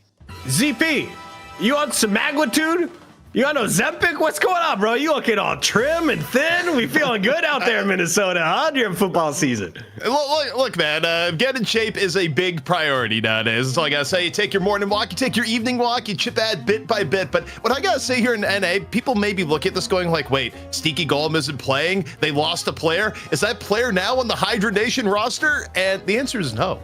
Hydra Nation did not take a player from Steaky Golem. No, for once, Hydra Nation is still running with the same roster.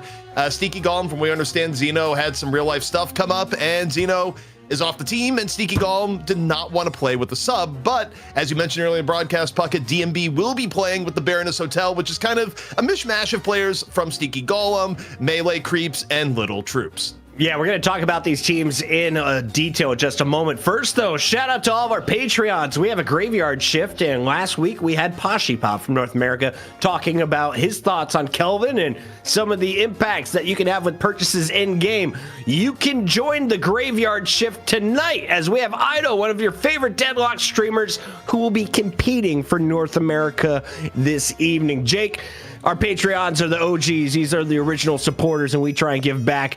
Who else, though, has access to the Graveyard Shift? I believe if you connect, to Discord, you get your YouTube membership or your Twitch sub all connected. They all will work and get you into the Graveyard Shift. Just an opportunity for us to, go above and beyond for the people who support the stream and the channel, allowing us to continue to put on these events, getting a little bit of that behind the scenes look with some of the top people in the community. So I'm excited to pick Ido's brain. I feel like this is a pretty interesting moment in the history of Deadlock with, a lot of ebb and flow from a balance perspective, and also just still kind of reeling from all the impact of all these new heroes that they've had on the game. I mean, I think this week seeing Doorman get played a lot more kind of surprised me. I wasn't expecting to see it as much. After a couple weeks, it felt like it hadn't found its place as one of the new members of the cast. Doorman getting some play and getting some dubs tonight. Billy, though, has had a massive impact. I feel like whoever gets Billy gets the dub. That has been the story of the night shift recently. Let's talk about our players tonight and who could be running the Billy GOAT. The Baroness Hotel.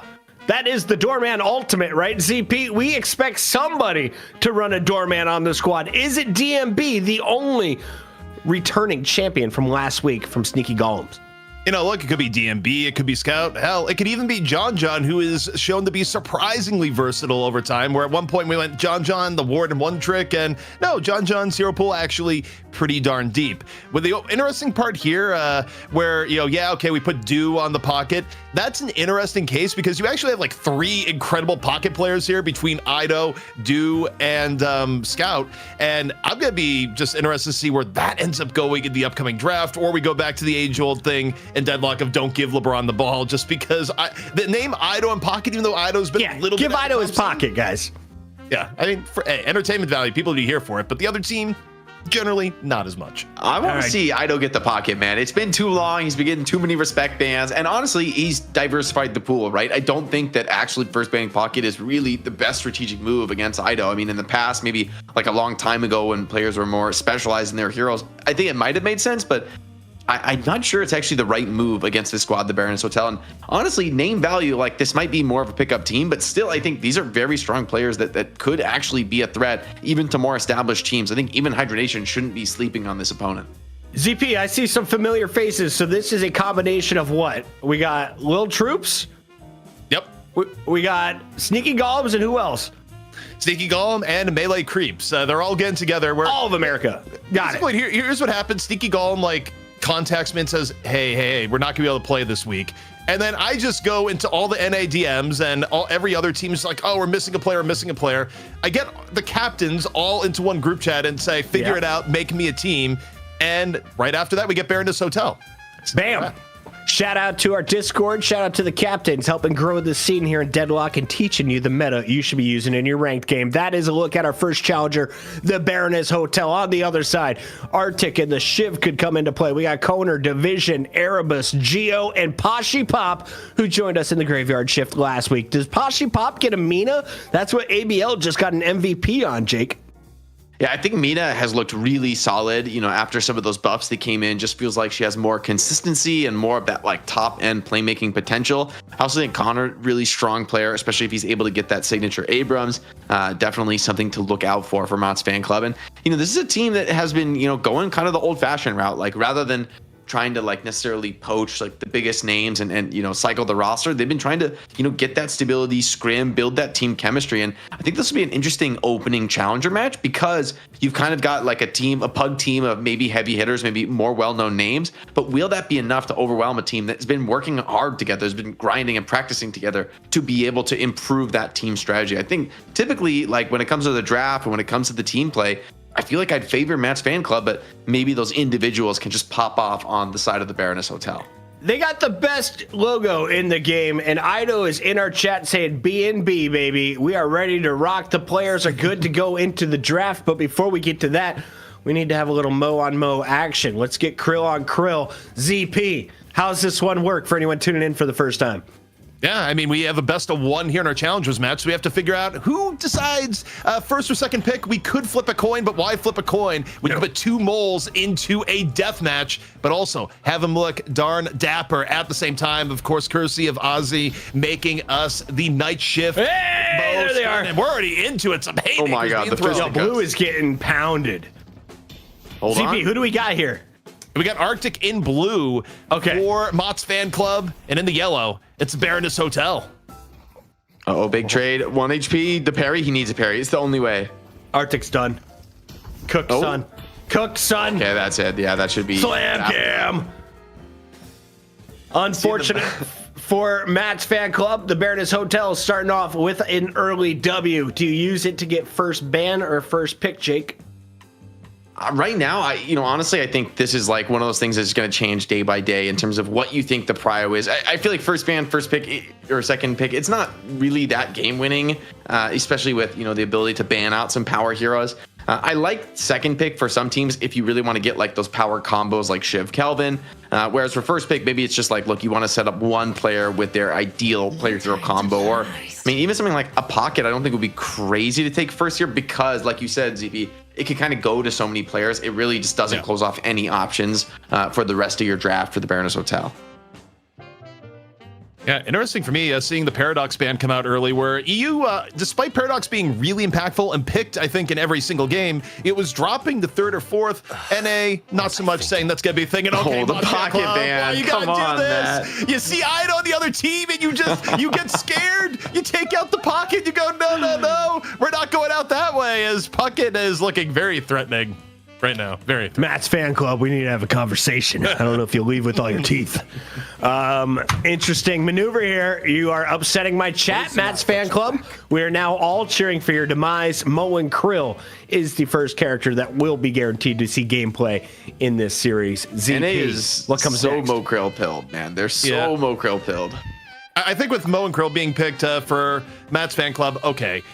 Going in here, probably a Billy. I would guess a Billy out of one of the two Maybe a next picks to come in. And then, Viscous could be coming in. And, okay, Abrams. And Sticky this is Wicky, kind of baby. carrying on from EU, where, like, Abrams was getting higher prio over the Billy. I don't even know if I agree with it, but, I mean, with Abrams, you are getting more of the front line and maybe a little bit more pick potential in the early to mid game. I'm told, do not worry. You're going to see Ido on Doorman. He has been streaming a lot of Doorman, so we'll see if that is a second ban. Because if you go for 2 of the man's characters, you're kind of a dick. Kelvin is locked in. Are they looking for a Shiv to pair with that, or are you not expecting Shiv after seeing the Abrams shake? I kind of like the Kelvin pick because I feel like you definitely can follow up with the Shiv. I think it would be a nice pick here. And it's something that the Baroness Hotel, like, do you really want to get... Like, the only thing you can do here is block pick the Shiv if you wanted to prevent it. And I'm just not sure that's really worth it. So I think the draft is already looking pretty strong for Matt's fan club. But Amina going to the Baroness Hotel, that could be an interesting choice for someone like an Ido. I mean, a lot of these high mobility playmaking players, I feel like Mina kind of has a similar vibe, a similar play style to Pocket, maybe less extreme with the mobility, but still a lot of that like burst and high mobility playmaking potential. So you need a monster. And they will block pick Shiv. So interesting. I see the vision of this, but I also wonder how Shiv is going to fare in this game. I mean, somebody like Abrams can kind of just take you to town, challenging you in melee range, especially with, Kelvin assisting behind. But what if you have that veil thing that makes you invisible and gives you all your health back? Well, I mean, Veilwalker is going to be built this game. That's going to be built this game. But I think talk about Veilwalker users, Bebop and Abrams, maybe the top 2 in the game, right? In terms of like heroes that really want to have like an invis opening setup to get behind an enemy player and start off the fight. Mo Krill could also build it too, but I think having that reliable stuns from Abrams to break the combo from Mo Krill will be nice. John, who is in game, said that they are officially afraid of Ido's pocket. Calling out the competition. John, that's why you were on the graveyard shift, my guy. Thank you for rejoining the show tonight. Matt's fan club, getting rid of a warden on the other side. I can't believe it took me 6 weeks, but guys, I think I know what most of these icons are. Yeah, still don't know what the hell Dynamo looks like. Haven't seen one of those. No, you're on the never show. gonna find out. You're never gonna find out. Or McGinnis. 7 is gone. All right, look at me. It's game time. ZP, Matt's fan club. You've gone with counter picks so far. What are you building here? I think you start wondering, okay, what are you going to look at here that kind of carry the game through? You want someone that's going to be able to eat the jungle quickly. This is where you're looking at something more along the lines of maybe picking up a 7 and making that end of your game a little bit better. You don't necessarily need to pick up more frontline, but okay, Viscous also makes sense, especially with Mo and Krill on the other team. You get the cube to help mitigate things with relaying the combo. Also, one thing I want to bring up before, talking about the Mina talk, I think Mina right now reminds me a lot of Yamato before the Rejuve change, in the sense that Mina just gives you more options for objectives than other heroes do in the game because of how broken Nox Nostra is at eliminating the mid-boss or walkers. I mean, the macro decisions you can make with Amina right now are kind of one of a kind. Yeah, I feel like for Matt's fan club, maybe an IV carry, gun IV carry could look good here. I think having some escapes, some reliable mobility will be nice. I mean, aside from combo's like kind of your only lockdown right now for the Baroness Hotel. And they do have a couple more picks left, but I do kind of like the vision there. And going with the Mirage as well, the backline from Baroness Hotel, I'm a little scared potentially for Mirage in this game. I mean, the front line is high damage, but there's not that much control in the front line, right? There's no Billy, which, by the way, there's no Billy yet. I feel like NA doesn't play the new characters. Just Mina slipping through so far. Where to go? It's a little hard to ignore.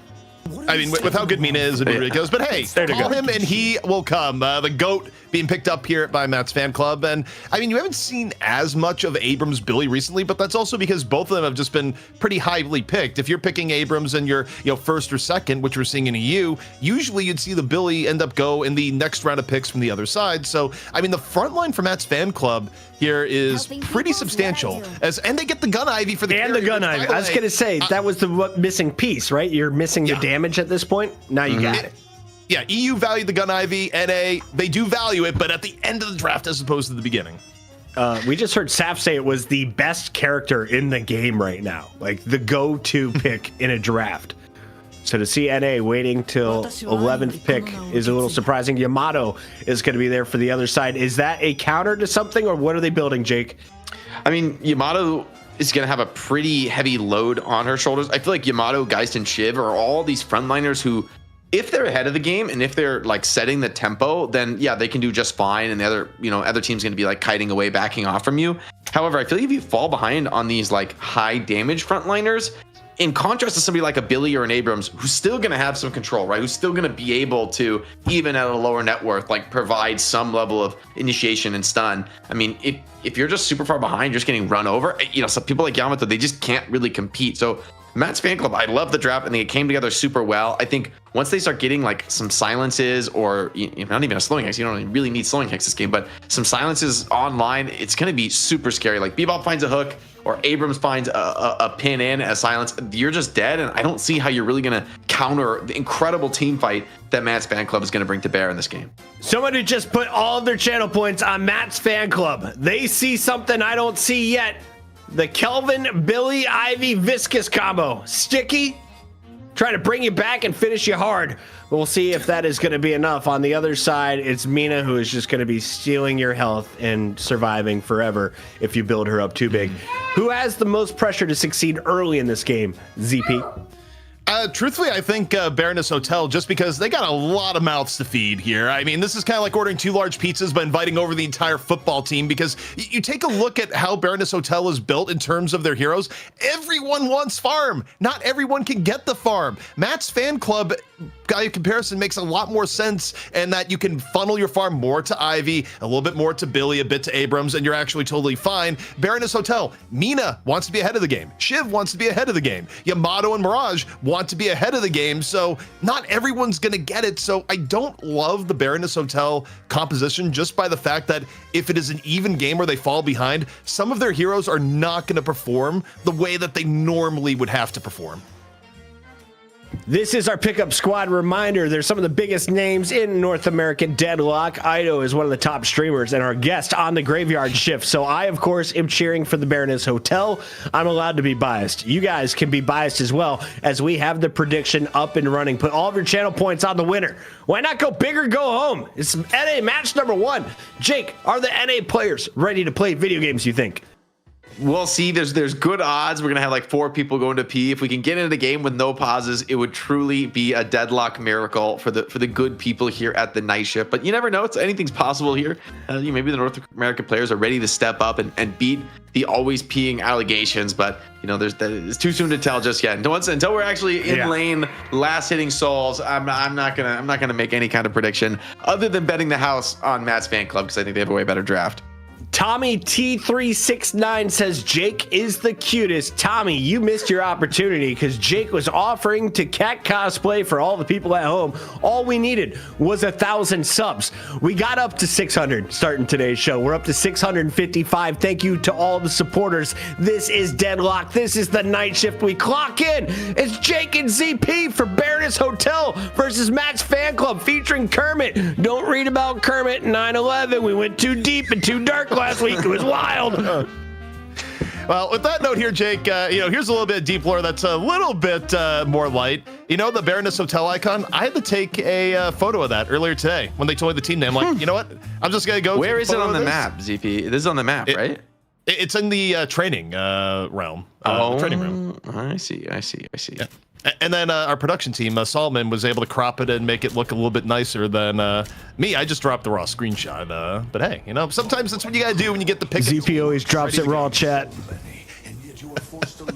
Don't do that at Okay. home, kids. Matt's fan club. I mean, I'm just looking at these like the laning, that really the team fighting is what I'm scared of. I think Matt's fan club has some pretty strong laners, and then I just feel like the mid game snowball when they're able to group up and get active, like Bebop, Viscous, Billy, and Abrams. It's so hard to just play the game for the Baroness Hotel. They really, I think, need to come out of these lanes decently strong. I think Baroness Hotel, we got Baroness Hotel in the yellow, Matt's fan club in the blue. I actually think their middle lane is fine. I mean, it's the old classic Yamato Mirage, and unless Erebus is able to just go wild with the hooks, I actually do favor the Baroness Hotel mid lane, just because it's a lot of damage to come out and not a ton of playmaking against it, unless you just have the best hook ever, or just, the most devious puddle punch imaginable. True, I think when it comes to like just taking prio and pressuring, however, it's kind of scary to be playing something like the Yamato or the Mirage into a Bebop. Maybe Yamato's okay, you can tornado away from the bomb, but if you hooked under tower, maybe if the tornado early, you still take the bomb damage. Viscous can sometimes set those up, like punching somebody up out of cover. So like against Bebop, you always want to be thinking about that cover, dodging hooks, playing for that. Whereas Viscous, you're dodging his nukes constantly. It could be a little scary, could be a little annoying. This side lane should put a lot of pressure on, but a little worried about the sustain for Geist and Shiv, right? We see Shiv look really good in Kelvin lanes when he's getting just pumped full of heals, but see if they're able to continue that here against Abrams Ivy. Not a particularly strong counter lane, in fairness. Also, for those wondering, hey, what's Ido gonna play here? They have a Yamato. No, not this time. Scout's gonna be on the Yamato, and Ido, his new love, gonna be on Mina. And I gotta point this out here of players picking different builds in pro games than their advertised pub builds. I'm pretty sure the Ido pub build right now goes headshot booster, but you get Ido in everything on the line pro game, go an extra spirit to kick things off. I see a lot of Mina's build headshot booster just playing for like the lane harass. Maybe just feeling like, with the Mo in the lane, it's not going to be as relevant. You're not really going to play to harass the enemy with poke. You're just kind of playing to get these creep blast hits. Maybe wouldn't hate to see just some regen, some stability in this lane, because honestly, in theory, I would think like Billy Kelvin probably has a lot of the same merits as something like a Kelvin Shiv lane. Taking a look at the health bars here so far, things a little bit tough in middle. Actually, Arctic going for the rare complete full heal. And I don't hate it. I actually think there's an argument to be made that sometimes players stay in lane while too wounded too much, because you can get into a death cycle where you just can't do anything in lane other than, hope to confirm souls for like 5 minutes if you get too low early on. So sometimes taking the minor hit, going back to full heal and coming back in can restore your lane presence. And Ido committing pretty heavy on the spirit nuking, so if he's able to proc those kisses, it'll be pretty potent.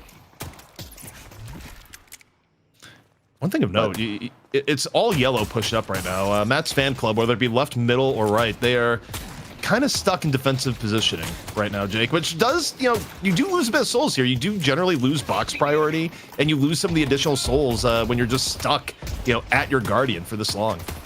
True, but I just don't think it's that meaningful. I feel like Matt's fan club realizes that the enemy team has a lot more pressure on them to win lanes, and I think there's actually some wisdom in just playing a defensive, stable style here. Like, even if you're a tiny bit behind soul-wise, which you're not right now, but even if you were, right, you're just playing to, like, get online, get your ultimates online, maybe open up the map, free people up to roam a little bit deeper into the game. Like, that's when you want a power spike. The laning phase, just pure laning phase, not really where you want to be gambling the game for Matt's fan club, because it feels like that's just a risk you don't need to take.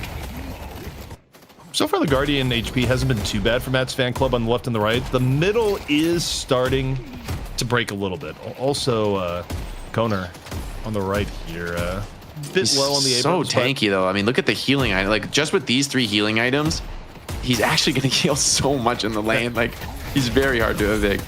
Yeah, he's at 8 HP regen a second between the Abrams natural regen and just the items grabbed on top of it, but Ido right now, this is where Mina can start being real dangerous when you start getting people in lane down at half HP. Ooh. And Scout dug a little bit too deep.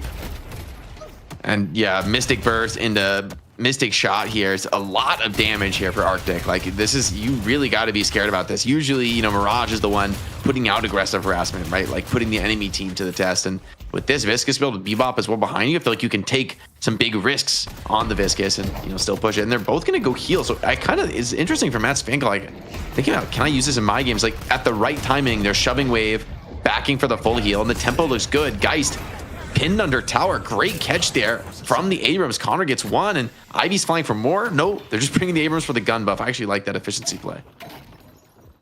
Yeah, and interestingly enough, I mean, okay, you get caught by the Abrams. They got a decent amount of Guardian damage in turn, but in terms of overall souls, the holding back, you know, we don't have active stats for it in game, but they have this level of difference in souls. I have to assume Matt's fan club has actually been getting the better of some of the deny trades here in lane 2. So, I mean, holding back, even while pushed in, they've made it work on the soul count here so far. Yeah, and just not ever really getting forced out of lanes, right? Like, yeah, when they're backing for heals at a timing when, you know, the waves are cleared, and they've found a couple kills here in the trades. Ido ripped the ult there, but I guess was evaded. Didn't really get any kills out of that, any really impactful damage, at least on the tower. And Division is the Kelvin. He's low, but he does have Dome, so you got to be a little bit scared to, like, go for something, a combo. You know, you could easily find yourself isolated on Saya. Erebus punishing DMB, and yeah, for as aggressive as Baroness Hotel has been, where their lead right now in the game, it's not in souls and it's not in kills, it's purely in Guardian damage, where left and right are getting low. If you're Baroness Hotel, ideally you get one of these down soon and then you start getting rotations and get an edge off the game from here. But if Matt's fan club is able to withstand here, Jake, they're going to be in a fantastic spot. Pretty scary. And Mina used bats rather, and she's still dancing with death. Has the movement buff maybe, so is, you know, willing to take some risks, play with a lot of confidence, see if she can get a bunch of HP back here with this umbrella proc. You want to get like as many creeps as possible with this for that big HP. Oh my god, 360. Okay, that might be part of the reason Mina is so strong right now. Also, that's evidence for putting Mina in your right lane. Just so you have access to the church and all the creeps there for the heal. Like, I think there's actually an intelligent way of looking at that. Be like, actually put your Mina in this lane specifically, just to min-max the Rake heal. And this Bebop Biscuits have just proved really durable in the mid lane, right? In spite of what you said, I agree, is one of the scarier priority harassing lanes in Yamato Mirage. Feels like playing on the top of this bridge, you've been punished enough by the Bebop's hooks. You're not really able to push the tempo, and you know, Viscous is so naturally sustainable, putting some counter pressure on that, you know, these kinds of trades I feel like are positive for Matt's fan club.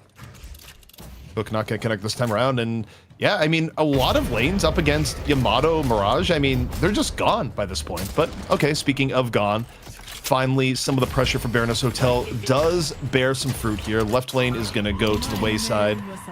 We'll see who ends up. Oh, he's in trouble. But here comes Yamato. Shout transformation. Cute though. I think he's in trouble on Yamato. Yeah, I don't know if they're going to go for the counter pressure. You know, the still high HP combo is in, but the Kelvin ult's just way too much HP, and the catch on the ability. Okay, the damage is good though. They're able to burst down one. And in the mid lane as well, the Baroness Hotel finding success. So the key moment of really things being broken open here for the attackers. Matt's fan club, 3 players dead around the map, and all those low Guardians are starting to fall. Rake is so deceptive. You think you're at good HP against the Mina, and you get a love bite proc into a Rake, and you just go, what happened to my health, Jake? What happened? Why am I back in spawn? It's kind of unreal the level of threat Mina has if she knows when she can push her advantage. And DMB there, able to speed back, get a full heal, playing with a lot of efficiency. Scout does get punished, so with that ultimate down. Yamato, of course, very weak in that moment. And Bebop has, I mean, he has so much regen on this build, so tanky in the early game. Both teams probably going to look to take some of these Sinners, but Bebop, he has absolutely the HP and the regen to take a double Sinner right now. I think one thing that's kind of troubling here for Matt's fan club is they were ahead by, 4k souls, maybe even as much as 5, and everything just kind of broke against it at the same time. We saw left and right Guardians that were low, and we got an invade coming in here. He's got a big bag on Bebop. He's got to be a little careful. Just wants to hedge his bets and back off. But the rest of the team is there.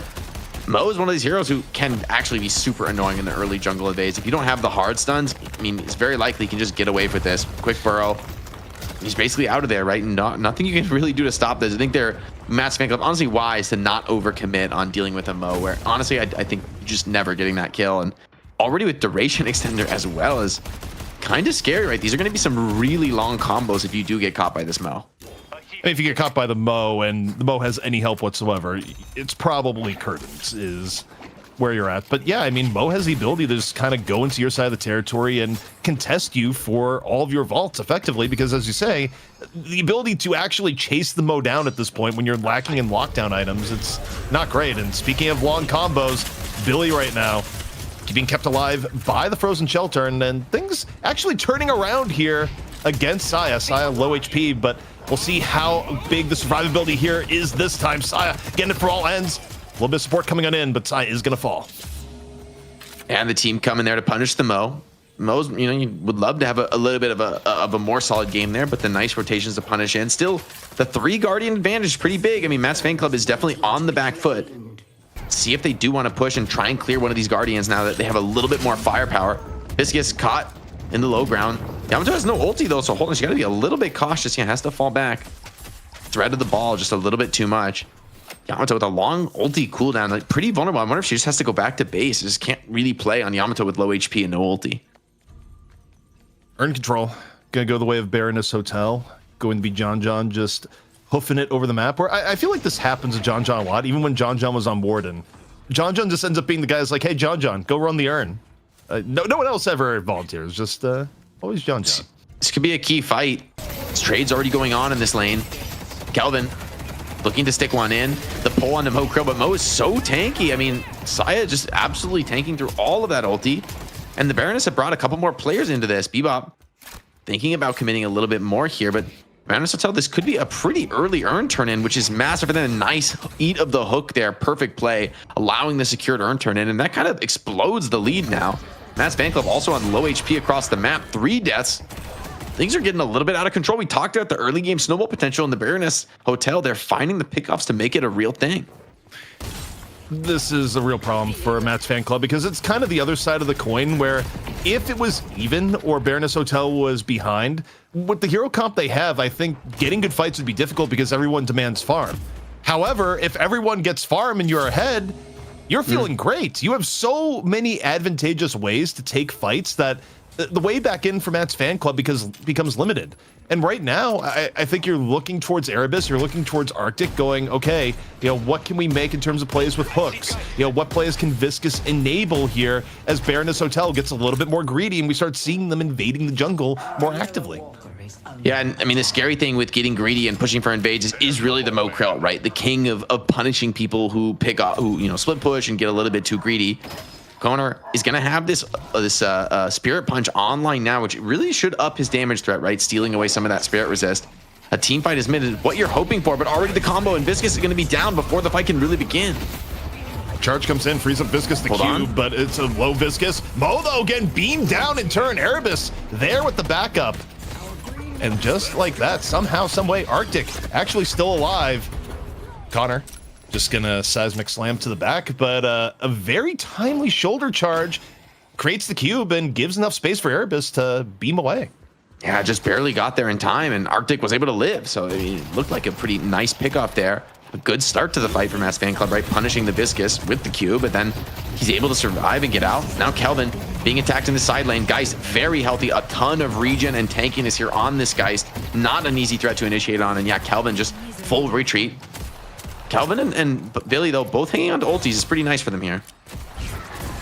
John kind of feeling like a one-man army here at the moment. When a Geist gets a little bit ahead of the game, is just shooting away with Siphon out. You just saw 3 different people for Matt's fan club just go, all right, yeah, let's fight this back at Walker. I actually don't want a piece of her at the moment. Yeah, the tankiness from Geist is really reached that point where we talked about, I mean, this frontline comp, I was worried if they fell behind, they could be in trouble, but now playing with the lead, it's Matt's fan club who's being very cautious and patient. I think this is the right call with all 3 Guardians online. Like, if you force some big push for a Guardian, you're just going to get rotated on and have to take a big fight with disadvantage. Now, pushing the Walker, though, is the Baroness Hotel. They're committing in. Billy's going to pull them all under tower, though, so hold on. First pick is onto the Kelvin. Not able to get the ultimate online, and Billy just doesn't have the damage to punish. It's a really long combo, and it's long enough that Kelvin can't summon the freezer. And you see here too, with every one of these pickoffs, look at where the members of Baroness Hotel are. They're just shamelessly going into Matt's fan club side, taking their jungle, taking vaults where possible. And this really does start to add up if you're not able to do something to get a pick of your own to secure your own territory. And this is really where the game will start to get away from you. Ooh, and just barely dodging the shoulder charge there. Nice for Ido, who's just happy to play these roofs, right? And just get as many little trades as she can. Activating more and more of those kisses, right? Getting that upgrade to the Nox Nostra for the long tall. And it's just one of those heroes you just don't want to take these little poke trades with, right? Mina's getting so much out of that. She's so happy to be able to trade and pop those skills on you. Not many heroes can keep up with that kind of consistent burst damage. Keep an eye on Erebus, where you could land the hook, maybe onto the Geist here, but are you going to have what's needed to finish off John John? She's got ulti, it's scary. Yeah, I mean, John John has swap and also the superpower of summoning Dew. A farm Geo just bites off way more than he can chew there, right? Walking in, and Geist is just happy to take that trade, still sitting on the ultimate, not really any risk of that. Getting punished, another earn turn in for Saya. Second of the game here. The lead is starting to grow. I mean, no chance of really attacking a Walker just yet, but with Mina on your team, there's always the threat of a cheeky mid boss. I mean, maybe 1 or 2 kills come in from Matt's fan club, and the risk of that is very real. So I think they're trying to be conscious of that, trying to not lose too many players at once. But, you know, if you don't do something here, it feels like the earns are just going to keep going against you. Jake, you know who has been powering up this entire time is a secret win condition, as we see Viscous just get beaten so hard they decide to turn into a cube and turn into a ball. All sorts of geometric shapes, not enough to actually escape. Poshy Pop is on that grind, the self-improvement grind, like at the gym 3 times a day, not missing anything, 18k souls. But at some point, Poshy Pop has to join these fights. Yeah, see if he can come into this. Was flying there, but just didn't see the opportunity to get into the fight. And that's a scary thing in this position as an IV. It's like, yes, you need to come in and get active in a fight, but you make the wrong call and it could really be punished, right? And you have that big net worth lead. So when you do strike, it needs to be big. However, 2 big catches on the side lane. This is kind of the opportunity you've been waiting for with Matt, as Matt's fan club, right? The patience holding the walkers. However, it's not going to be free. They're going to be giving up the other side lane walker in exchange for those 2 pickups. It's kind of one of those things, maybe it's a sacrifice you have to make given the state of the game, but it doesn't feel amazing. It's kind of tough. I mean, you're looking for trades that are beneficial where you can for Matt's fan club right now. And I think you're just hoping to hold on to the power spike. I mean, Gun Ivy, when you do this build, it's one of those builds that does kick in and kicks pretty darn hard once you get to around 35, 36k. You're not quite there yet. And you're just hoping, will Gun Ivy be enough to bring it on through? As you know, you take a look here, it's John John shamelessly taking the enemy double vault. So risky. He needs to get out with this bag. He's got a pretty big bag on him. The hook is crucial there to get him away from that jump pad. Swap is already used, but do they have damage for Geist? I just don't think they do. The backup is here, and the Baroness Hotel getting away with murder there, stealing away the double vault. Kelvin rips the dome though, and hold on, this is turning into a fight that maybe you've been waiting for as Matt's fan club. They're able to take down Saya. It's a good opening here from Matt's fan club. Still reasonably healthy across the way. Dew certainly can't get away. Now up 2. Matt's fan club trying to bring themselves back into the game. So what turned into a greedy double vault steal is carrying some real penalties, but oh, they lose Poshy. Poshy finally comes in for a fight and is one of the first to go down. Matt's fan club though, we'll see if they're able to get anything more. No, the fight ends there. Not the worst engage, but would have been a lot better if Poshy didn't bite it at the end.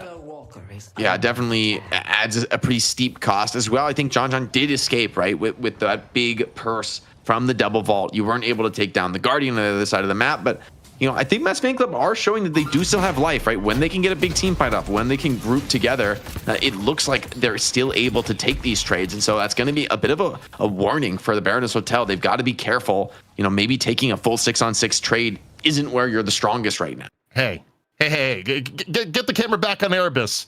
That's not the meta. That's a Fortitude.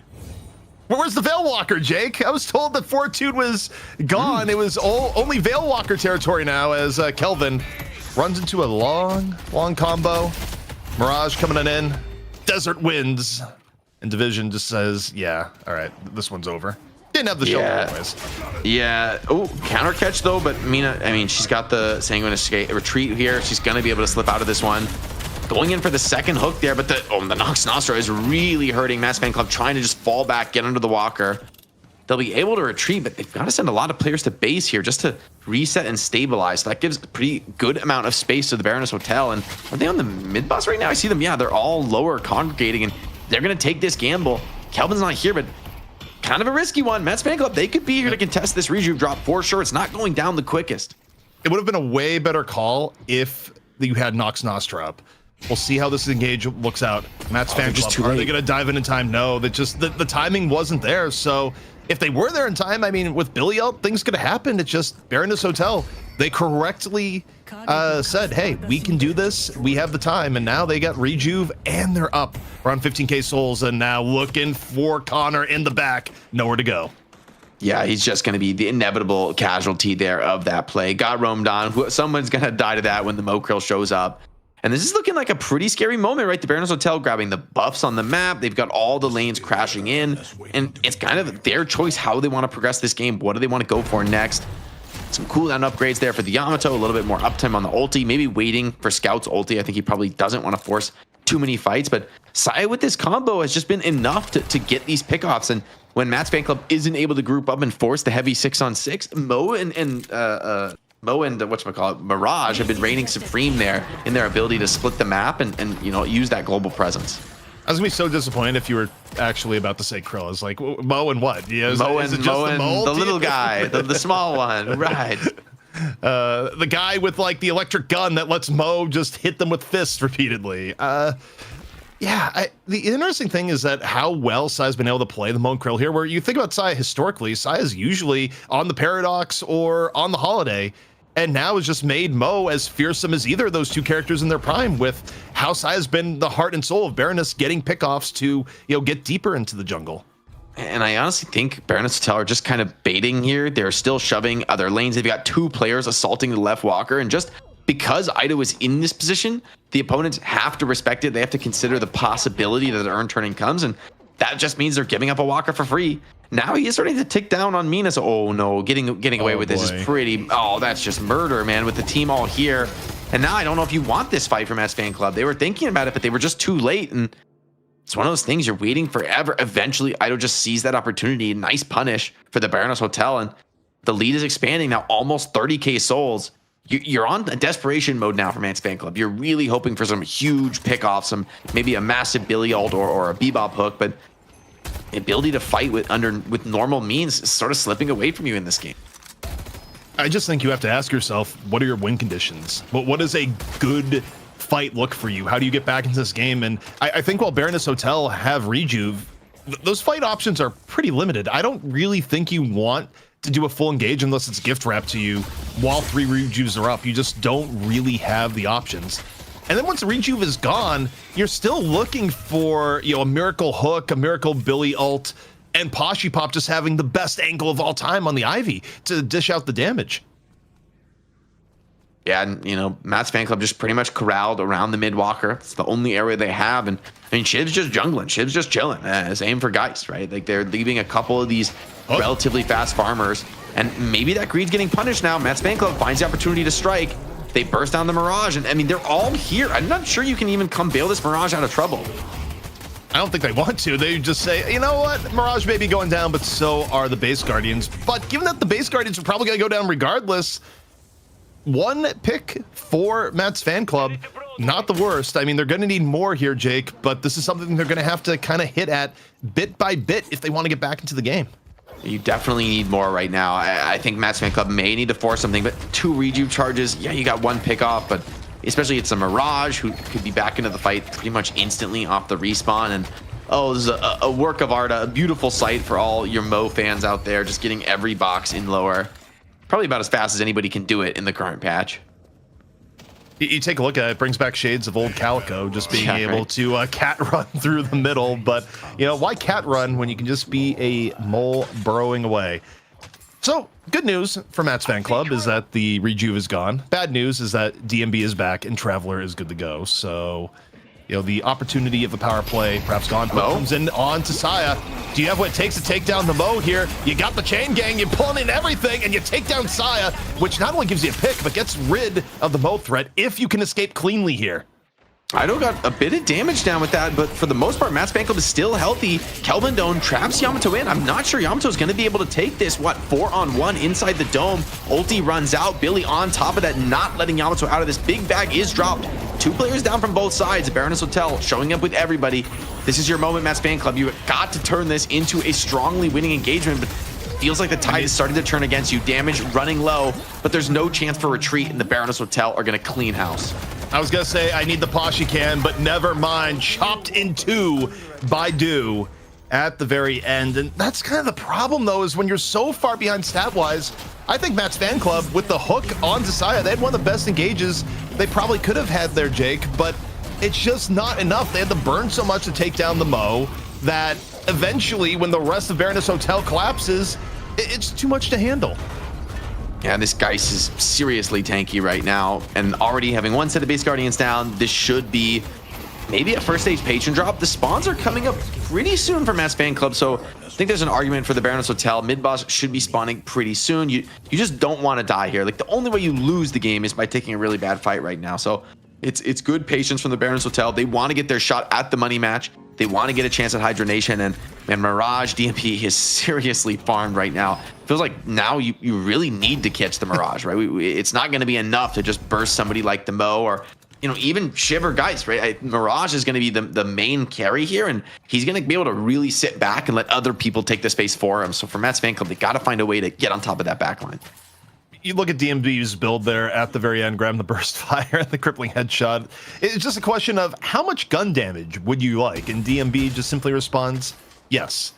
Even grabbing the siphon bullets towards the end. So, yeah. And also, you know, you could argue about the path to get there, but once Mirage is this farmed, also one of the more difficult carries to actually kill just because of how versatile Tornado is.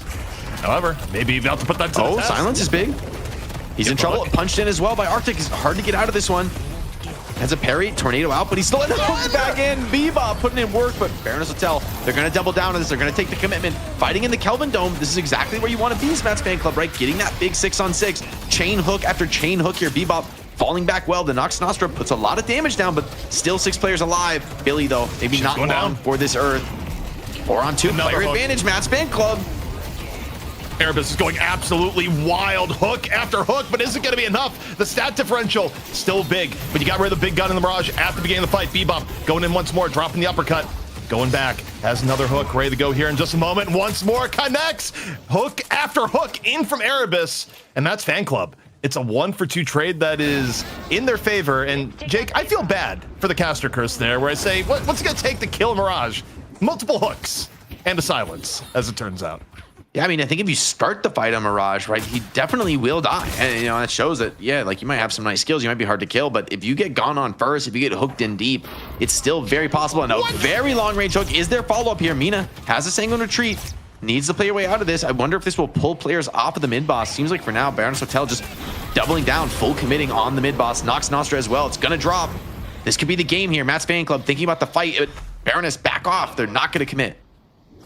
Oh, they decide to get the roar out, and Scout just able to cleave through two of the members on the stairs on the Amato. High value power slash.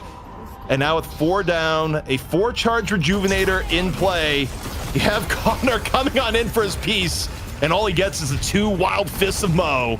4 rejuve charges to Baroness Hotel, and surely, Jake, this is going to be the end of our challenger match. Yeah, this one has to be game here, ZP. I mean, I just don't see a way for Billy to make this defense with Viscous. And you still have the first stage patron drop, so there's going to be maybe a fight here, but the Baroness Hotel, yeah, they may be up 60k and 4 rejuves. This one, I just don't see it. I just don't see the way back into it. Some Billy pull into fountain shenanigans. But yeah, nice parries here, and Saya is just fully focused on the objectives. There's no reason to try and force risky kills here on Billy or Viscous. Pull into Fountain could come, but Shiv doesn't quite make it in deep enough and should be just fine. Also, of all the heroes you could bring in for a little fountain dip, Shiv actually, he can take the waters a little bit, Jake. You know, it's not too hot for him to handle. Okay, Baroness Hotel, they're going to play it safe. I do think when you're up roughly 60k with 4 rejuve charges, you probably actually could just stay, but when you also want to make sure you get to the money match, you don't want to be the team that blew the 60k lead either. So I mean, they have so much souls, right? So they're just going to go back and buy. I think they are about to, reforce this fight. Tornado doesn't catch Ivy there, though. DMB was hoping to get a nice start of the fight. However, already looks pretty decent. Erebus bursted down, and with 4 rejuves, you can just send it now. Matt's fan club just doesn't have the damage to keep up anymore. DMB calling the bluff, starting to focus down the patron. And it's going to be the Baroness Hotel here, headed to the money. What Puckett said. This one, backdoor prevention, not actually going to prevent the backdoor as is. It's kind of a guide rather than a hard and fast rule. Baroness Hotel, finish it off, take down Matt's fan club. Despite some, honestly, ridiculous heroics by Erebus towards the end. Gave us one little burst of life before everything came crashing down. And I was, I thought we saw a lot of that team fight potential from Matt's fan club, right? When they were able to get some of those big fights with the whole team there, they were able to make some really strong comeback fights despite being down huge amounts of souls. But the Baroness Hotel they never overcommitted, right? They were willing to lose a couple players, maybe have a couple fights that just didn't go the best for them. But someone is always farming, someone is always cleaning up the map elsewhere. And so in the macro game, you never really gave up that lead. And I think that's what let Baroness Hotel close this one out. When it comes to the raw team fighting, I feel like Matt's fan club was really strong. They executed well, but the economy lead was just way too big. The Baroness Hotel played their individual games so well that they were just had too much margin for error, too much margin to work with. The pickup squad looked like they knew what they were doing in this game. They rolled to a comfortable win. As we take a look at some of the highlights here, ZP, do they have enough mechanical skill to hang with Hydra Nation? And with that answer being yes, what is it going to take to hang with the best team in North America? I think the trouble in playing against Hydra Nation when you have a pickup team is that your lane phase is probably going to be on par. I think their lane phase will be very good. I think the area where Baroness Hotel may struggle against Hydra Nation going into the next match is when you start getting into the more nuanced parts of Deadlock. What are your rotations going to look like in the mid game? What are your macro decisions looking like? And also, how clean are your team fight calls? Those are the areas where playing together as a team for weeks upon weeks and having that scrim practice really does pay dividends. But the early part of the game, look, you're going to have a mechanical skill equality with Hydra Nation, and that's going to make it really exciting. Jake, I've been watching the souls at the top here, and it seemed to be about a 10K soul lead for the Baroness Hotel after 10 minutes. How do they grow that to 60K at the end? Honestly, I think you do have to give a lot of credit to Saya, right? Found the right targets time and time again to hit with the combo, especially the Kelvin, who was kind of the linchpin to these team fights. As my dog freaks out in the background, hopefully he'll chill out a little bit.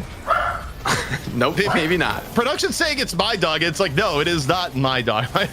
He's behaving himself well downstairs, Mm-hmm. No, we accept all animals on this show except cats because they make me sneeze. Mirage, in use for NA. They found success with it last week. Finding success in the Challenger match. Can you use it in a grand final going up against Hydra Nation next? ZP, that one's for you. No, sorry. Production's yelling at me. They're saying we need an MVP for the last game, and it's got to be Saya. You got to give it to the Mo of all things. Saya was going around and just crunching, and the stats may not reflect it, but the dominance of Saya coming on in and giving Baroness Hotel the map presence, that to me said it all. 7 kills for Saya, 6 deaths. When it came to the assist, 10 of them. Job, aka John. Dropping 19 assists on the Lady Geist was definitely a top performer. And then you saw Ido. Everyone's saying, what's he going to do without a pocket? Mina seems to be a pretty decent backup plan here, Jake. Yeah, I think it very much gives him a similar style of play, huge burst potential, a lot of damage that he's able to find. And now on objectives, right? Where Pocket, you're much more focused on targeting down enemy heroes. With Mina, you've got the flexibility to go for walkers, to go for mid-boss, and we saw that quite a few times. We also saw him just, getting a ton of jungle clearing. I think pretty deceptively fast jungler for Ido. It allows him to get to this massive soul advantage. But just across the board from the Baroness Hotel, this was very much an all-hands-on-deck situation, right? All their cores are right about the same damage, right? Pretty much everyone over 30K. Saya, of course, more focused on being tanky and bringing lockdown, a little bit lower damage, but clearly contribution from across the team. Matt's fan club, the commitment more on like a solo carry with trying to have a heavy team fighting emphasis was good at moments, but it just never was enough to break that macro chokehold that the Baroness Hotel had on the game. 28,000 healing for Division, who is in the chat saying, come on, production, why am I in all of these montage clips? Saya earning your MVP with 35,000 souls. You saw the 7 kills, the 6 deaths, 10 assists. The mole came, the mole handled business. A lot of stuns leading to executions in a first round dub for the Baroness Hotel.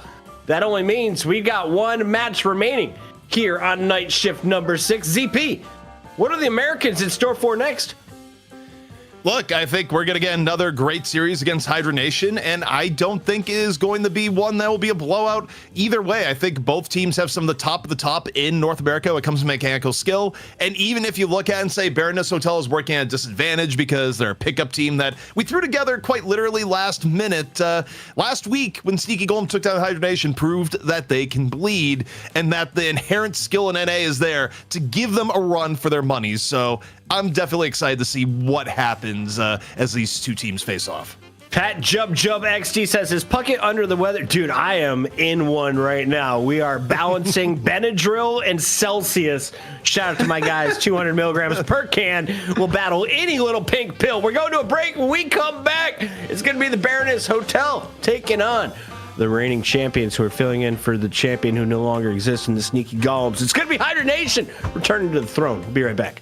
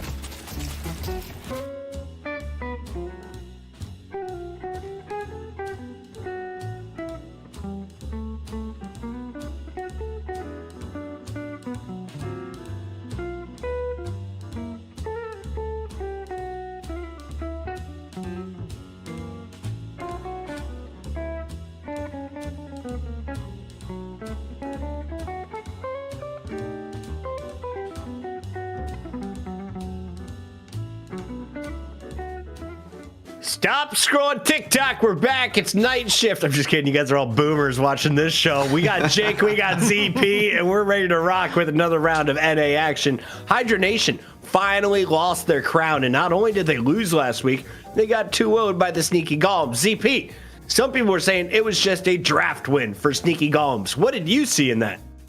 I mean, I think draft-wise, Hydra Nation probably learned some lessons that they are going to, acutely try not to repeat in this set of rounds. But also, the draft changes every week from region to region, so we'll see what the take is.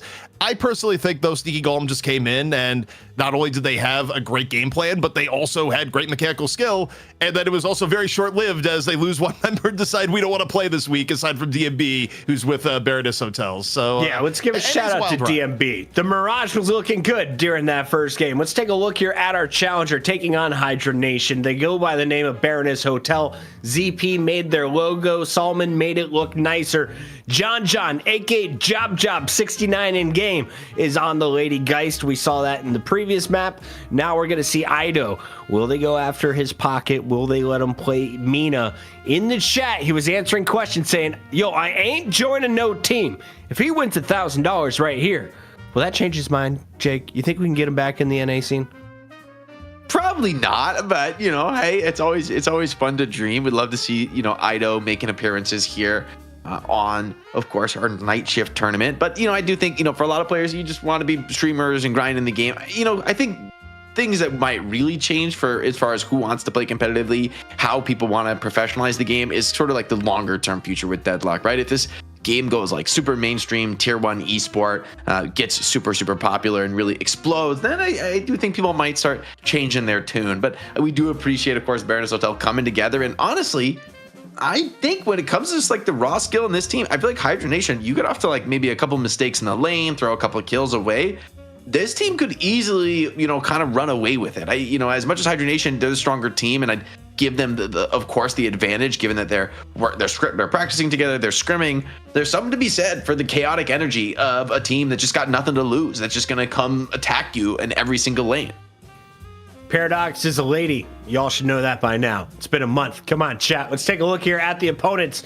On the other side of the fight, they go by the name of Hydra Nation. Hydration, the captain of this squad. He's had a number of teammates, as they're like the Mongols. If they fight you, they will steal your best pieces and then maybe put them into use in the future. If you beat them, they're definitely going to go after your best player, because they are the top dogs in North America with $4,000 in their pocket. They're looking to make it $5,000 in 6 weeks. Who's your player to watch, ZP? Player to watch going in, I think the player above all else, when it really comes down to it, the player that has done the impossible more often than not, still probably going to be Leffa. And the amount of times I've seen Leffa take 1v2s in lane, just getting the proper parry timing and making the impossible possible, it's a little bit wild, especially now that, part of Hydra Nation's success is that they'll usually run Leffa and Hydration in a duo lane together. Those two have incredible lane synergy, and while it's not impossible to beat them in lane, usually they win, and usually they get ahead from the lane they're duoed in. But I think a lot of that, it's not just that Hydration is good. I do think Leffa is arguably, one of the best players in NA, if not the best. I see Goober is still hanging out in the chat. What's up, Goo Crew? Question that I saw scrolling up is the fact that Sneaky Golem isn't here because Zeno is a cheater. Jake, I know that you can identify cheaters much better than ZP can. I True or see them with false? my mind. I see them. Zeno has disappeared because of suspicious VAC bans that went out this week. No. No, I did not VAC ban. I mean, I do. There was like some crazy VAC update, but I honestly don't. No. Honestly, these days, like I don't even think about cheating anymore because I'm just like, look, it's gonna happen. People are gonna do it, but it is what it is. You just gotta like play your game and do your thing. And once in a while, it's nice to see a bandwave update, but. I don't know. I don't want to. We don't throw around crazy accusations. That's not. Are we not allowed to just make up stories because the teams aren't ready? Say somebody's a cheater for no reason. Come on, Zeno plays with his feet, and he never washes them before the game. That's what I heard. This is drama. That's slanderous. You're gonna get sued for the feet comment. I heard it, Jake. Allegedly, he does this. Allegedly, he cheats while playing with feet. I don't know what chat's talking about, but I do know the draft is ready. Thank God production's on top of this. We got Hydra Nation at the disadvantage. The Baroness Hotel will get to choose whether they go first or second, and it looks like Hydra Nation will get the first ban. What are you taking away? What was strong last game for him, ZP? Well, the question is, what's your fear of Pocket? Do you fear Ido? Do you they always ban Pocket use like ban cowards? Pocket against him. Do you do it? Wait, no, they fear Mina, his other character. Well, they could also first pick the Pocket. I do think Mina's a better character than. Honestly, that would be so Hydra Nation. They have. I remember when, like a long time ago, we used to see Ido playing as Hydra Nation a lot. They would always first ban his Pocket or always first pick. They would never ever let him get the Pocket. And so honestly, it would be so on brand for Hydra Nation to ban the Mina and pick the Pocket. I genuinely think that's gonna happen. Moan Krill banned by the Baroness Hotel. Do they get their guy? Do they lock him in, ZP, and steal both? Honestly, yeah. This is like the NA special of just like destroy Ido's hero pool. I mean, he still has Yamato in the back. I feel like I'm just sure it's gonna happen. It did happen. Okay. The Pocket's free. He's free. You have to see the Ido Pocket. I mean, this is like a time-honored. We need to see this player hero combo. One of the best Pocket players easily in North America, right? So I genuinely think maybe Pocket. The downside is that it's not really the strongest hero right now. I think like just isn't. But we've seen in the EU can look super good, right? Can be top tier. And I feel like when you've got it on the team, you got to snap it up. You got to snap it up. There we see the Pocket is in, ladies and gentlemen. Ido gets his guy. As we're going to be witnessing LeBron with the ball. Is that right, ZP? Is that the meme over in Russia about our North American players? Yeah, LeBron just got the ball. It's one of the older Deadlock memes, but it checks out. Assuming Ido is on it, because they do have like 3 different Pocket players, and they still could pick a Yamato. But Abrams Pocket, I mean, with what we know of this meta, makes perfect sense. Also, we didn't really touch on it, but I think with Mo and Krill being so highly valued right now, it's probably a better ban against Hydra Nation than you'd expect, because even when Mo wasn't being picked by most teams, Hydration was still picking a whole ton of Mo's. So you definitely don't want Hydration to play that hero when it's actually at the top of the meta. My protection now. Mirage is locked in here for Hydra Nation. Who plays that for him? I think this is usually like an ABG hero or maybe Rocane, or we've even seen Lefa play it too, honestly. So it can kind of go to any of their like core farming players. I feel like it's not super committed. I think it's going to depend more on the draft. I feel like I sometimes see Mirage played as like the solo carry when you have a very heavy frontlining team. Other times I see Mirage played as more of like an off core, when you've got other farmers who are also going to be, getting pretty high net worth. Interesting to see Warden still so far ignored. I do think Warden definitely still has a place in the meta. Maybe doesn't fit as much with you already have Pocket, right? So you already have a lot of spirit damage emphasis, and maybe Yamato and Mirage pretty good at kiting Warden, so maybe not for the Baroness Hotel this game. But they're going to be pretty happy, I think, to grab Kelvin Abrams, and it also gets a little bit scary, the prospect of something like a Shiv here. I wonder if Hydra Nation want to hit that with a ban. Hit us with a Shiv! I want to see the big man. Shiv ban would make sense for Hydra Nation, especially if they don't want to pick it themselves. They already have like a key part of their frontline picked. I mean, they could use another frontliner in turn. GT getting banned here, also not the worst idea. GT, not seemingly as valued in NA in Prio as we were seeing in EU, where it was basically first pick, first ban status throughout most of the night. So the shift up here, kind of interesting, but we'll see Hydra Nation if they fear the Shiv coming on the other side. It still is quite good if you do the two, and yep, they get rid of the Shiv. The Baroness Hotel could get a really nice lash pick here, I feel. Typically, I feel like those are it's not really the combo with Kelvin, but the fact that you have Kelvin on your team, right? So you don't have to worry about Frozen Shelter ruining your ulti plays as Lash. Okay. I could see the vision there as something where, yeah, it's kind of problematic. Like Yamato doesn't really want to just ulti to avoid the Lash ult. It's something they could look towards, but they go for the Geist now. So just doubling down on high damage frontliners. Someone who can go toe to toe with Yamato, right? The ulti can still health swap the Yamato, even if, you know, she's ulted and like running over you. You can still kind of stand and fight against that. Where's my goat? Where's Billy? Yeah, should be, right? And it would also mitigate the threat of the Lash. You know, Warden. With the Warden He got nerfed, guys. Why is Warden still good, getting though. picked? Warden is just still good, man. He can take a nerf or two. I feel like Warden has just been S tier for so long. The ulti is such a remarkably powerful objective taking tool. You know, just lets you initiate and catch people, especially if you know, build heavy spirit. It's such a problem, you know, for these, especially for these Kelvin drafts that want to stack up. And Hydra Nation are going to take the Lash even despite the Kelvin, maybe just not too worried about Frozen Shelter. I feel like they can play around it. Yeah, I'm looking at Baroness Hotel by comparison. I mean, Lash should probably pick up for Lord NM. Warden, I mean, we may be going back to the good old days of the Hydration Warden when you think about Hydration's hero pool and what he may be picking on. There was a day where, or an era where he was always on Warden, but the Billy finally got to come through, and I mean, kind of frontline heavy is Baroness Hotel now, where, you know, effectively you got 3 of them between the Geist, the Billy, and the Abrams, which really leaves a hole now, the, you know, grab a 7 or even a gun Ivy. Wouldn't mind an Ivy. Round things out. No. Honestly, I kind of like Ivy here with the ability to dodge the Lash ult, right? With Stoneform is like pretty reliable dodge on Lash ult. But they go Doorman. Doorman. Okay. Damage man incoming. True. Gun man.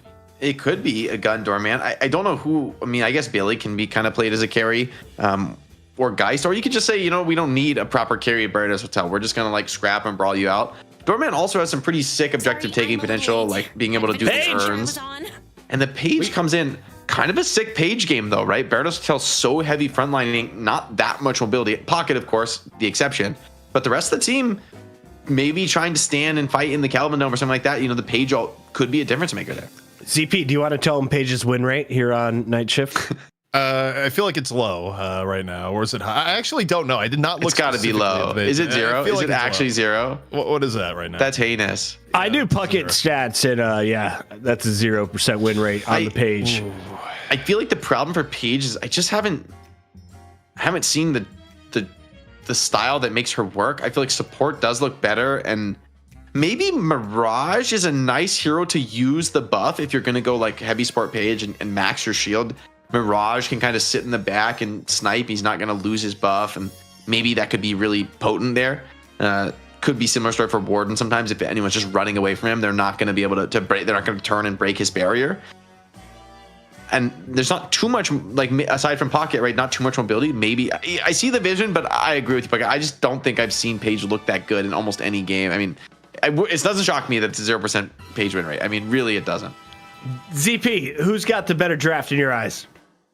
When I look at this draft, on paper, I like the Baroness Hotel draft quite a bit more. I think the parts where it could get a little bit sticky for them would just be the fact that you have a Paradox on the other side, and Paradox, between the Paradox and Lash, you could make some good plays in the early and mid game. I think the actual laning for Hydra Nation is also ridiculous, when you could do things like run the Mirage Yamato lane. Not that the Baroness Hotel side has like particularly awful lanes, but I think Hydra Nation, they still have kind of the setup where they can get ahead in the early game and just sort of stay ahead. But in terms of how well-rounded each comp is, I like the Baroness Hotel draft better, pure and simple.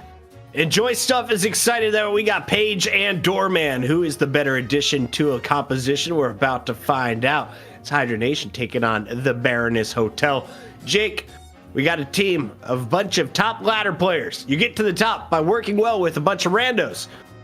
Can that give you an edge against playing against a squad that has been drilling as a team for the last, 3 months, 6 months? I don't know if it's going to give you an edge, but I do think you've got to put respect on these players in the Baroness Hotel. They might not have scrimmed together. This might be a pickup team, but you know, in a game like Deadlock, you can come off to an early start and just get a kill or two on the lanes. Like the laning phase, your team synergy, your scrims, I'm not convinced they really matter, the laning phase. Like the laning phase is the laning phase at top rank puzz or in scrims. And so I think if the Baroness Hotel can do what they did last game, keep all the lanes shoved in, get some early Guardian takes, maybe you can kind of prevent Hydra Nation from getting these group up team fights where in theory they might have an edge, or maybe playing the macro game they might have an edge.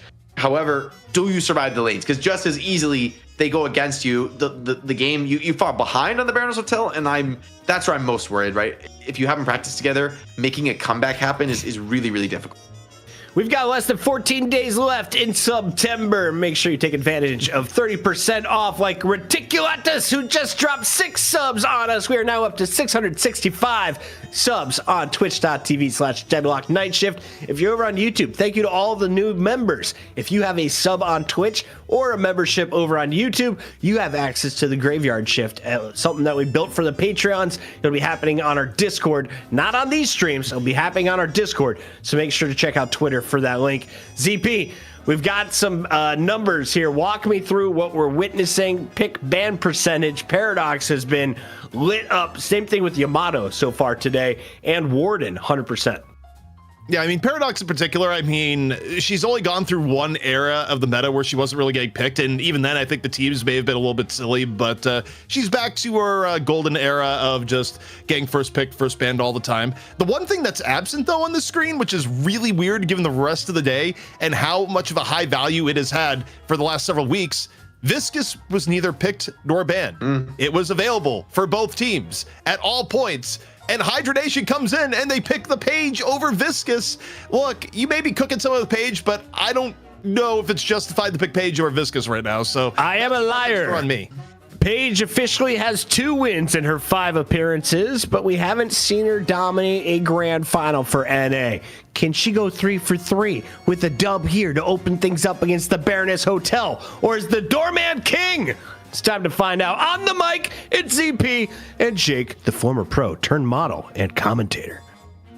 There you go, Jake. Your entire resume out there for the world to hear. But, you know, one thing I'm kind of happy for here is that if we had to have a doorman in this matchup with one team named the Baroness Hotel, that the doorman is actually on the right team.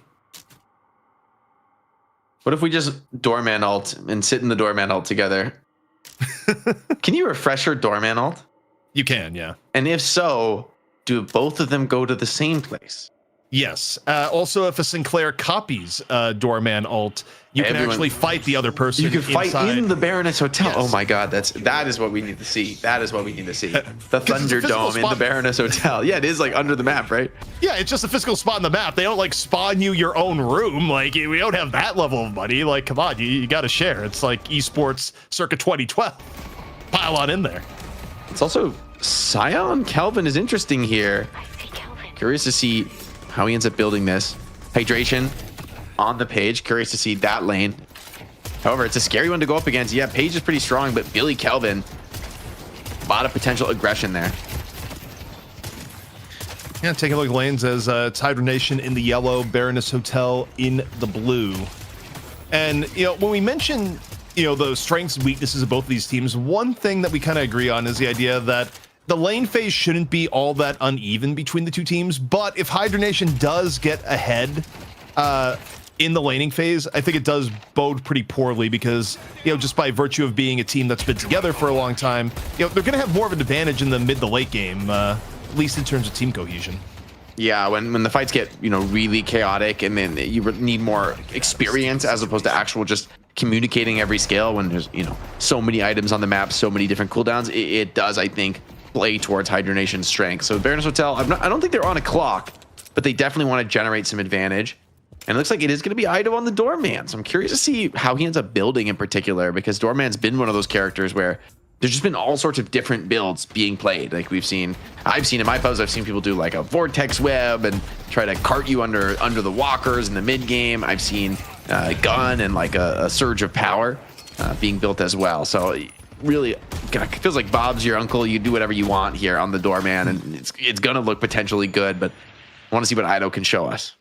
I think it kind of depends on where you want your power. And to me, I think if you go more gun Doorman, you're kind of going, okay, you want to be, you know, you want your power spike to be later in the game.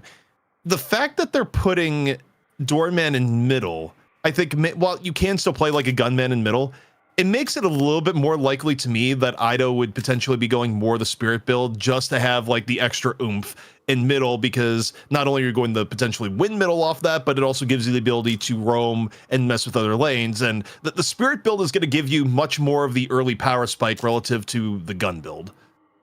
We also haven't been talking much about the Paradox, and talk about like not only a strong laner but a mid game dominator. I feel like Paradox going first here really does speak to Hydra Nation's priority on the pick and what they think they can get from it. And I think that's also going to make the game a lot scarier for Pocket and even for some of these tankier characters, right? Even for Geist and Abrams and Billy, who like to throw their weight around and usually feel pretty confident. Well, it kind of Paradox swapped into a compromising situation, and that overconfidence I think can quickly go against you. Kind of interesting seeing the Hydra Nation hero pools and who plays what nowadays, because throughout most of Lord NM's career, if you were playing Lash, you would expect Lord NM to be on the Lash. But we have been seeing Lord NM play more Paradox recently, and low main for some of his previous teams would usually be on the Lash. And they, one reason or another, either is Lord NM has a better Paradox or low main has a better Lash. It panned out this way. And Baroness Hotel, they're going to go for that small camp in mid. Is a little risky here, right, with a full HP wave crashing on tower. But it seems like Hydra Nation just content to grab a couple boxes here, take that trade. I guess it's early enough where you don't really want to push in, put much Guardian damage down. It's just not that realistic at this phase. Yamato going very wide for the boxes, and so Lord and M just waiting to clear these minions. Also, guys, both teams having the similar strategy here. Slow the minion clearing, enable one of your players to get a bunch of boxes without missing lane creeps, and see that actually is turning into a pretty serious soul differential for Rokane and John, right? They're getting a lot from that play. This is one of those elements where once a night shift is over and you've watched the graveyard shift as one of our subs or patrons, you go back in this game and just look at the box route that John and Lomane just ran, probably mirrored on both sides, and it's likely a good one when you're in middle. I assume that players at this level, have it somewhat optimized, even if it's not its final form. AVG's gonna have his Quicksilver reload there. Pretty big power spike in the lane. Scout happy to kind of take some of these trades. And Abrams, of course, has that tankiness to be able to heal through. But Mirage can keep putting on that pressure, and Lefa taking some risks, right? If he does get caught on this Mirage, it's one of those shows you really do not want to fall behind on, especially in the laning phase. And Abrams, a hero that can always be scary, can always turn around, maybe even when you think you have the advantage. He's the gentle giant until he becomes the absolutely scary giant in lane, where it can actually catch you off guard by an Abrams playing safe up until the point that he decides to move in and land the charge. However, HP is just a little bit too low in this case, Jake, for that to turn into a punish. Yeah, and the teammate just wasn't able to support in that moment, and it's a great punish from the Hydra Nation, right? Recognizing Pocket's not in the fight, not able to counter it. You still low HP in that side lane, and Doorman, nice catch there onto the Paradox. Oh, is he gonna get doored? Is he gonna door him in after the Baroness? Oh, he's in a very bad spot here. Just can't even get the movement trick out of the dodge there. And Doorman, all right, getting a bit active here in the mid lane. The late checkout fees are brutal, but you go back to some of the speculation we had earlier on, wondering, okay, what build is Doorman gonna go? It is definitely looking like Spirit build Doorman, the enchanters into the early extra charge. A very different take than what we saw earlier today. Oh, Calvin Dome, brutal there on the Guardian, and with the wave crashing in, Hydration, not only is not going to defend, I wonder if he's going to get out of this one alive. Has to maybe get a parry here. The Guardian ward, just enough to get him back, but that tower feels gone, man. You got Billy deep behind tower holding it. Abrams now running for his life. Scout can't escape. So, trades across the map. This left side lane here looks great for Hydra Nation, but the right side pretty being cracked open now by the Baroness Hotel. Yeah, first Guardian gonna go the way of Baroness Hotel. The in-your-face double parry as neither side throws a punch, but not the worst here for Baroness Hotel. The right side lane, the Kelvin Billy, maybe a new take on your Kelvin Shiv-esque lanes.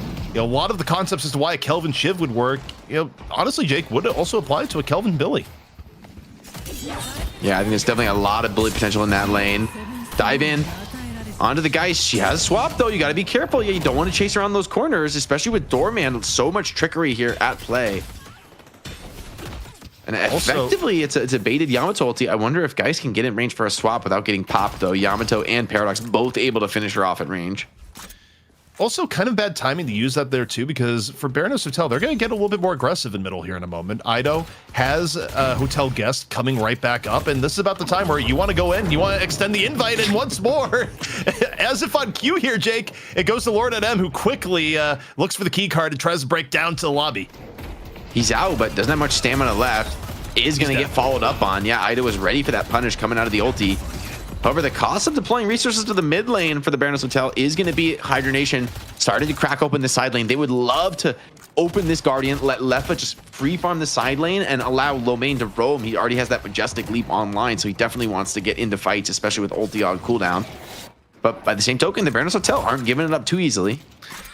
With how Ido is building it here right now, I think the dangerous thing for Hydra Nation is if they end up losing mid anytime soon. I mean, they're able to get their first Guardian, at the very least, here onto the left, apply a little bit more pressure here on to Do, who's forced to retreat. But if they lose middle, the way Ido's playing it, I think Ido is just going to play Doorman in a similar way to how you would play a Holiday, of just, when ult is up, roam around the map and find someone to ult, pretty much. Yeah, I mean, if you get players to follow up, right, even if people do check out of the hotel early and take not much damage, right, it allows your whole team just set up, get a full surround on somebody, and they're just in a world of hurt, even though they do come out of the hotel. Hydra Nation, though, despite some of those kills in mid, onto Lord NM's Paradox, he kept the tower pretty healthy. Guardian still very stable in mid. Diving a Yamato, not really the fight you typically want. Yeah, the best way to describe middle right now has been stable. Cart going to be a bit off track. The bell, a parting gift. Overall, though, Arcane not really too hurt by this, but here's the real danger, is that you force Yamato out a bit, you drop another bell. Now Yamato's pretty damaged. Frozen Shelter, gonna get He's dropped. hit all these parries. Still in trouble on Yamato, right? Super low. The Guardian Ward is pretty big. The damage is enough, though. John. Those Siphon Souls. But they have the door. They can get out if they need to. It's kind of a sick position. You can't really chase her into this Geist. Doorman's just going to slip away. Yeah, I mean, you just get extra options here with the door. However, you look at the level of priority and just sending people over to rotate the defend mid of Guardian. The problem is it's just a little bit too low. Finally goes down. And now I'm curious to see here, Jake, how the allocation of resources goes. Do we see Ido start to roam here? Death Slam, that's one way to get you off a jump pad. And Do in a lot of danger. Flying Strike over and in pocket. You're kind of survivable, but you're not getting out of that one. Just ripped out of the sky. Yeah, and tons of barriers are okay. It is really invested in survivability on Yamato. Knows that he's going to have to tank a lot of these fights. Tank a lot of aggression. Lomain, meanwhile, though, sole lead here for Hydra Nation, able to get active. But trading with the Kelvin is not really the target you want to find. He's going to be happy to just heal that damage back up. And Lash just happy to rip the nukes and fall off the play. All right, so as the dust is clearing a little bit, you look at the game state here, 46K, the 49K. And Baroness Hotel, you know, kind of as expected here, Jake, able to make this very close off the laning phase. But as we enter the next stage of the game, as the 10-minute mark hits, we got another round of buffs and earn play comes in to motion. This is where Hydra Nation could create more of a gap. Is that a double buff pickup for the Baroness Hotel? I think that is for them. So that's a really nice find here at the opening of this mid-game moment. Baroness Hotel still has a couple towers, quite healthy. Calvin's going to get the Urn and get out of dodge, although hold on. Yeah, maybe bit off more than he could chew. Tried to get greedy. He is going to drop, but it's turning in now to a big team fight. Baroness Hotel don't want to give up that Urn control for free. Jump transformation in here from Arcane. Still looking plenty healthy. Looking for final targets and going to get Scout at a bare minimum. Do, though. Finds AVG in the trade, so it's not completely bloodless here for Hydra Nation. But it is Lord NM with Urn control. So we'll see how heavily Baroness Hotel look to contest this. They have two over on the right-hand side between the Billy and the Pocket. See if they have some others rotating over, as Ido deep into left lane right now on the Doorman may just be focusing efforts into left to get one of those final Guardians down. Yeah, and it's pretty scary to go for the Urn turn in with somebody like Pocket with Affliction, right? It's a team fight that could be a problem. Warden ult, though, maybe he's going to give Hydra Nation the confidence to force it here, especially with Lomain potentially able to come in and deploy the Lash ult. And yeah, Baroness Hotel, hold on. I don't know if they're going to be able to stand toe. Warden ulti just creating space, getting that Urn turn in. And it costs you a couple ultimates, but in the end, I think you're going to be happy to secure that Urn, equalize the soul advantage. And now the Baroness Hotel. Maybe they have a bit of lane pressure. Maybe they're going to get at least a side Guardian as a trade. Well, the downside the running Warden if it's Spirit War, if we could get a view at AVG here, is that you do use the ult to create space, which is what it's good at to get you urns and where you're at there. The problem is that when you do go like deep into the Spirit Warden build, you do have this window of time where Baroness Hotel is really incentivized to fight while Warden is basically half a character. So I'm curious to see what build AVG went in this instance, because you know, if Baroness Hotel is aware of that, there is just this window here where they can be a little bit more aggro. I'm kind of hoping that he went like a gun build. I do think that like all-inning the ulti is a little scary against Doorman. You know, you can just always get Doorman ulted and you're just going to lose the vast majority of the value from your ulti at pretty much any stage in the game. So, you know, I like to see the Wardens maybe hedge their bets a little bit. And speaking of hedging your bets, man, Hydra Nation were still able to make that defense of the left side Guardian. I thought for sure there'd be a trade. Baroness would grab that in exchange for losing the urn turn in, but Hydra Nation so far having their cake and eating it too. He's full ult. AVG right now, very fearsome with last stand, not fearsome otherwise. I mean, Cultist kind of gives you a bit of all worlds, but you know, part of the reason why you go this year is just the range. He hasn't maxed ult yet, right? He's just, I mean, to me, this can still be like a flask build. Like he might max flask first. I'm not sure. I think it's more spirit based, but yeah, I think you're right. I don't see any points in ult, so it's a slightly different approach. Like some of the early spirit items I think are still nice regardless of whether you're going to commit points. Like the Warden ulti is good even if you don't put any points into it, and something like the Arcane Surge is still going to be really value even if you end up going to a gun build, because I feel like there's no Warden build where you don't want to have any spirit damage. You can, you know, build into the Merc Mag late game even if you're a gun build. Yamato starting this fight onto the Kelvin. Baroness Hotel kiting back well. I think Yamato is in trouble here. Yeah, has the Shadow Transform, but just getting absolutely burned down. Way too many players here for that fight. Brocane misjudged how many were there. There's no other way where it's the flag strike of shame where you just wonder, why did I hit that button? Why did I go in here? Just, you know, that brief moment of regret. So quick pickup from Baroness Hotel. Still remarkably even across the board here. Both teams with 3 Guardians. Both teams walkers pretty good, and you know, small lead for the Baroness Hotel here so far. Yeah, I mean the fact that they have some very healthy Guardians, they're really doing a great job with the macro game. Mid Guardian is still actually up for Baroness Hotel. Yeah, and the right side one, and they're almost full Paradox. What the? Okay, no, Billy did catch Billy. I thought he was like going the other way there. I was getting a little tripped. Kelvin zoning away for now, still tanky. Billy's gonna rip the ult, pocket ult, big connection with the Affliction. Now, seeing Billy and Yamal a little bit of melee fisticuffs. DMB getting a little bit low, but actually hanging in here for a long period of time, stalling out Rocane. And finally, Billy's gonna go down, but DMB staying alive long enough that I'm not sure Rokane's gonna get out of here with his life. The Arctic Beam over and in, last little bit of melee, and man, oh man, a great fight on the whole for Baroness Hotel. Lashel comes in on the Geist, but it's just defensive, right? Just trying to keep John off his back, and Lomain's just running away. Warden had ulti there, but he was pushing a side lane. He wasn't really able to contribute to that fight at all. And as the dust settles, that's a really strong fight for the Baroness Hotel. They're able to play a lot of ultimates, get a big trade. Even Abrams, though, hold on. This could be the pickup you were hoping for. Lash going very deep for this one. Do you really want to dive the Walker, Lash? It's getting scary. Okay, nope. The Scout does go down. Will there be a punish, though? Urn is being run. Billy's on top of you. You're running low on skills here. Yeah, getting Doorman to death. The lockdown is good from Ido. I feel like there's not a whole lot of things in this game funnier than just seeing the luggage cart being part of the combo that takes you down. It just, there's something just lacking dignity about it as your trip back to spawn. I think there's been a mistake. Hard earned turn in, though. Scary if you're going to commit for it. That would be a sign of the times, definitely. Big pocket ulti connects in, and Hydra Nation running for the hills. Paige has nothing here, just has to kite away. I'm not sure he's going to be able to escape this. Just needs one bullet to finish him off. DMB has it. Lord M also 1 HP. Big catches Baroness Hotel. This game's been blown out of the water. Billy has to hold his own now. Needs a bit of time to bring support into this. It won't be coming just yet. That's the Warden ult. Now I wonder to the Baroness Hotel, do they want to recommit to this? Ulti's down. I feel like this is a scary moment for Hydra Nation. Hydra Nation does not want to fight.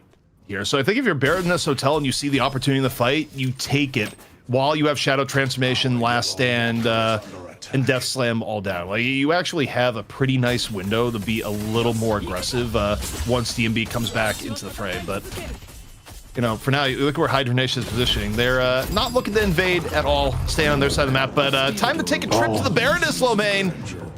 And as Lomain gets out, the welcoming party, you gotta imagine, is gonna be severe. He teleports, but the knockdown is good on his head. Slipped away for the moment. Is it enough? Lash seemed to have played his way out of this one. Some fancy footwork there from Lomain. Hydra Nation now bringing the numbers. Baroness Hotel wisely electing to back off of that one. Pretty nice captivating read also by Hydration, where the targeting for that, when you start dealing with different elevations, landing that there under pressure, where if it doesn't land, it's probably to Lomain's death. Not the easiest thing in the world. I mean, as we just take a step back and think about the state of the game, I feel like the Baroness Hotel are doing about as well as could possibly be expected. Hydra Nation firmly behind in this game. I feel like you'd think that, you know, if you were just took away the team names, you took away the player names, and you were asking us, you know, who's better prepared for this match, who has better team play, I don't think it would be that decisive in favor of the Hydra Nation, which was supposed to be their edge here. I feel like they came into this week probably thinking, hey, Hug team, this is just an easy cash in for us. Right now, the Baroness Hotel are on the verge of taking game one. I think like one big fight goes against you in Hydra Nation. You could lose mid boss. Your macro is already starting to slip behind. So it's kind of a scary spot for Hydra Nation to take this pause and really think about the spot they find themselves in. Also, can we reflect on the tips that Ido's been getting? I mean, the Gen's been good. If you're a doorman at the Baroness, 20k souls, and you know, even going more the spirit build, which in theory like falls off a little bit into later game, and you know, you don't necessarily want to grab as much farm. I mean, Ido's been making it work and has been staying kind of rich the whole way through. So not just something that was good for the early game here thus far. I feel like Paige is struggling in this game. I just feel like we just haven't seen Paige get much impact at all. Like a couple of those captivating reads, right? You know, something, but not. Never saw that coming, Jake. Kelvin. Bucket's the number one Paige hater, and I respect it. Honestly, I respect it. I thought maybe this game is good for Paige, but you know, it's just not coming together. We need the game crossover and see like who Puckett hates more if you have both Paige and Mantis in the same game. Like Puckett's brain may explode, but right now, mid boss being grabbed here by Baroness Hotel, they decided we want to go for it, and you know, challenging this could be risky. Even if you do get people down, Ido's going to be around here, has the luggage cart ready to, you know, send people away. And here we go. The Page ult comes on in. It's enough to give Lord an M1 charge. Baroness Hotel going to grab the other two. The frozen shelter down. The team fight already in play. 2 charges already consumed. Baroness Hotel, though, maybe able to take the greater fight off the end of the charges. It's a little bit messier, Jake, but the frozen shelter and fall through lets Baroness Hotel get the better of it.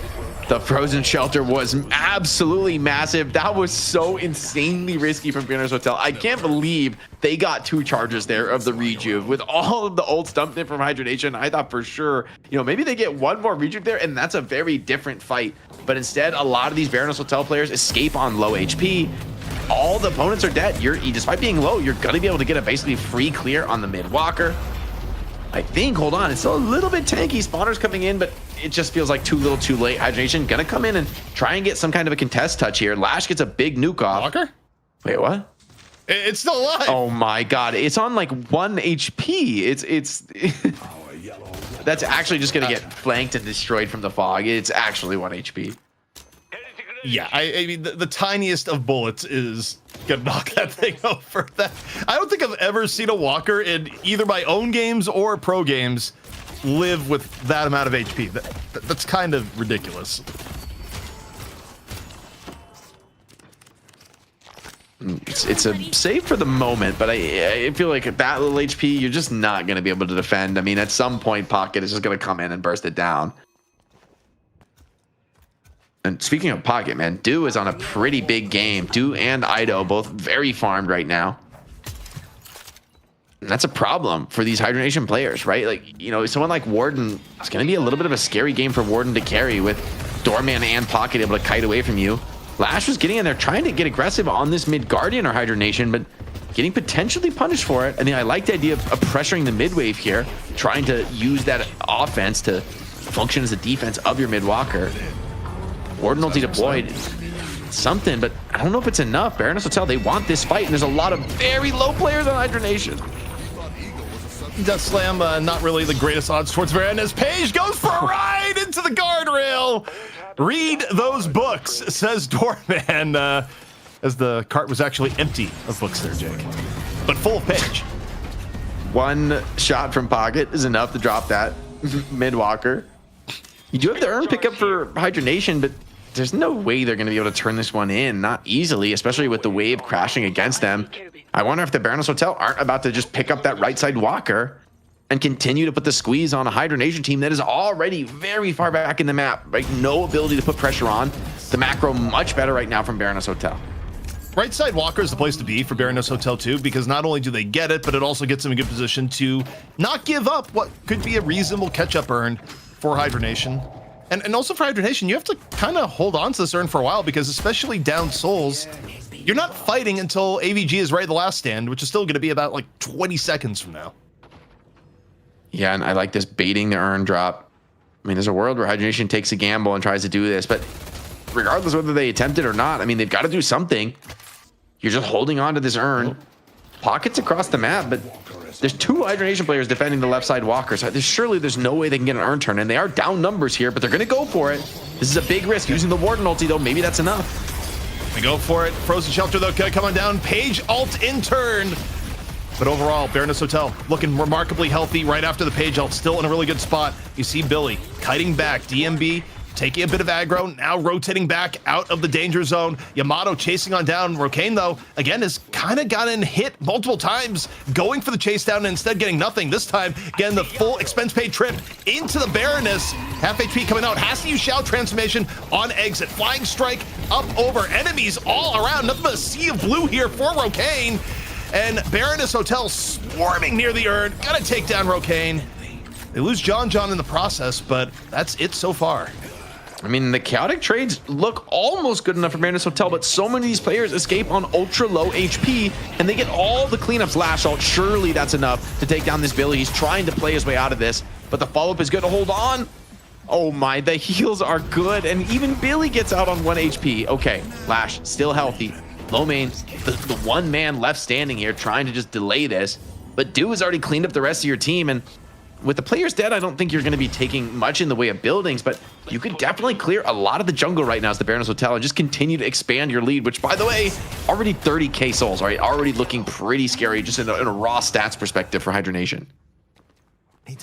Hydra Nation, the win conditions for them coming back in here, Jake, I mean, they're narrowing fight after fight. And you think about where they would like to be right now. You'd want Rokane and Lefa to be really ahead of the game on your Yamato and Mirage respectively.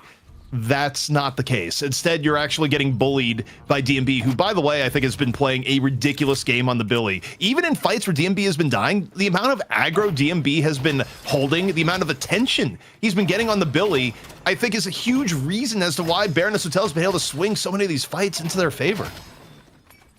Yeah, and Geist cruising towards her next 6k. Spellbreaker online for Billy. It's going to make a lot of these burst damage threats from Yamato and Lash a lot less effective.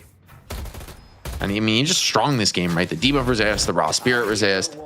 In general, I think Hydra Nation maybe a little spirit heavy too, which is allowing some efficient builds. Doorman defending his own walker. Are you really going to push him to a Doorman, right? He can kind of create that numbers advantage in this fight. He has Majestic Leap as well. And now he wants to get a chase down potentially. We got a couple players coming in trying to collapse. This could turn into a crucial team fight. Mid-boss spawning in 30 seconds, so you've got to be really smart about what fight you take here. A bad fight for either team. I mean, a bad fight for the Baroness Hotel could equalize the game. A bad fight for Hydra Nation, and this one could be over. Baroness Hotel, absolutely on match point within the game itself. Not too many fights. They need the win to put this one away. Also, we didn't really touch on Ido's build, but a little bit more utility-based, but okay, DMB. A little bit of fight here towards Rokane. Try the Force Atlas Warden ulti used? Doesn't quite get it. Yeah, Warden ulti just get used. So last stand, where again, AVG very heavy into the ult side of things. Oh, Affliction. Now the ult about to go to the wayside. AVG still in danger, taking on down the Chain Gang, making sure of that. DMB able to walk forward. And you got a dead Warden and up mid boss. I think you just go mid here. Yeah, it's Lashhold is just the only thing that you have for Hydra Nation to make this contest. I don't think you can even win this fight, even if you do snatch a bunch of the rejubes. But damned if you do, damned if you don't. I think Hydra Nation, maybe they just need to gamble. At this point, the game has firmly slipped away from them. Baroness Hotel looking to get that fight off as early as possible. Silence X is good. Connection is nice. The Lashhold pulls them away, but they've already stolen 2 of the rejubes. 2 rejubes the way of Hydra Nation. 1 already burned. Baroness Hotel with the other 2. Frozen Shelter going to be dropped. Same as we saw last night. Frozen Shelter really slowing down the fight. And now Baroness Hotel going to the attack. Kelvin, Arctic Beam on the chase down. Hydration just wondering how in the world did you get there? 4 players and Paige in the sewer. Paige going right back to spawn there. Absolutely brutal beatdown coming in from Baroness Hotel. And Yamato just in space and time. She's in a bad place, in the wrong side of town right here for Yamato. Just getting absolutely smoked. And the Baroness Hotel, they only get 2 rejubes, but they don't lose a single one. And the fight is not close, right? Yes, you get a couple snatches here, but the macro is abysmal. All the waves crashing against you here into your base. Pocket just diving the throne here, grabbing some snacks. And honestly, this just could be game. I wonder if you just stick around as the Baroness Hotel, because there's no Lash ult, right? That's a key tool. You don't have to worry about no Page ult either. I gotta say, Doorman, if Doorman were to fit into any other property, actually would be a perfect character in Jujutsu Kaisen, because that entire anime was seemingly was based around people getting jumped 1-on-2. And I feel like half the times you actually get hit with the Doorman ult, you just come out to a whooping. Like, you just had 3 people jumping you. Absolutely no fairness to it whatsoever. And that last one, I mean, God, that was the old 5-on-1 beatdown. Yeah, just coming out of the doorman. At that point, just stand still in the doorman and hide in the Baroness Hotel for as long as your reservation lasts. I don't want to check out. I'll check the squatting laws in New York. I'm never leaving. I'm just gonna stay here the rest of the game. You can't hurt me in the Baroness Hotel. I need this to work. Help me deliver this thing. Kind of has a John Wick thing going on there, where it just no business will be conducted on Baroness grounds. Oh, I mean, yeah, you can't even challenge this earn turn in. This is when you know the game's out of hand firmly, right? When you've got ultis online, but you just can't come challenge the earn. Fighting in this location, way too risky. Macro still being controlled really nicely by the Baroness Hotel. A couple waves crashing against you, but Ido starting to fix those. And crucially, they're keeping mid-wave pressured, which means if they ever do find pickouts, if they ever start a team fight, all they need is 1 wave getting into the base to finish this one off. Also, I mean, Hydra Nation, they've made a few comebacks here and there, but even if there was buff enjoyers on the other side, the comeback kings of Deadlock, I don't know about the odds of bringing this one back. You need a lot to go your way. You probably need Ido to get disconnected. It's, you start going to the realm of, if I pray really hard for a meteor that hit the internet of my opponents, will that happen? That's sort of the scenario you're looking at for a comeback at the moment. I don't think you're winning this one 5v6. As you can see, look at Scout, just full confidence here, just walking into the base. Anyone gets caught outside and they are in a world of hurt. Phantom Strike almost there. Okay, quite yet. The silence is good. They're delaying the inevitable here. Warden ulti thrown out, but I don't even know if you need to respect this Warden ulti. The Patron's going down. They're just diving the throne. Big affliction, and this one is all over. Baroness Hotel up 1-0. Hydra Nation, they were the defending champion. They're a team that's won over and over again, and they're just down 0-1 to a pug team here. Scary spot here, ZP. Uh-oh, Z-Pizzle, is there something broken with Hydra Nation, or is the doorman just too strong tonight?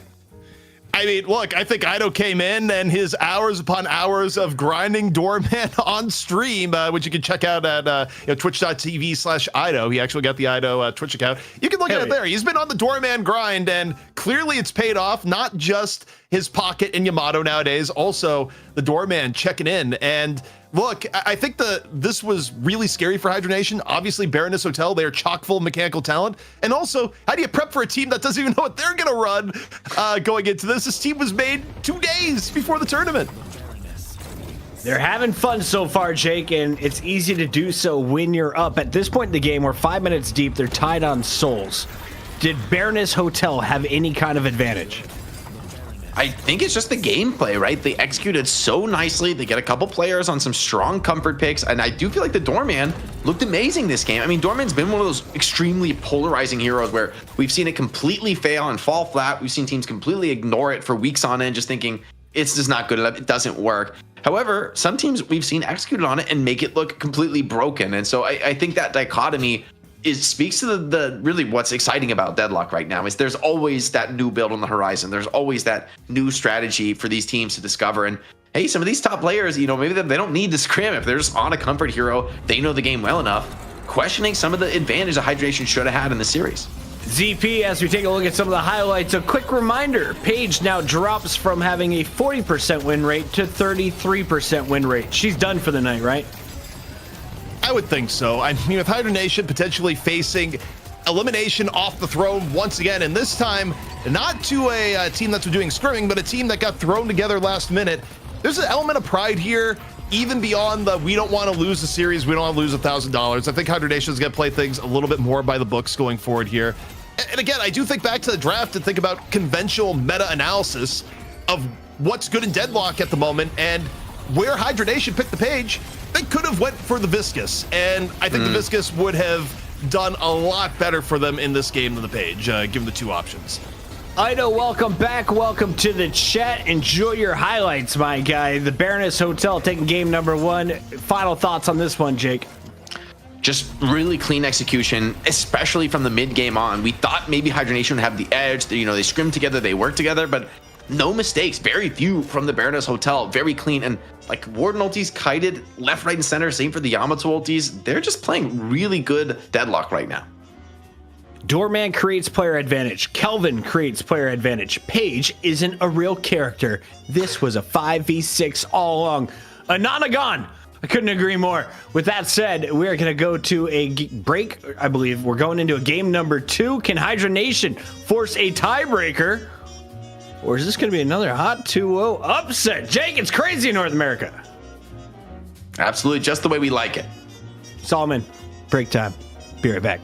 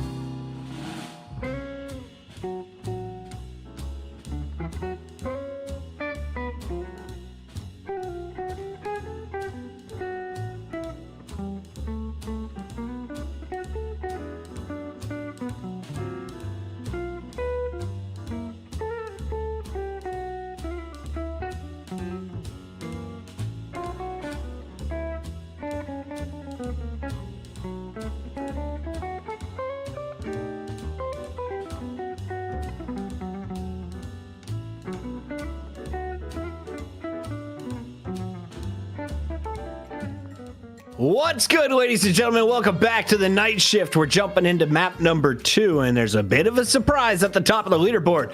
Returning champions Hydra Nation, after 4 weeks at the top, crumbled last week in a 2-0 defeat. Now they're down 0-1, and they only got half the kills. You look at the difference in souls, a huge win for the Baroness Hotel. Total dominance at the end of game number 1. But the draft can change everything, right, Jake? As you look at the numbers on this board, though, what's the story? I think the story is back to the drawing board for Hydra Nation. All the prep, all the scrims coming to nothing here in the Pug team up 1-0. Big performances. I mean, Pocket, of course, huge from Do. 1 death on Pocket, 1 death on Ido on Doorman. So just the playmakers kind of dancing with you. And then Saya also really strong game in the Kelvin, the support Kelvin. Who knew? During the break, we watched a lot of highlights that include a lot of Bebop hooks. Are we going to see Bebop in this next game for NA, ZP? Look, Bebop would be a good shout. Obviously, Bebop looked phenomenal from Sneaky Golem last week, where Goober just did unholy things on the character, and nothing has changed since then. I think the one thing that does need to change though for Hydra Nation was I got to look at the stat screen and just got to wonder, where did things go wrong? I don't think you really want to give up both Billy and Abrams in the same draft. I think that was a terrible mistake for Hydra Nation, and I think their weakness of their front line actually came back to bite them pretty darn hard. I mean, you could debate how effective the page was, but I think going earlier in the draft, I think you probably need to get one of those two characters, pure and simple. Jake, is 13,000 damage in 30 minutes enough? No, but I mean, Theory Paige doesn't really need to do that much damage. She's more like giving people barriers is really like her sort of shtick, and locking people down. But it just felt like there were too many fights where the Paige is just unable to really play the game, unable to really get into the engagement. I think you want to have maybe a stronger laning phase with the Paige. The Warden just wasn't really doing it in terms of like forcing those early trades. I'm skeptical about the hero at this level. If hydration can't make her work, no one can make her work. That is my belief. It might be wrong, because I'm sure there's a page 1 trick who's really good in Europe. We're going to be jumping into the second game. Hydra Nation no longer at a disadvantage. They get to choose whether they want to be team 1 or team 2 and ban first or second. ZP, what are the dangerous heroes? We heard Europe talking about Gun Ivy. That didn't seem to be a threat until late in the pick process. Yeah, I mean, NA just isn't valuing it as highly, and I do wonder if, in addition to changing up their draft strategy, they'll probably get either a Billy or an Abrams from Hydra Nation, how much they do go for the target the hero pool of the enemy team. NA, famously more than EU, is big on the, oh, you're good at this hero, we want to take it away. And Ido, famously now, has been very much grinding the Doorman. It is going to be a statement from Hydra Nation if they come in with the first ban and they take out the Doorman. Is the Doorman gone? I don't think so. We're just keep running it with the Meta ban. Oh, they're going to take away the Paradox. Okay, so they don't want to go with maybe they want to get a Mo here, but I feel like Baroness probably will also ban the Mo. That's what they did last game. And the same draft position, by the way. Hydra Nation don't want to take a draft position swap. But they are just changing their ban strategy since they opened with the Paradox pick last time. I think they open Abrams. If given first pick and the Mo is taken down, so Mo's out, I feel like you go Abrams, just to ensure that you have a top tier frontliner. I mean, there's other options to go with too, but to me, when I look at the last draft, I think by far the biggest part where they got just absolutely rolled on was, securing the front line. The big guy with the tail. It does give you Shiv Kelvin, though, if you don't take either of those, which maybe is not the end of the world, but okay, they're going to take the Kelvin, I think, to maybe block that, which I feel like puts Baroness in a weird spot. They may need to take the Shiv here, and to be fair, they did it in the Challenger match, right? In this sort of a similar spot where they were up against a Kelvin pick, and they took a counter Shiv pick to steal it away. I expect to see Shiv go first, too, just for that, and I feel like that has already kind of put Baroness in the corner. If they do take Shiv here, it's like, doesn't feel good to take Shiv this early in the draft. However, Shiv Pocket is nice. You take away one of the stronger counters. Ido isn't going to play Pocket, right? We're not going to get nobody knows yet, right? Like, even the team can always change draft wise. If they want to put Do and Scout on something else, they could put Ido on the Pocket. But Ido's flexible these days. I actually think you pick Billy, and they go Abrams. So they value this more. Is interesting because you can go Kelvin Shiv, you could go Kelvin Billy, which is Shiv also Billy, really good. You get both. Yeah, or you could go just straight up both and secure them. I think DMB on the Billy was a massive pain for Hydra Nation in the last game, and I mean we saw the amount of times he was able to just take Rokane out of a fight just by drawing Rokane's aggro for so incredibly long. But the Shiv has come in, so they secure the Kelvin Shiv lane. And if they grab the Billy on top, I would actually love it. Show us your goat, Hydra Nation. Yeah, I do think that's a really strong first 3. It's super scary to team fight into. The Billy ult deals with all sorts of potential future mobility picks. And then, inside the Kelvin Dome, man, Shiv plus Billy, that is just painful fight to be taken.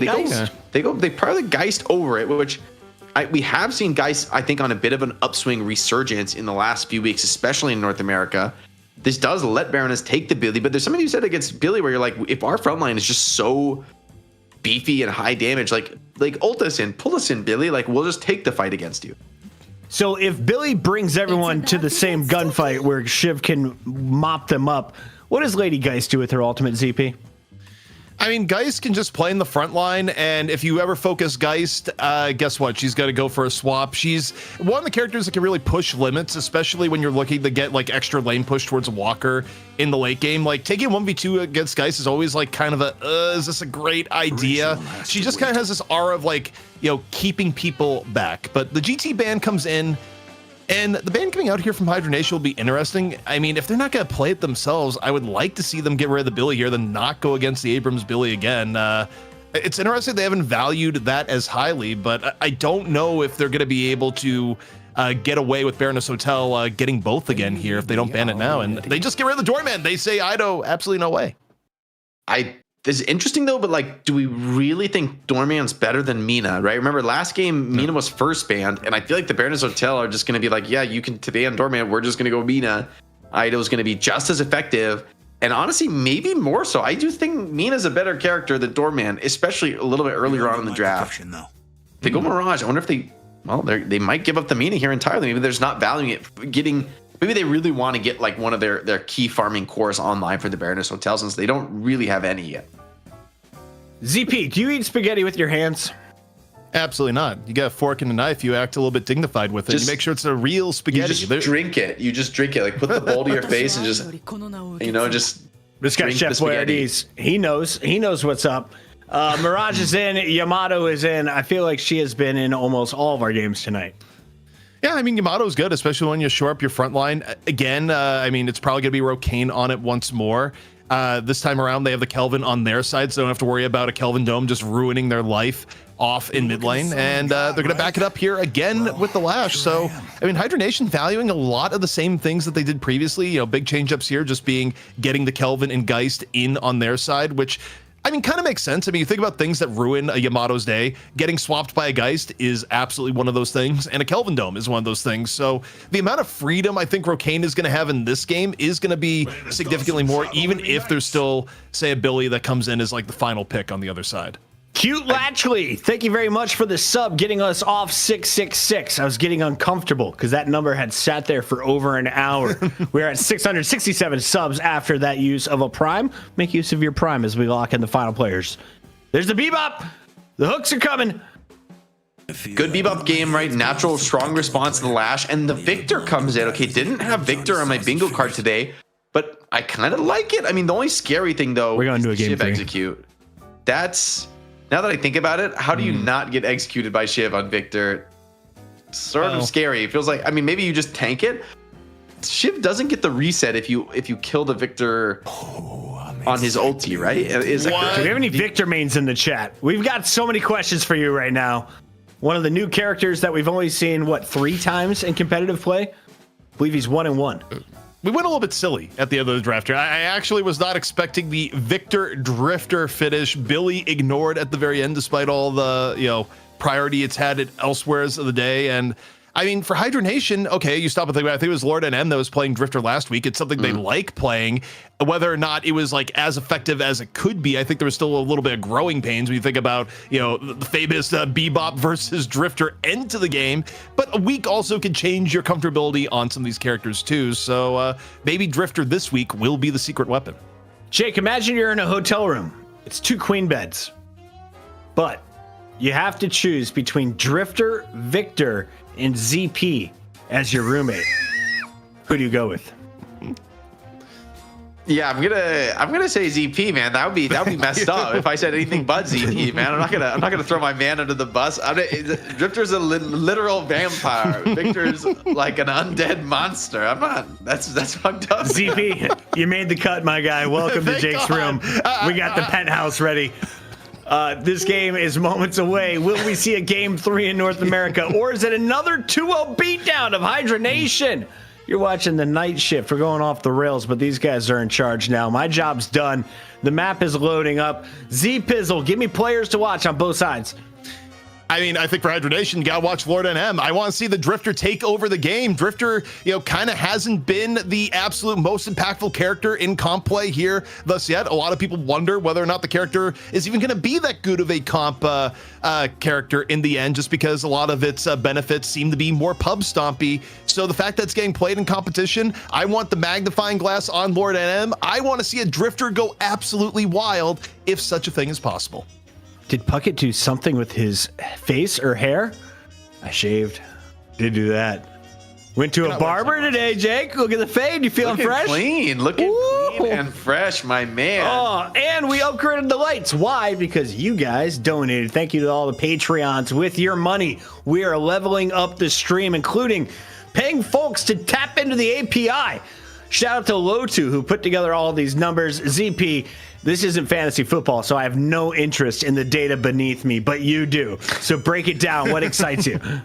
I mean, when I'm taking a look at this, look at the 11% on the Drifter here as evidence is why it's not getting picked. Also, Victor on the 6% pick ban on the other side. 1 loss for the Drifter, 1 win for the Victor, respectively. We're also, I don't know if that, oh, that's NA stats. In EU, Victor did get absolutely rolled when it was getting played by Buff and Jors. That's why I was saying here, it's like, I don't know if this is the full story, but in NA it is the full story, and neither of these heroes have gotten that much play in North America, and one way or another, one's gonna add a W, one's gonna add a L by the end of the day.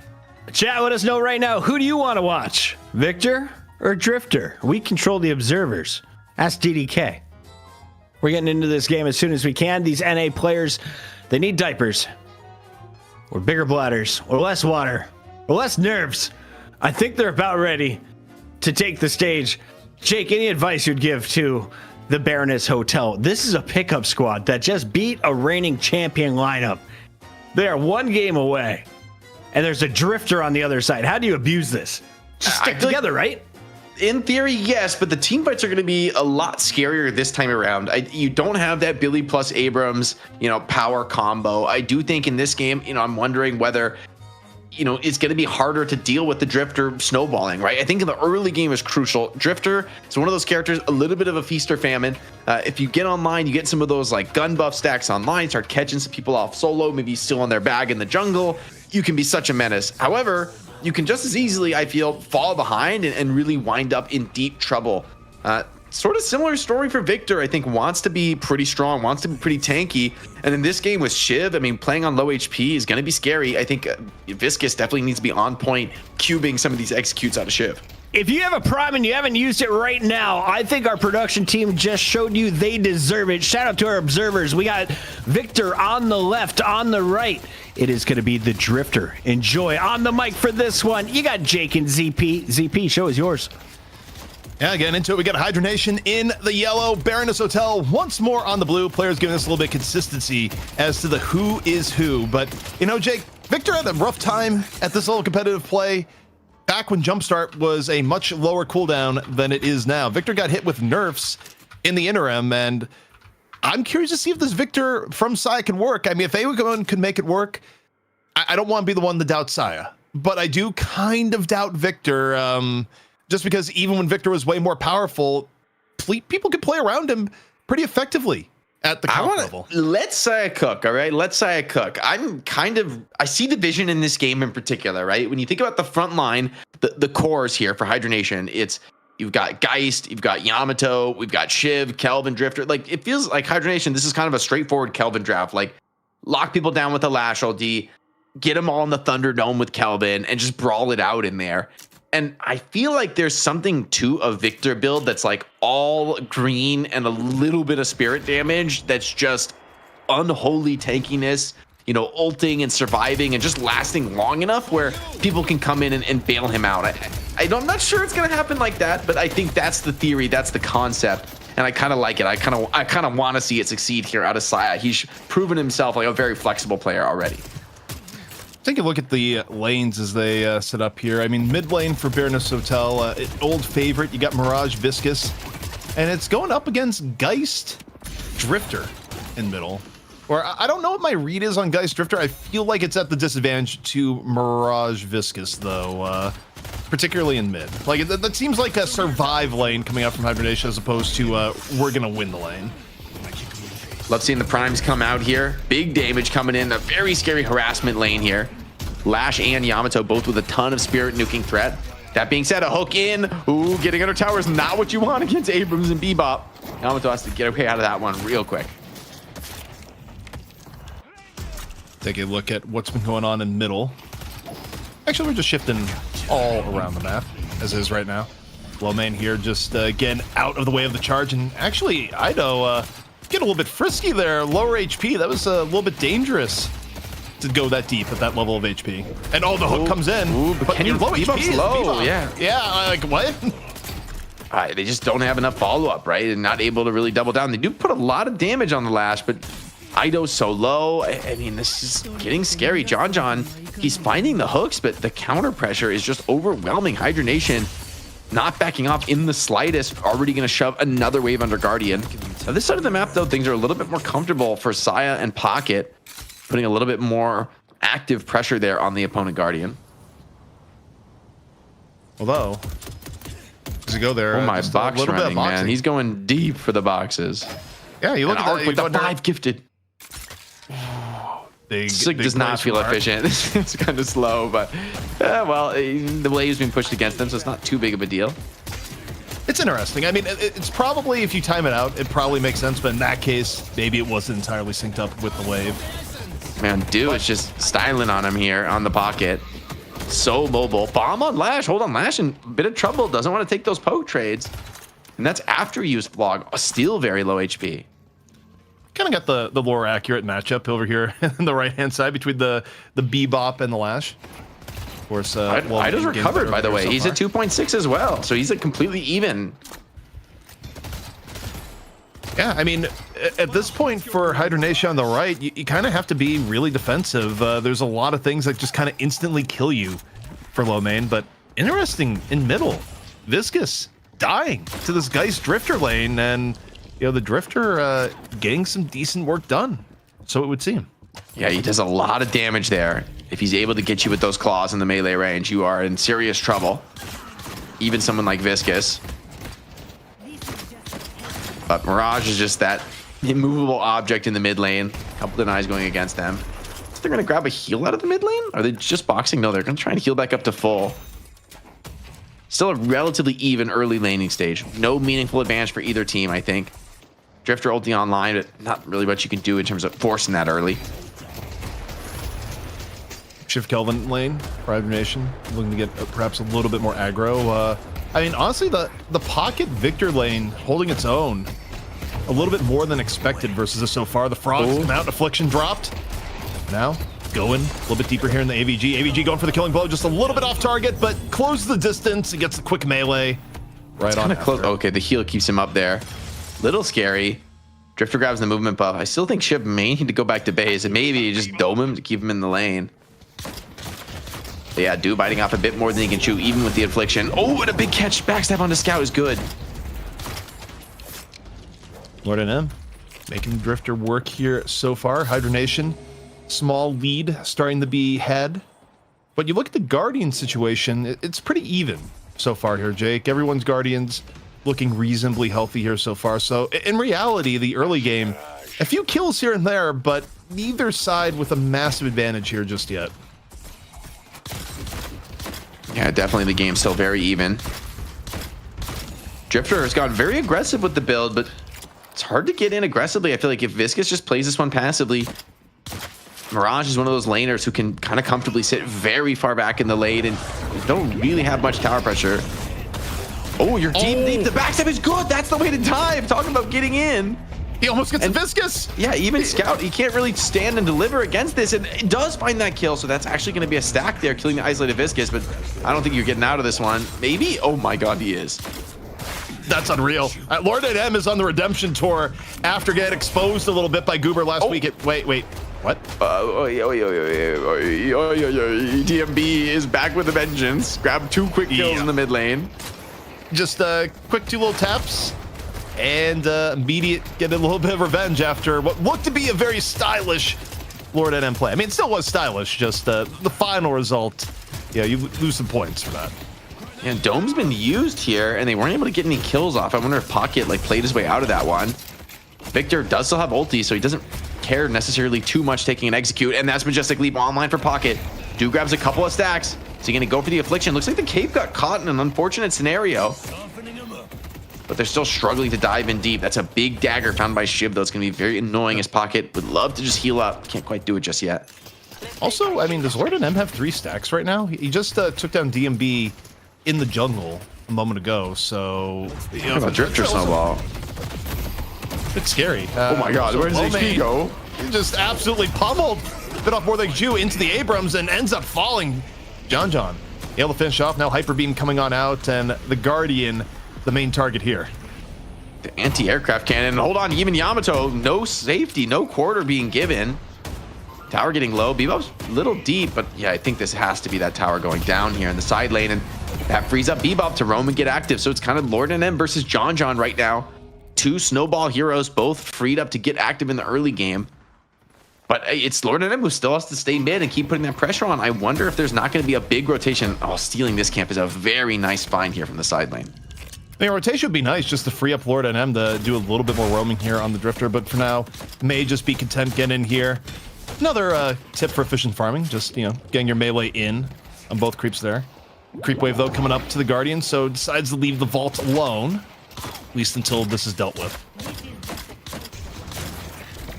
Yeah, I feel like this is not really where you want to be on Drifter, right? You kind of want to be roaming and maybe finding some more kills.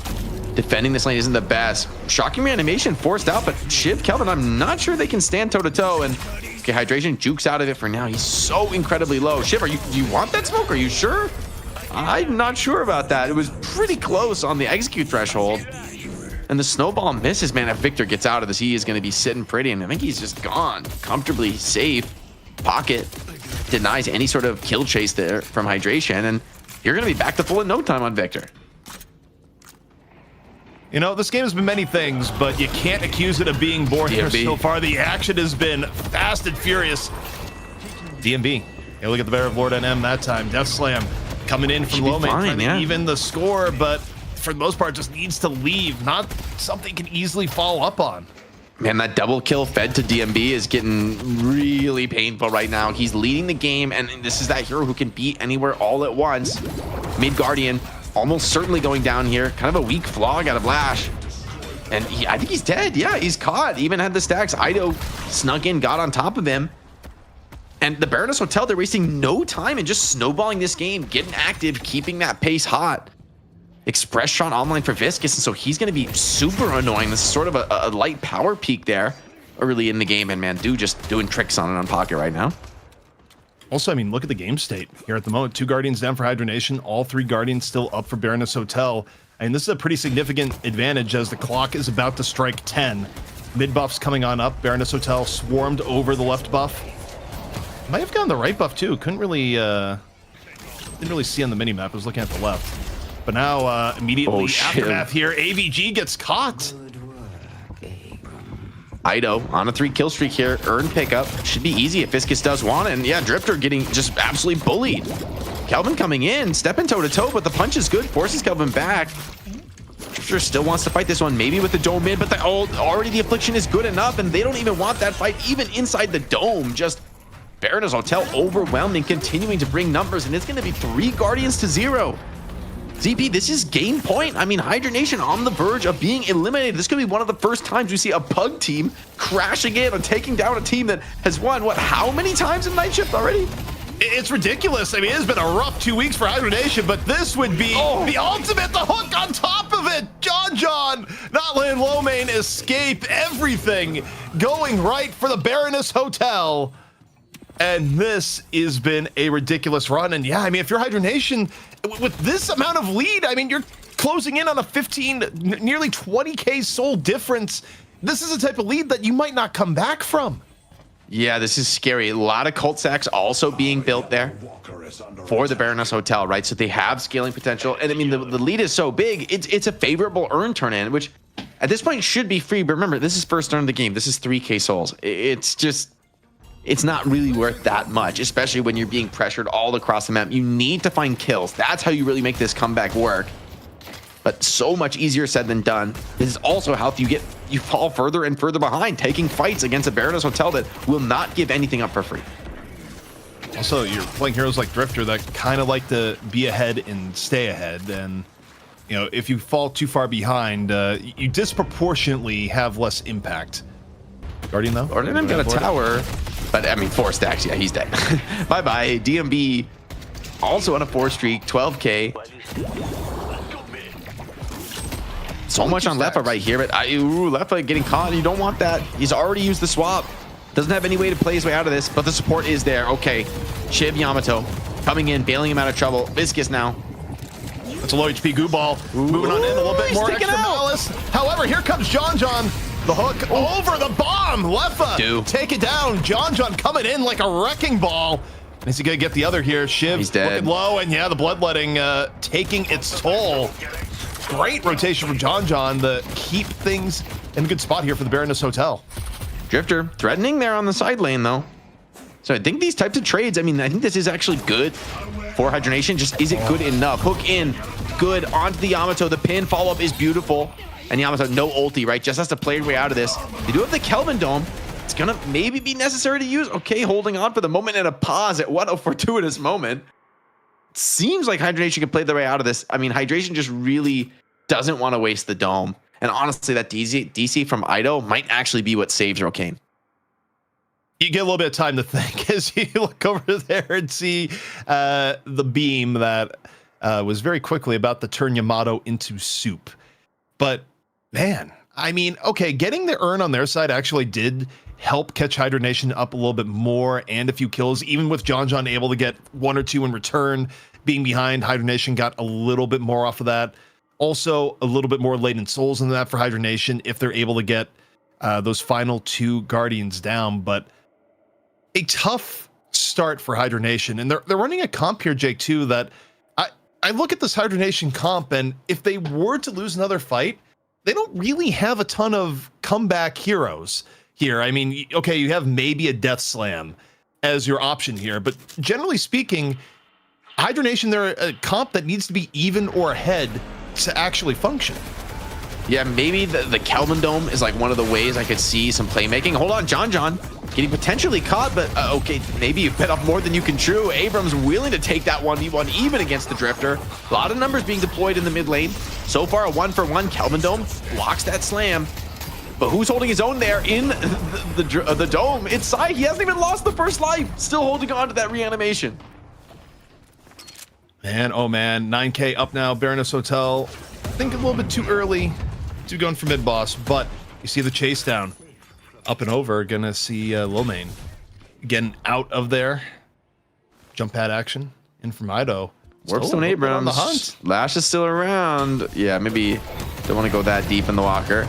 Instant dive, no fear taking that fight to Geist. Geist doesn't have ulti. Yeah, I mean, I'm not sure you're gonna be able to hold on to this. The Sinners, that sub-objective. But there's numbers here for the Baroness Hotel, and they're gonna be able to secure. Grab that Sinners for Ido and get the full buff. He's even safe enough to get the full secure. That's a strong lust from Ido for the gambling. There he just is like, get off my slot machine. It's mine. Also, Lord M kind of being Mr. Objective Man here on the Drifter. Got the first Guardian down for Hydra Nation. Went out of the way to rotate the middle. And from all accounts here, Jake, next stop for Lord M, may just be here on the left. That being said, easier said than done when you've got a Saya with the shocking reanimation, willing to take any kind of a fight here. Pocket as well. I'm not even sure you can approach that left side Guardian without being attacked, being assaulted. On the other side of the map is not much easier. You got DMB harassing you from range and John looking for hooks. Tornado forced out. Lash does have ulti though. Is he going to get that catch? Doesn't get the slam. They do find the catch, and that's quite a farmed DMB, a big pickoff for Hydra Nation to find. Yeah, I think for Hydra Nation, this is where the comeback could be a thing. Now within 9K. An urn going to be for the taking here. If the urn is grabbed now, it's going to be a neutral urn. Gun buff off to the right.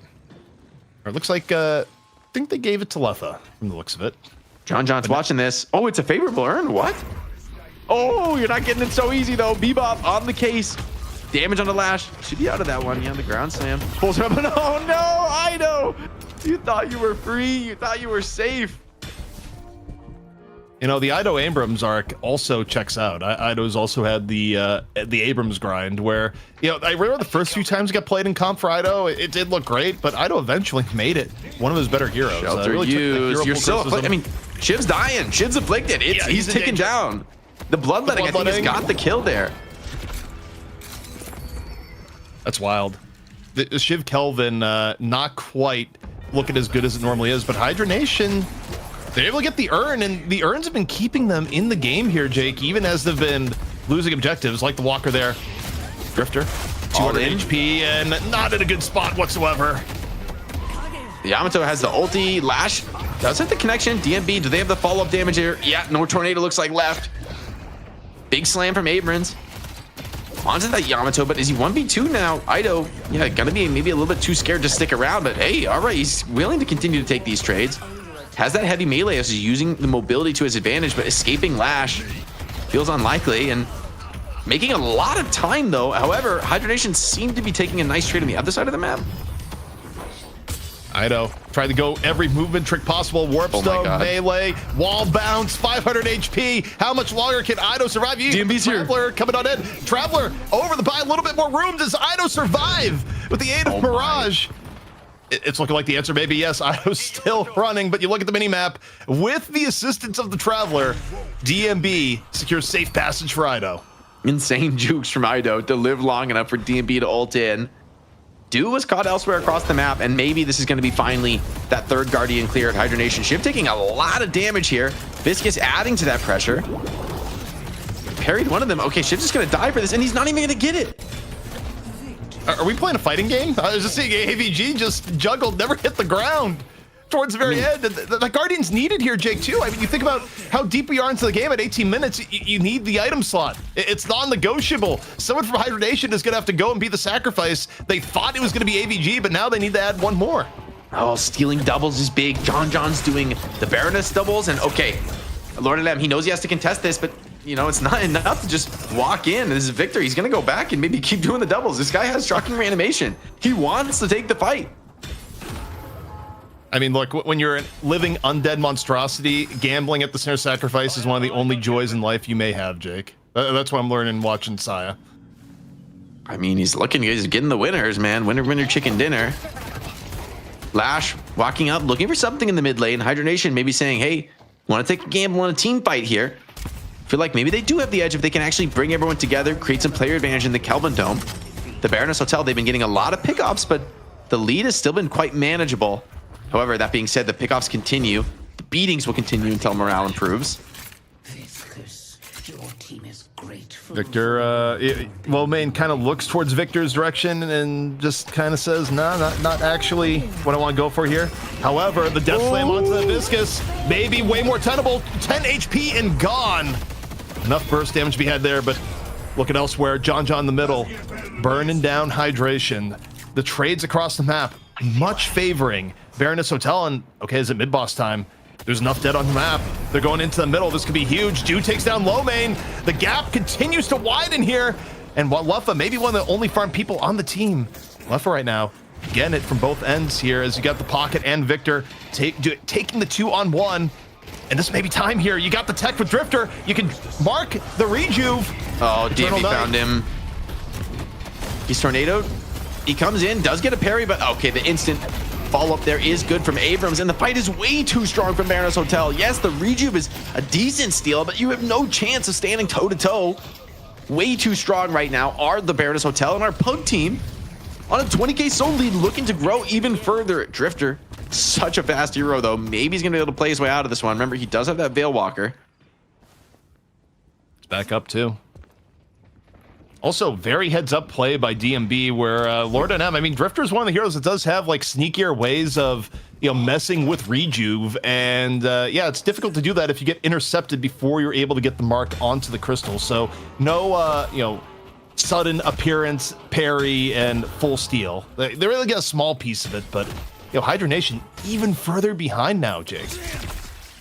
Yeah, and I mean, the Infuser probably next on the cards here for Saya. He's going to become even more unkillable. And, you know, I feel like some of the carry Victor builds seem pretty bad. I don't think they really work anymore, especially after the nerfs.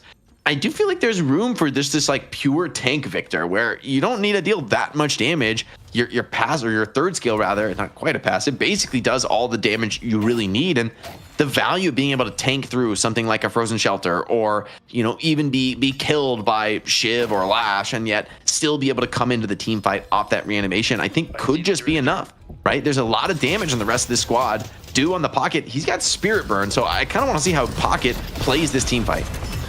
Death Slam coming on in. Melee gonna force the Urn drop. And we're all into it here. Frozen Shelter out here early for Hydra Nation, looking for the first pick to try and turn this against Baroness Hotel. Lord and M, though, focus down and out. Ido with the big hit. 3 down in favor of Baroness Hotel, and the Urn is going to go their way too. And this is looking more and more Baroness Hotel favored. Could it be a 2-0 against the longtime NA champions, Jake? We may be in that world. I think so, ZV. They still held on to that last rejuve charge crucially, right? So a lot of them still have this incredibly powerful buff online. And you're creating so many macro problems, right? All waves crashing on you. John is the only one low enough to be forced back to base. Saya is going to get one set of base guardians. Lash is making it a little bit scary. You don't quite have that reanimation for Saya. You got to be a little careful, but Lash, his damage is a little bit predictable at the same time, right? Oh, and he's dead. DMB just burned it out. What the hell? That's a powerful mark right there. That's the power of the Jhin, as it turns out. And the Jhin is granting wishes today, man. If you wish for death, you shall receive. And an E shift. Oh, that's gross, man. How do you ever... Okay, so this is actually a nasty build. Like, this victory is going to full int into your entire team, and what do you do about it? Well, if you target him, even if you kill the Victor, you're probably going to lose the fight because he's drawn all this attention as the ultimate tank. It's not trying to be a carry. It's just trying to be the biggest distraction in the world that you also can't really ignore. We got to get on the Do cam for the next major team fight, by the way, because, yeah, like, you know, Saya's going to get a lot of the scouting done, create a lot of the information, but Do is, if they're the anvil, man, Do is the hammer. This guy is super farmed on Pocket right now. He's got the Spirit Burn online, and if you're hitting an affliction on like 4 or 5 players, it feels like this game is just done. The soul lead here getting insurmountable very, very soon, and I feel like there's no lockdown for Pocket. It's like a Lash ult, but I mean, good luck hitting a Pocket with a Lash ult in the best of times.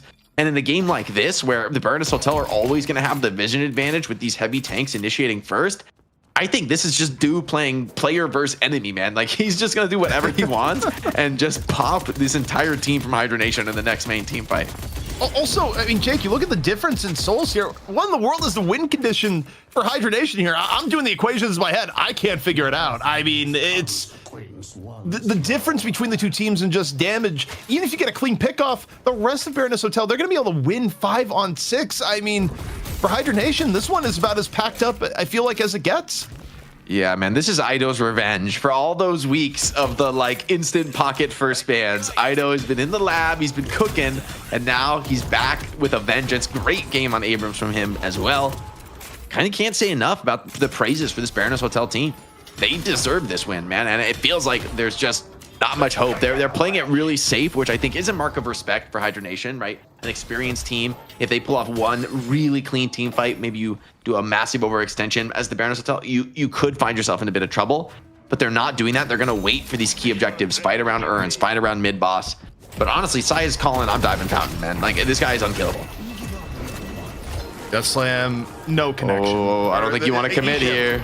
Yeah, E-Shift gets him out of the Death Slam opportunity. Hydra Nation, what could be their last opportunity to get something going, and it's going on the Victor of all people. He's so tanky. He's like half HP is an illusion here.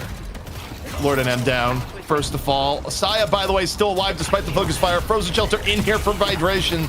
Hydra Nation looking for a miracle, but all they find instead is the nightmare. Rokane gonna shout transform, surrounded by foes on all sides.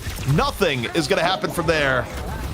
At the Baroness Hotel, it's a clean sweep at Hydra Nation's expense. And Jake, I gotta tell a story here. I woke up today in DMs of telling Baroness Hotel, hey, you guys need to figure out a 6th. And they were like, I think waffling between getting Do or Deathy.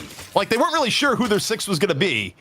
And I guess grabbing Do has worked out well for them. It looks good, man. The guy's been on a heater. He's been on a heater all night, and it's going to continue. They're about to cash in. They're about to win this $1,000 in our night shift presented by Intel, man. Like, this is easy money for the Baroness Hotel. These guys hopped on and said, well, whatever, we'll help him play the tournament. And now they're about to beat Hydra Nation, the team that no one could topple for months on end here in North America. I mean, this is wild. Also, Jake, this is a pickup team, but no one's signed in NA. It's real easy for a pickup team to become the permanent team when you get a result like this. Yeah, and they're just doing it by the book, man. The 60k soul lead, 100k soul lead challenge. And mid-boss, 20 seconds to the spawn. This is a moment when I feel like you almost can't go wrong here for the Baroness Hotel. And I don't even know, like, does Rokane gonna have ult for the mid-boss? I'm not sure. It's gonna be pretty close. It's gonna be an attempt from Hydra Nation. They know the desperate scenario they're in. The Baroness Hotel is just kiting them, and the macro is looking terrible. Wave's gonna be crashing on the Hydra Nation base. You can't really push out on the map right now. Hydra Nation, what sort of deity they would have to go to win this one? I'm not sure. I don't think even the patron's power is going to be enough. We need 666 subs for Hydra Nation to be winning this one. We already went. We need like another number. Fresh 666.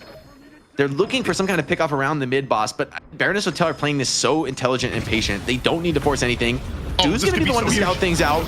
Let's see the affliction. Affliction goes in. Got Q. Good enough. Got two is good. Get two. That's plenty. You get down hydration, Lord and M immediately. The rest of Baroness Hotel absolutely healthy. 4 down. And it's a massacre in the sewers. Hydra Nation, the heads cut cleanly off. Not gonna regenerate from this one now, Jake. The Hydra is felled, and the Baroness Hotel have only to come in and collect their win and their $1,000. Huge performances from this Pug team, right? You know, a bunch of people appreciate them coming together and putting on a show, showing that Deadlock is anybody's game, man. This game is young, and it's up for grabs, and the Baroness Hotel are going to cash in this week. The Kings of North America. I just want to know, will they be back next week to defend their crown? I hope so.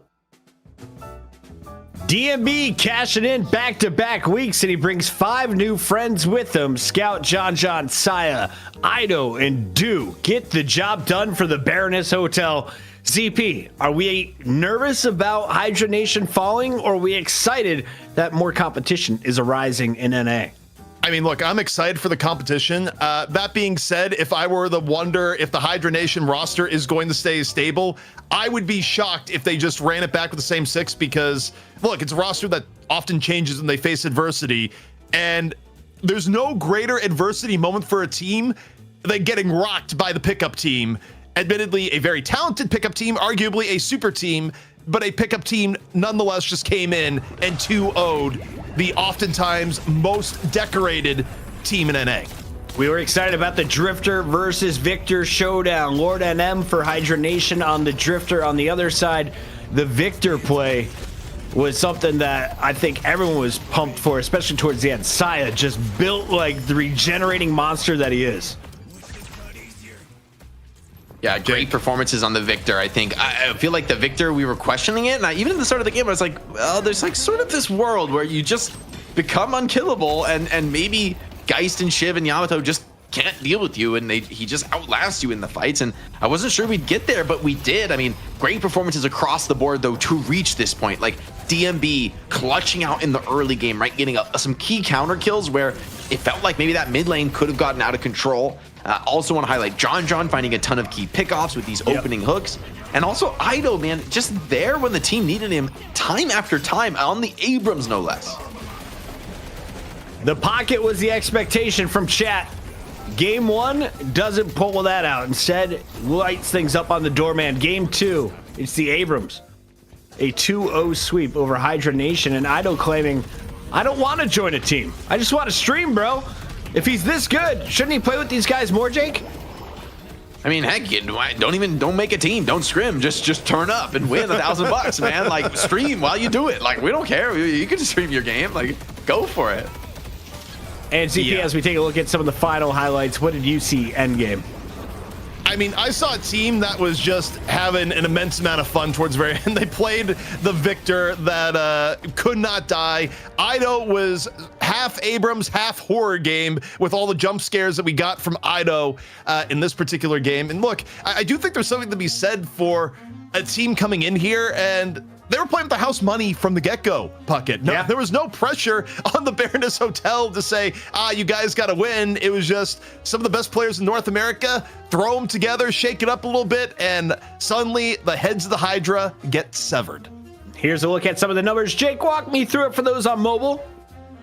So Do on the pocket, huge statty game here, in particular, like top souls, top damage, and top objective damage, which is more surprising, I think, on pocket. So big games from Do on the pocket today, really, really solid. I also feel like Ido 9-1 and 18, right? One death on Abrams, that's deceptively hard to do, right? Abrams might be tanky, but often I feel like you get in, you start the fight, and if things go wrong, you don't have a backup plan on Abrams. It's kill or be killed, and Ido was just killing.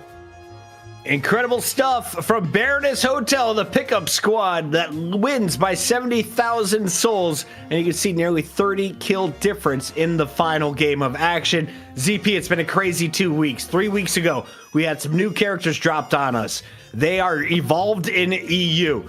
NA, seeming like they're starting to catch up, finally pulling out some new stuff in a final tonight. Yeah, and I mean, we said at the beginning, okay, got the Drifter versus Victor. One of these heroes is going to get the W, one's going to get the loss.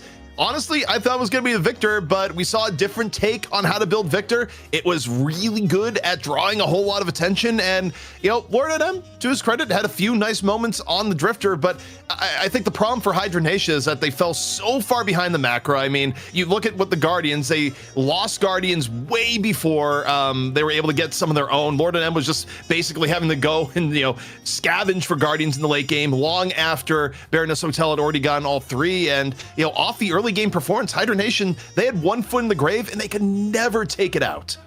Hydra Nation dealt back-to-back losses after winning 4 straight weeks here on the night shift. It's getting fun in NA, and we have a new MVP to go with our new champions.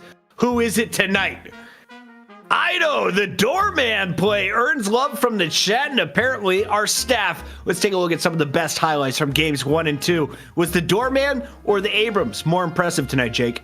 I feel like the doorman was definitely the flashier of the two, and maybe even the more impactful. When it came to like this game 1, I feel like there was a lot riding on this mentally for these players, right? For Hydra Nation, who feel like, okay, they're the favorite team, they're supposed to win, and then Ido starts keep making plays on you, things are getting crazy with the doorman, the fights aren't going how you expect, and I mean, pretty soon you're staring down the barrel of a loss, and I feel like Ido was a key part of that. So it's not every day that we see a top streamer also perform here in competitive play, but Ido delivered for us. ZP, walk me through the Abrams highlights. I mean, the Abrams highlights, part of being a good Abrams player is knowing where you need to be, and the game sense from Ido is something that only gets honed when you stream this game 1,000,000 hours a day. I mean, we got jump scared and we could see everything from an observer point of view. How do you think Hydra Nation felt with Ido just being right place, right time, and Abrams charging at you, and a vicious finish on the after? I mean, Ido was all over the place in the very best of ways, whether it be on the Abrams or on the doorman. And I mean, what more can you say? A very well-earned MVP. We have a very special guest, Scout, going to be joining us here in a moment. Chat, if you have questions for Scout, go ahead and drop them. We'll ask them there. And of course, if you're a Patreon or sub or a member over on YouTube, you can join us for the Graveyard Shift, where Ido the streamer will be joining us, and you can help bully him into becoming a pro player on one of our pro teams. It's been fun so far, guys. Final thoughts on this matchup, Jake. I know it's a lot shorter than we expected. Look, I didn't think Hydra Nation was going to go down, much less to a pug team, but clearly this is a new moment in NA Deadlock. You know, the old kings are dead, long live the king. Let's see what these guys got. I mean, whether it's DMB, the commonality of these two teams, or just a lot of the new names we've been seeing come out on top here in Night Shift North America. I feel like this is a very exciting moment for NA Deadlock, where it was Hydra Nation just running the table for so long. I, for one, I'm ready for some new win or some new champion. I like that. And ZP, for anyone who hasn't been to a graveyard shift, how do they get access to it? Where should they go to find this Discord link?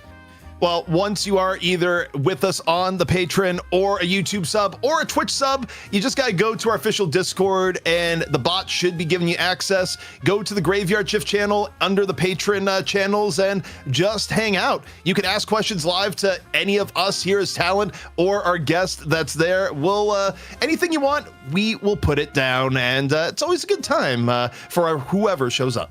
All right, Solomon, when you're ready, bring Scout on up. I want to chat with our winners tonight, and Scout has arrived. Scout, congrats on the win. How do you feel? Thank you. Feels good. Feels a bit crazy, but unexpected, but it was fun. It was a great time. Can you walk me through the creation of this squad? Because we heard the story from ZP's side, but I want to hear from a player who participated in this mess. So I was told by Sai, you're playing in DNS, and I was like, okay.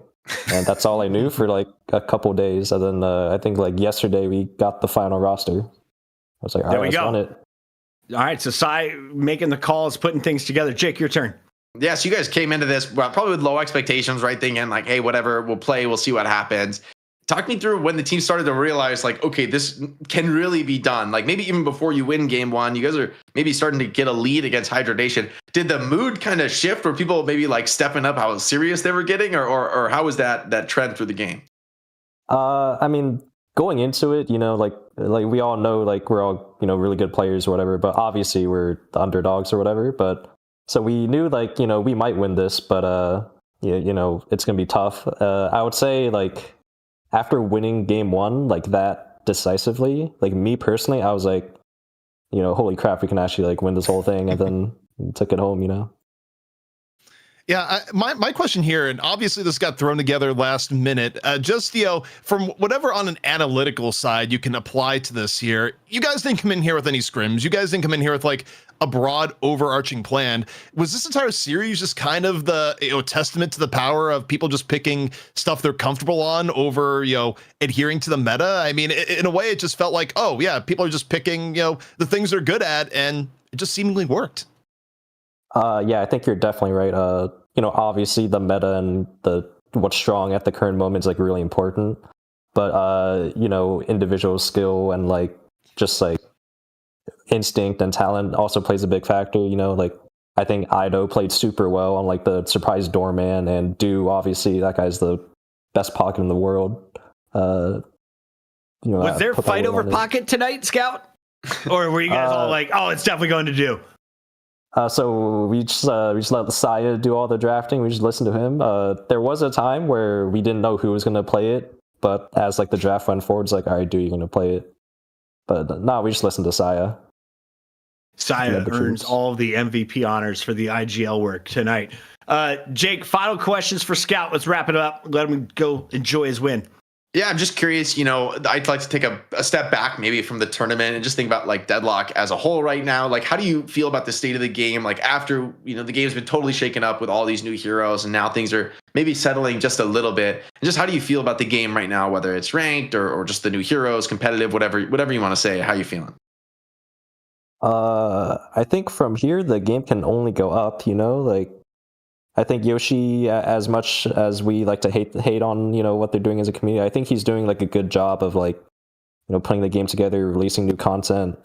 And you know, we have a lot of like other really big streamers coming back to the game, and you know, obviously there's things that they can fix with like MM, for example, you know, but I think that game can only go up from here. Game on. Scout, thank you so much for joining us. Congratulations, $1,000 earned by a team that didn't exist 2 days ago. It's wild. Thank you guys. It was fun. That is Scout. You can go check out his Twitch channel. You can check him out on next week's show as well, because Baroness Hotel will be invited back to defend their title. Jake, we could see 3 brand new teams next week, or we could see some returning champions. Anything you want to see comp-wise, though, as we get into night shift number 7? Oh, I can't ask for more, man. I'm so satisfied we're getting Doorman seeing play. I think every single new character saw play tonight, and a lot of new builds were shown. I mean, this is what it's all about here on the night shift, right? Seeing the best players, the best teams in Deadlock, and just shaking it up. So I think I'm super satisfied with this week. I can't ask for more. If it's as good, if the next night shift is as fun and as interesting as this one, I'll be totally happy. We had 7 games tonight, and you saw Abrams picked in all of them. 6 first-round picks, as he seemed to be the player to be. ZP, any other takeaways from our hero priority list? Yeah, I mean, as I take a look at here, I think the biggest winner of the day, even relative to last week, Mina is on the up and up. People have realized her power, and for good reason. I think, not only is she an incredible lane bully, but her ability to dictate macro play is out of this world. Billy, of course, still super high. On the low end, it's kind of interesting things that have fallen. Obviously, we know Vindicta was gone because of nerfs. Wraith went absolutely to the bottom, and Furnace, still isn't climbing on out. And, the priority of Holiday, she'll get picked every now and then, but still not the highest. And, kind of the same with Warden. So this was probably one of the more interesting shifts we've had in terms of not only those who went up, but those who went down at the same time. It was a fantastic evening. We want to thank everyone who supported the stream. If you watched, thanks for being here. If you chatted, we appreciate your input. If you subscribed, we love you, and we appreciate you putting money in our bank accounts. Final thoughts as we wrap up night shift number 6. Jake, what do you take away from this evening? We thank the community. We couldn't do it. Seriously, we could not do it without the community support that we get on these streams. We're hoping to keep this running for a long time, but we also couldn't do it without our wonderful partner, Intel. They're putting up the prize money here for quite a while on Deadlock Night Shift, and it means a ton to us. So go show Intel some love. It really does help us out and helps us continue to do what we do. Just awesome to see all the excitement coming in, and ton of viewers, ton of new viewers in on Twitch, on YouTube, on all the different streaming platforms. So just stoked, man. Just happy to be here and grateful.